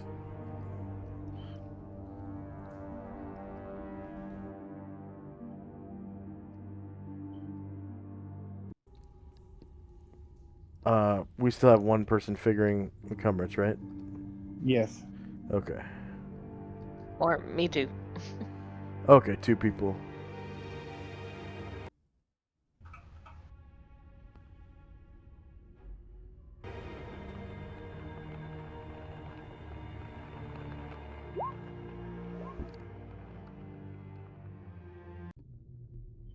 Haha. Cool. Yeah, there aren't really any obese people. I don't know what. Maybe like a weight? I guess. Dumbbell or something? And Amber. A ball and chain. Yeah. Or an anchor. There's people lifting weights. That makes more sense. Yeah, an anchor. Dumbbell. Yeah, I'd probably use the one people lifting weights. Because that's what it's like to carry stuff that slows you down. I mean, if you ever go on a long hike and you got a heavy pack, it's like lifting weights. Mm-hmm. All right. Is anyone still figuring their encumbrance? Almost done. So was anyone encumbered that finished? No. Yeah. So far, Asher and Jim are. Okay. Shandrak's leaving the Um, copper. Solomon is no more encumbered than he already was. Okay. Yeah, I'm leaving all the copper and half of my silver. After silver, okay. And that still puts you back down to my base, my base encumbrance. So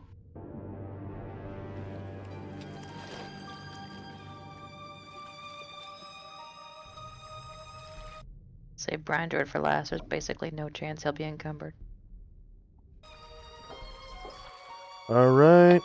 So I'm just copying that bit out of chat. Like the whole, when we started talking about the treasure. And I'm going to paste it onto the token because it tells you who left what. Tenzi leaving copper for the ninjas, Asher same, Shandrak leaving the copper, Alistair all copper and 1475 silver. And the ninja don't touch it. They don't. Okay. figured they wouldn't.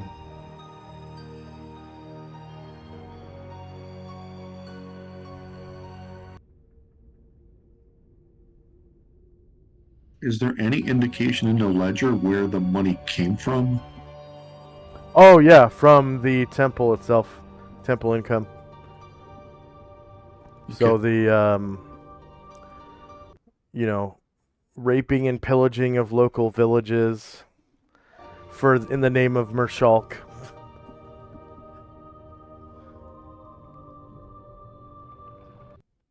All right.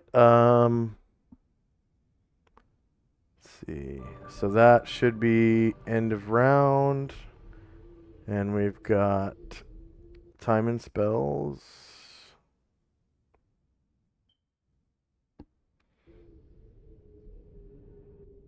Oh yeah. Okay. So Ryer's Rally Allies is gone, and first up is Tenzi and Company. So Musashi's going to start separating out the weapons and like put one in each square along the two walls over here where he is. Ah, okay. Remember, detect magic is 10 feet wide. Oh yeah, so every other square. There you go. Yeah. And there's a total of 11 weapons. So 2, 4, 6, 8, 10, and then like one down in the hallway down here. Okay. Okay. And then while he's doing that, then Ashra will fly up and stand in front of the furthest one down in this hallway and innately cast Detect Magic.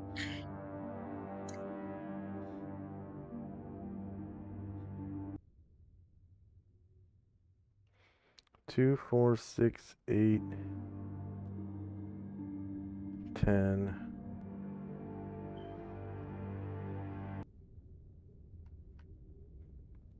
Right.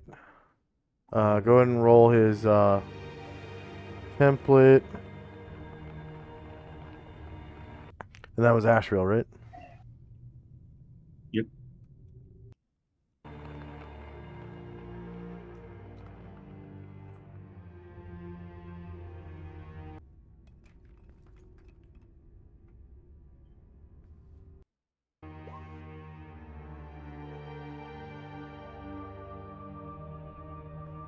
Oh, I don't have divination. Oh, I think it's priest. No, detect magic is universal. That's right. Oh, universe. Yep. Detect magic is universal for wizard.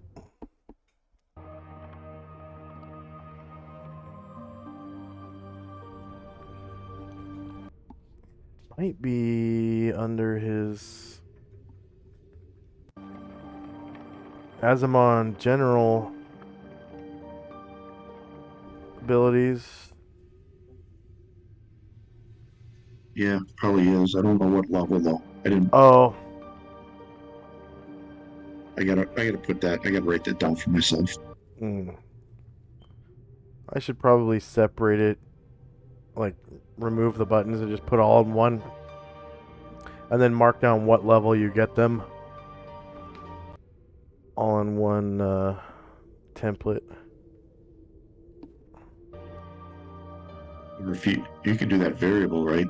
If determine what level they are, and then just list the ones that for their level and lower. Oh yeah. Let's see. Duration is 16 rounds, so negative 16. Enter.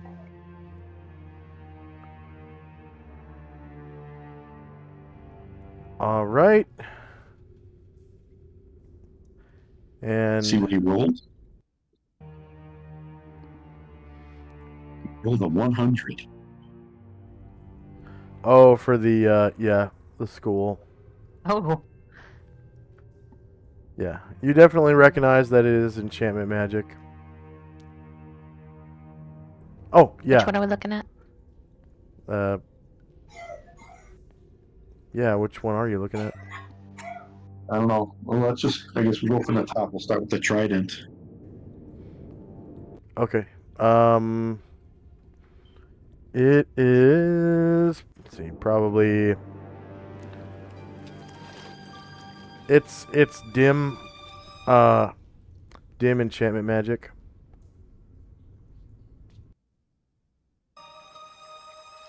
No. You know what? I'm gonna say it is strong.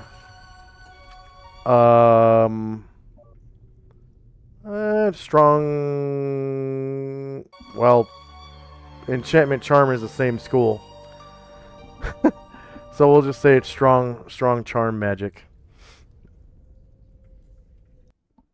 Okay. And I'm just going to move Tenzi out of the room. He's going to stay in here, and that'll be the end of our turn. All right. Shandrak and Company. Shandrak turns around and sees Musashi's gone to work, separating out the weapons. So I'll come up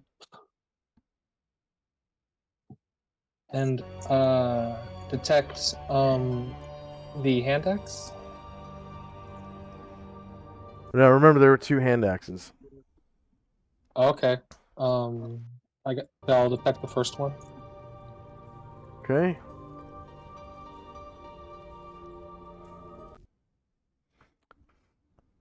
You determine that the hand axe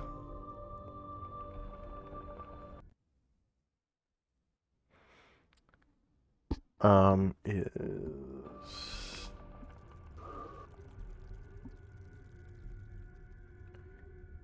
dim enchantment magic.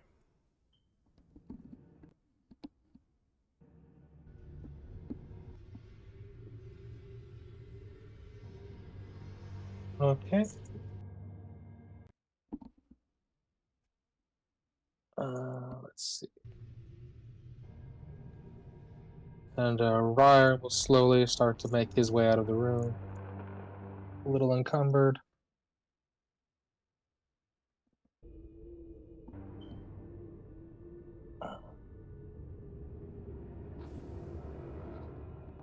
Yeah, that's all for me. All right. The Kidate are just gonna stand there. Okay, Asher. Okay. Asher kind of comes out of the room and sees what the casting types are. Oh no, sorry, she's not quite there yet. Hold on.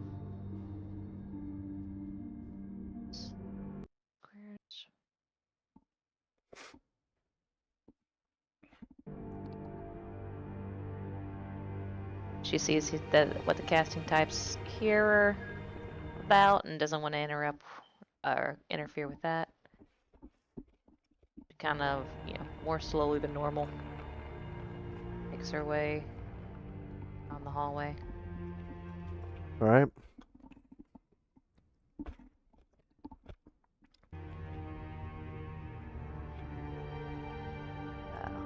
In her crew will slowly start to follow her and give those guys space to do their business. Just moving people. And Alistair.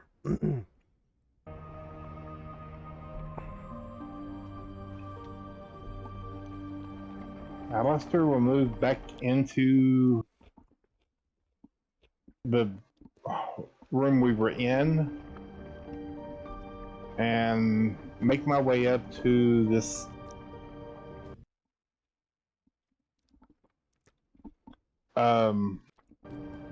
water source Ah, okay. and look around that, see what's in there and all that. So you can see it's not very clean water. There's like stuff floating around in it. It's got like some scum on the side. It's pretty obviously swamp water. Like it has green stuff floating around in it, and maybe even like you can see a few dead animals, like some dead bugs floating around, and it's Okay. not potable. It smells like swamp water too. So Okay. kind of stinky. Yeah.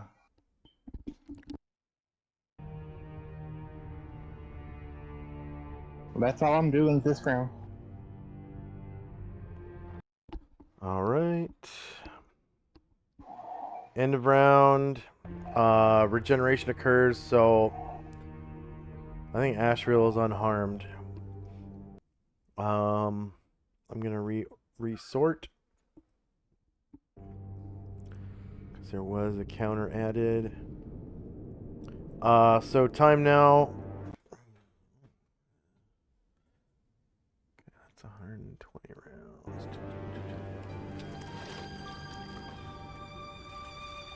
All right. Time now is 11:01 p.m. September the 21st, 11:85. And we got a bunch of spells in effect. First up is Tenzi and Company.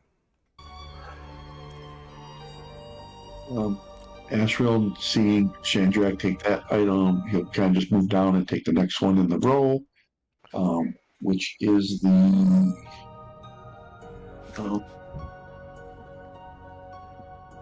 the katana from the first katana. All right.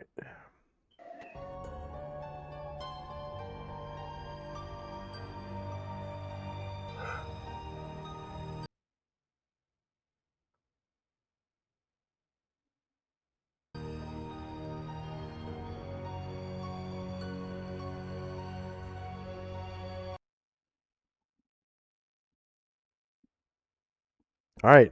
You find faint enchantment magic emanating from the katana.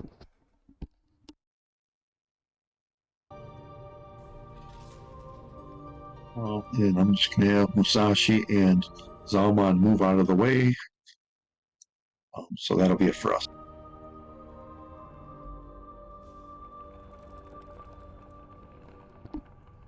All right. Next up is the Kirite Ninja, which are just going to stand there. And it's Asher and Company. Yeah, so they're gonna come a little bit further into this room, just kind of backtracking.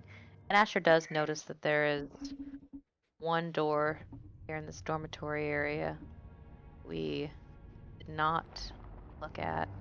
She's going to, if she can make it there, with her light encumbrance.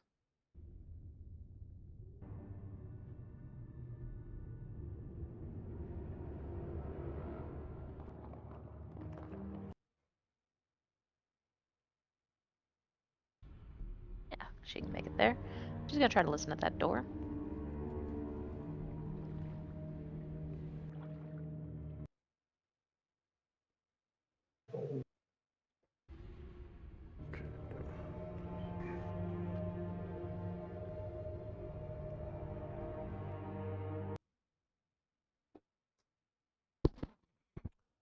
She hears the flickering flame of a lantern Okay. People on are the other gonna come side. further into the room. She's gonna open the door and have a look.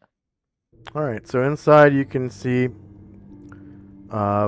double bunk bed. There's an armoire and a like a table um Mhm. with a little pad next to it to sit on, and on the table is a lit lantern.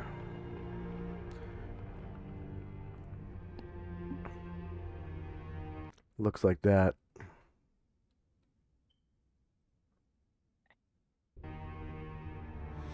And it's illuminating the room. That'll be it for me.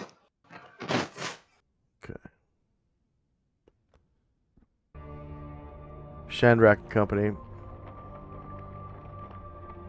I'll go and try to detect from the second-hand axe.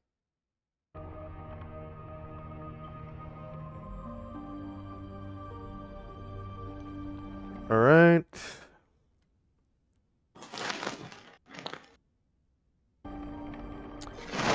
The second hand axe gives off dim enchantment magic. Okay. I'll just move in my guys, and that'll be all.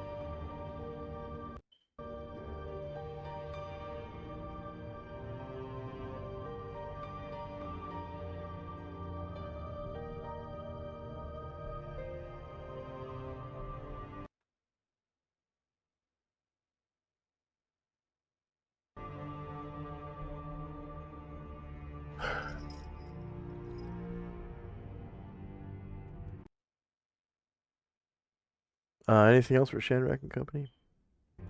That'll be all. Alright, Alistair. Since there's nothing else right now for me to do, I am going to come down and start right here, searching along this edge and back into this corner over here where I'm pinging. Looking for possible concealed secret doors or entryways. Okay.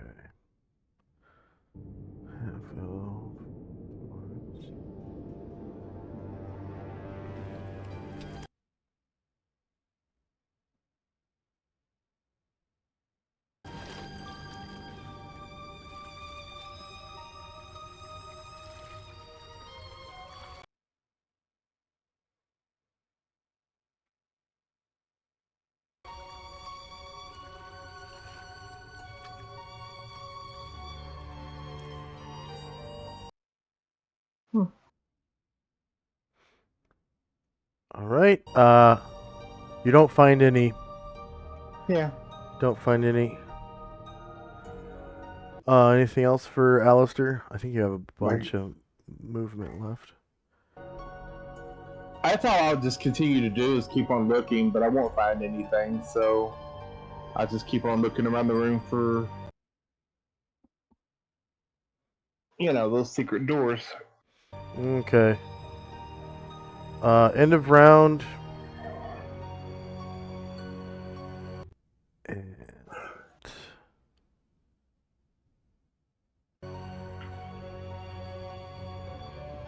first up should be Tenzi, I think.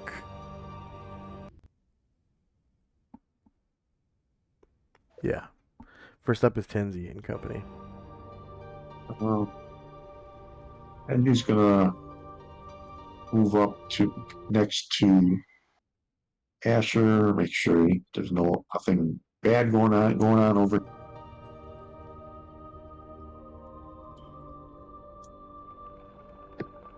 Asher will go to the next item on the list. The first Wakizashi. Detect magic. Because what? He'll detect magic on the first Wakizashi. Got you.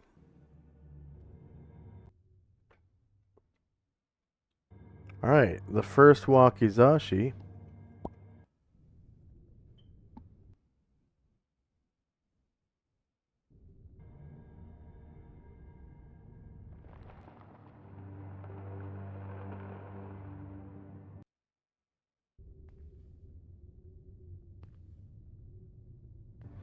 gives off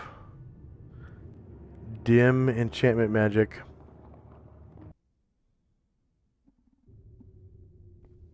Then I'm just going to move Musashi and Zalman and end my turn.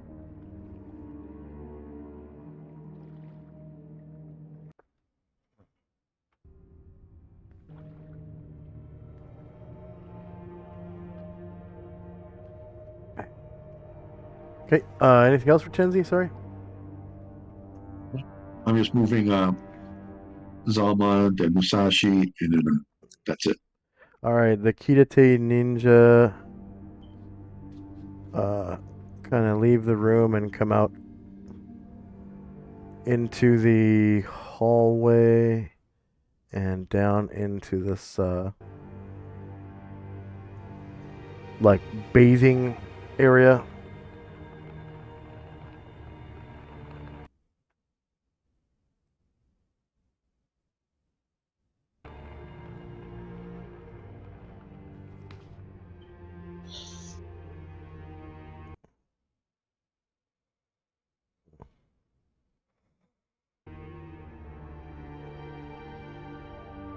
And stop. And then Asher and Company. All right.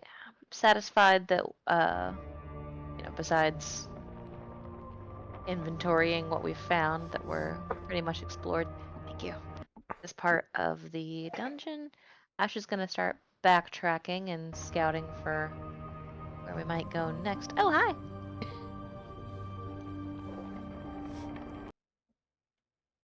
That's Tenzi next door. Yes. Yeah. Okay.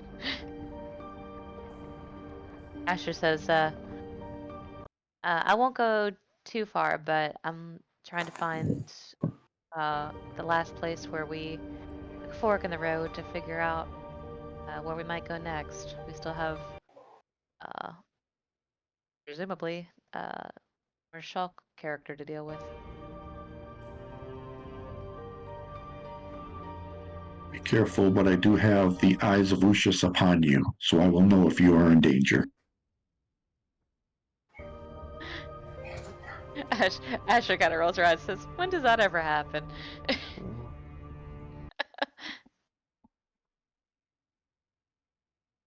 Oh, I went the wrong way.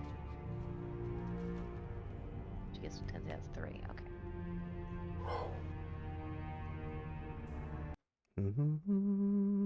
Okay, anything else for Asher and Company?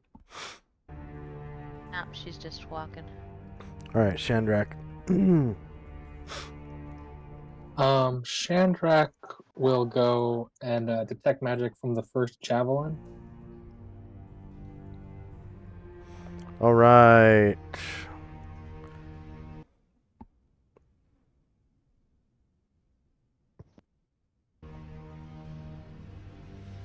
So that javelin.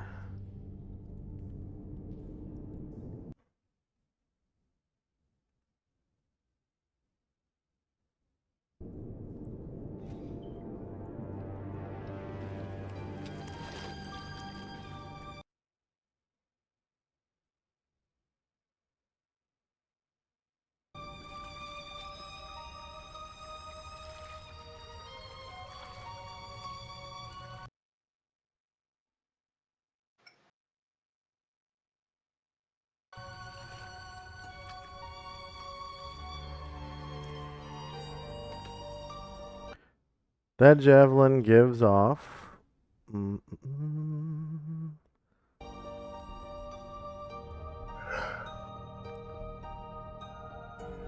Strong enchantment magic. Okay.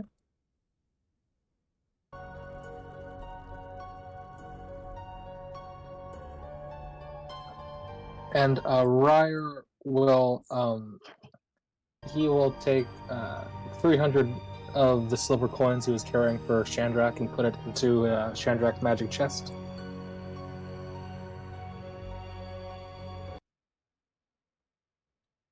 Okay.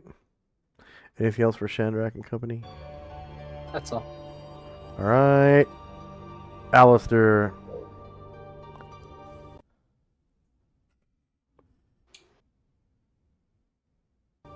After I search for a while, then I will make my way out of this room and back into this room.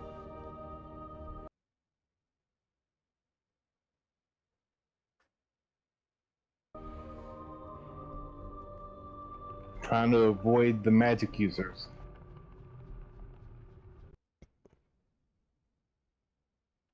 All That's right. all I'll do. All right. End of round. And I'm going to resort. Got spells and time. First up is Tenzi.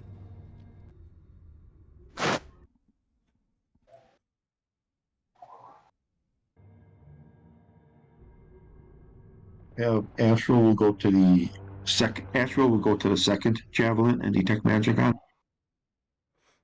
All right. That one gives off strong enchantment magic.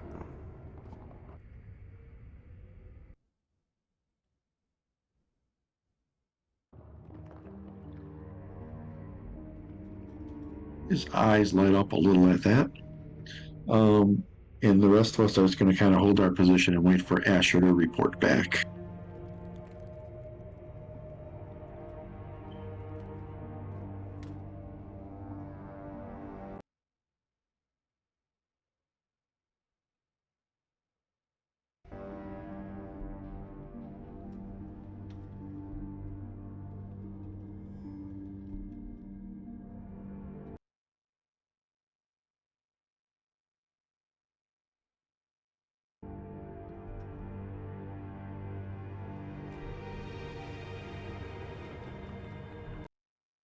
Okay, the Kidate tuning are staying put for now. And Asher and company. Okay. Asher is going to start back down this hallway. And Bombosa is going to join her. She sees him kind of following and nods because she knows he'll want to hide. All right. Chandrak. I will detect magic onto the second katana.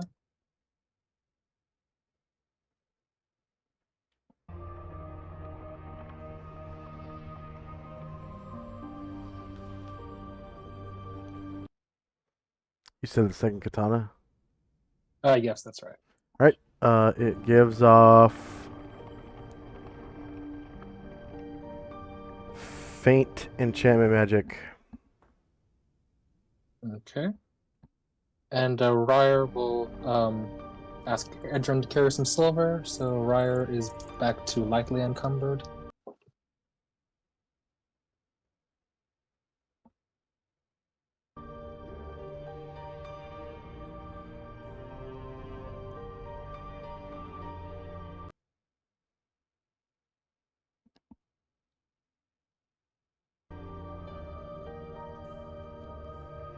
Anything else for Chandrak and company? No, that'll be all. All right, Alistair.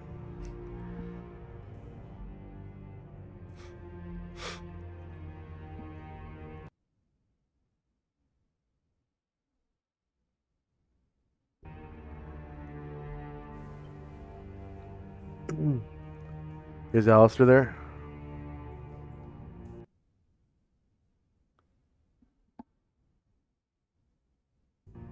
Oh, you're muted, Alistair. There you go. Yeah, I see that. I All right. seen that. Sorry. Oh, that's My mom okay. was saying something to me. I didn't want everybody Yeah. to. I moved down the hallway where everybody else was at All right. and wait. All right. And that will be the end of our round. And end of session. So now we can calculate experience points. All of the thieves who Oh yeah. yeah, you get 2 GP per 2 experience points per GP value of treasure obtained. Any bards get 1 experience per GP value of treasure obtained. And then everyone got group experience points, and everyone got role playing experience points. At least 1 role playing bonus, I'm sure. So I'm fairly certain that Alistair has gained a level in each of his classes, and almost a second level in each of those classes. More than likely. Fairly certain that you experienced XP overload this session. Yeah. And what that does is, so your fighter class will be basically 1 experience point below 3rd level, and your priest class will be 1 experience point below 4th level. Because you gained like almost 20,000 experience points, something like that. Okay.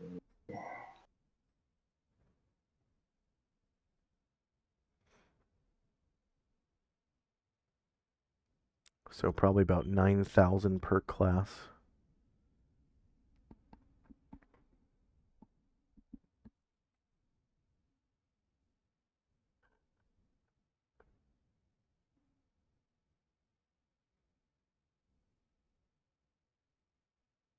Okay.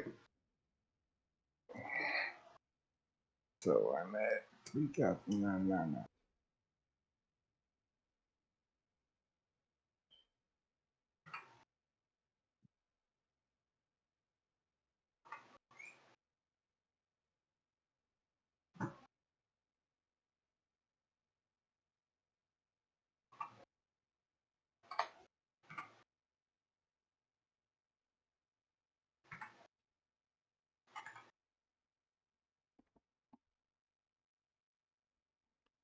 Yep. So it should be level 2 fighter, level 3 priest. Okay, I need to adjust this to where my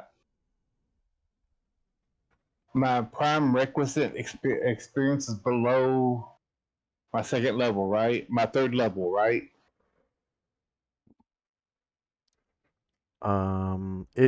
There should be one of those per class. Right. What I'm saying though is the fighter. When I adjusted my points down, I don't think I have it adjusted far enough down. I'm just trying to figure out how to.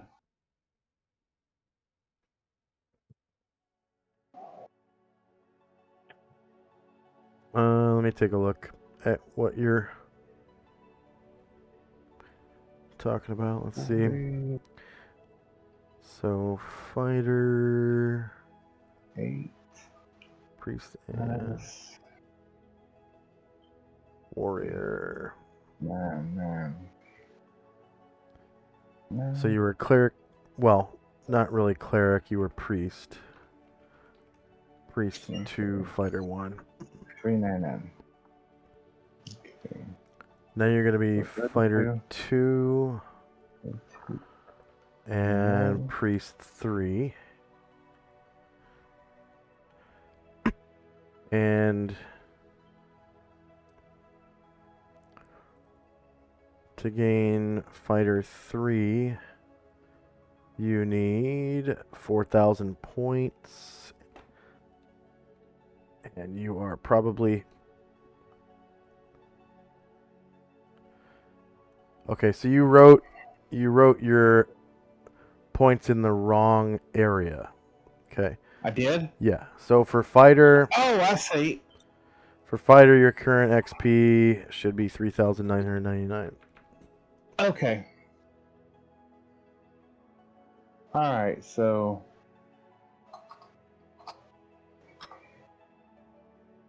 Still, that's too high. What'd I do? Pop that out.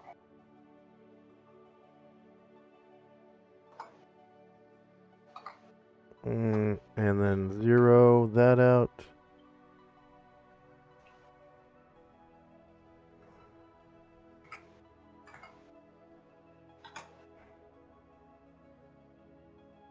Hmm.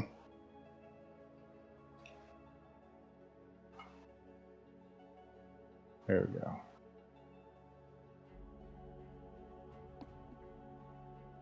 Yeah. And then gain fighter -4 at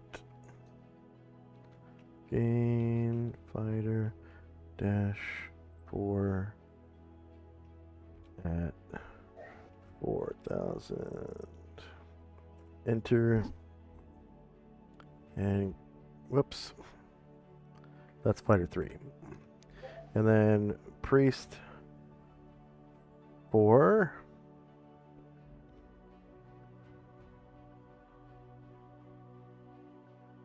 at 6,000.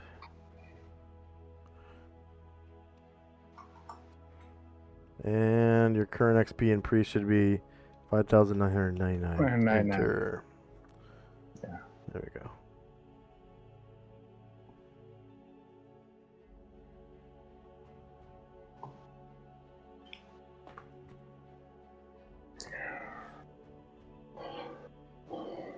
Alright, I roll a die 10 and a die 8. Oh no, there's a macro for that. If you Oh, click on your token, you click on the level up. Yeah, that's right.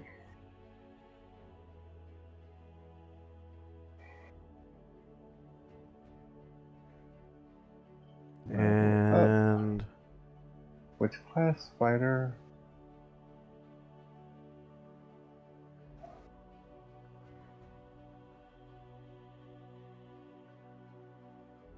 Die 10. Double class.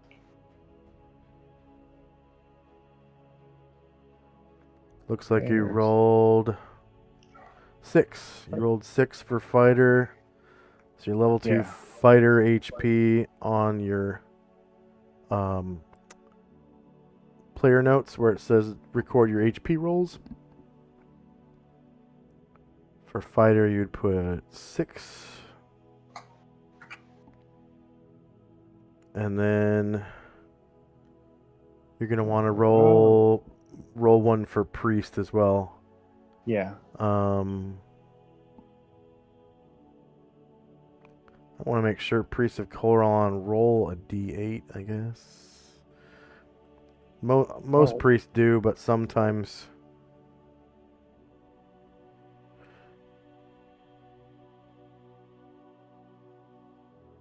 Yep, hit die d8. Okay. And you can turn undead. Level limit is 16. But you can.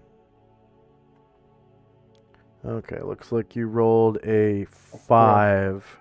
You rolled a 5. Yep. Okay. So where it says level 3 fighter X priest X, the priest X should read priest 5. Yeah.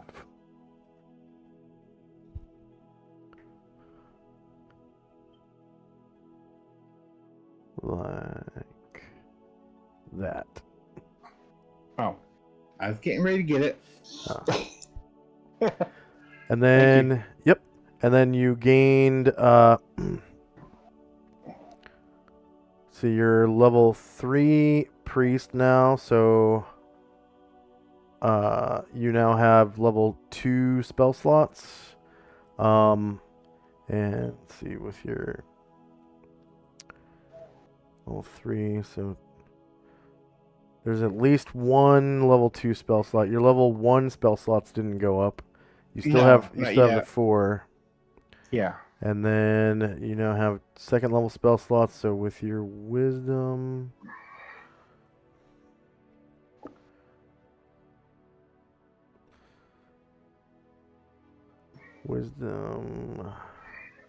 there's gonna be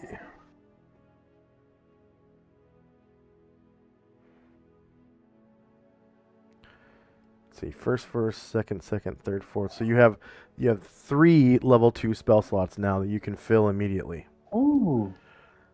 Cool. Yeah.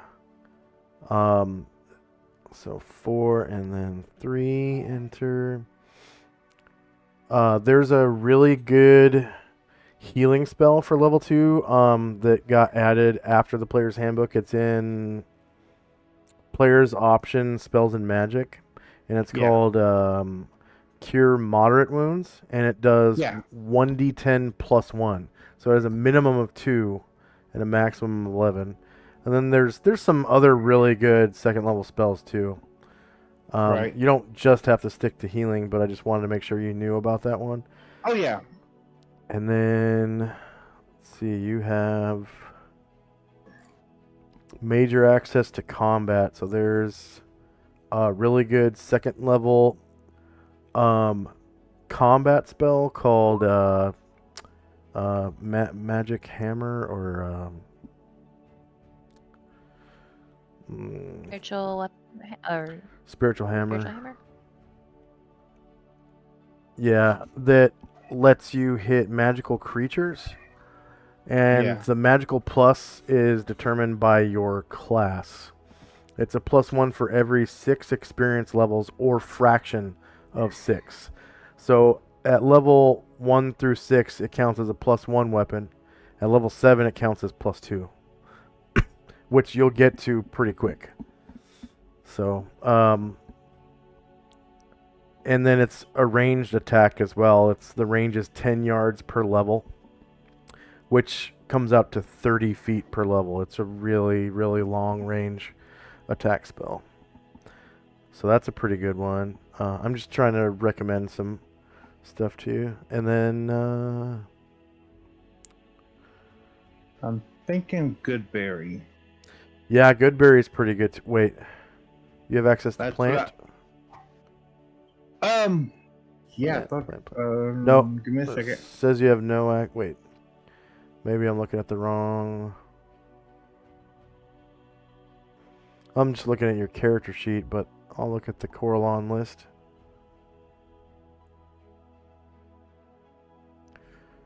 No, you don't have access to plant. Oh, I don't get Goodberry. That sucks.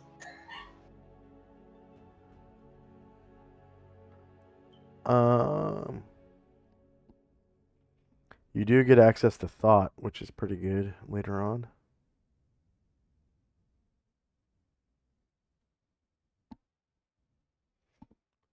Let's see. Maybe Goodberry is more than just plant, though. It could be in more than one.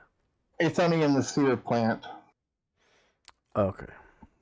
Yeah, I just looked it up, and it's only in the sphere plant. Because that does so much good for the party. Yeah. That's okay. We'll work around it. Are you familiar with Orison? That's the same thing as cantrips in the mage side, isn't it? Yeah, it's essentially a priest's cantrip, and there's a healing orison that allows you to heal somebody by +1 HP per round. And the orison spell itself lasts up to 8 rounds, depending on your level. It lasts 1 round per level, and up to 8 rounds, and so it's a level 1 spell that can be used over time to heal a full 8 hit points, but it just takes 8 rounds to do it. Right. And then there are other functions of the spell that are really useful too. Like you can use it to cure people's fear. I think they get there's one, it's the fear one, allows them to make an extra save or something. Or maybe it's the poison one, I can't remember. But there's one you can cast on a poisoned character, and I think it allows them to get another save or something like that. Okay. But yeah, there's some pretty cool, and that's a level 1 spell too. Yeah. The only thing about it is it's not a cure spell, so you can't use it to pull somebody out of hovering on death's door. Right. So, and then of course the most efficient spell to use to pull somebody out of hovering on death's door is cure light wounds, because it only ever brings you to 1 health. Right. So you want the lowest level cure spell there is to do it, because anything else would be kind of like a waste. Even cure moderate wounds, because that has a minimum of 2 and like an average of about 6.5, I think. Yeah.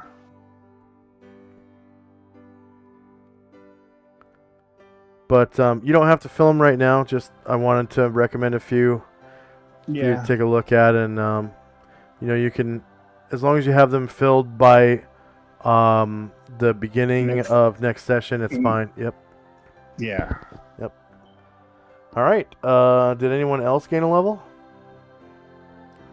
Nope, broke 700k on mage, so getting there. Nice. Very nice. And then Gargamond is unfortunately X'd out. So I put an X on him, and I'll stop his animation there. For the time being, you guys have ways Yeah. of bringing him back. We do. Yeah, I think wasn't there a ring of 3 wishes and like rod of resurrection and stuff like that in the party? Yeah. So Yeah, Dante has the rod. yeah. All right. Any questions, comments, or concerns for me? I thought it was pretty awesome that we had 3 massive damage ones today.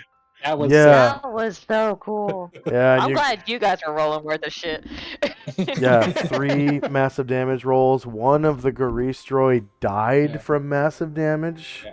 He had a minus 2 to his saving throw from the spell that you guys cast, and failed his save. I don't know what like the target number was or how much he failed by. I didn't really check.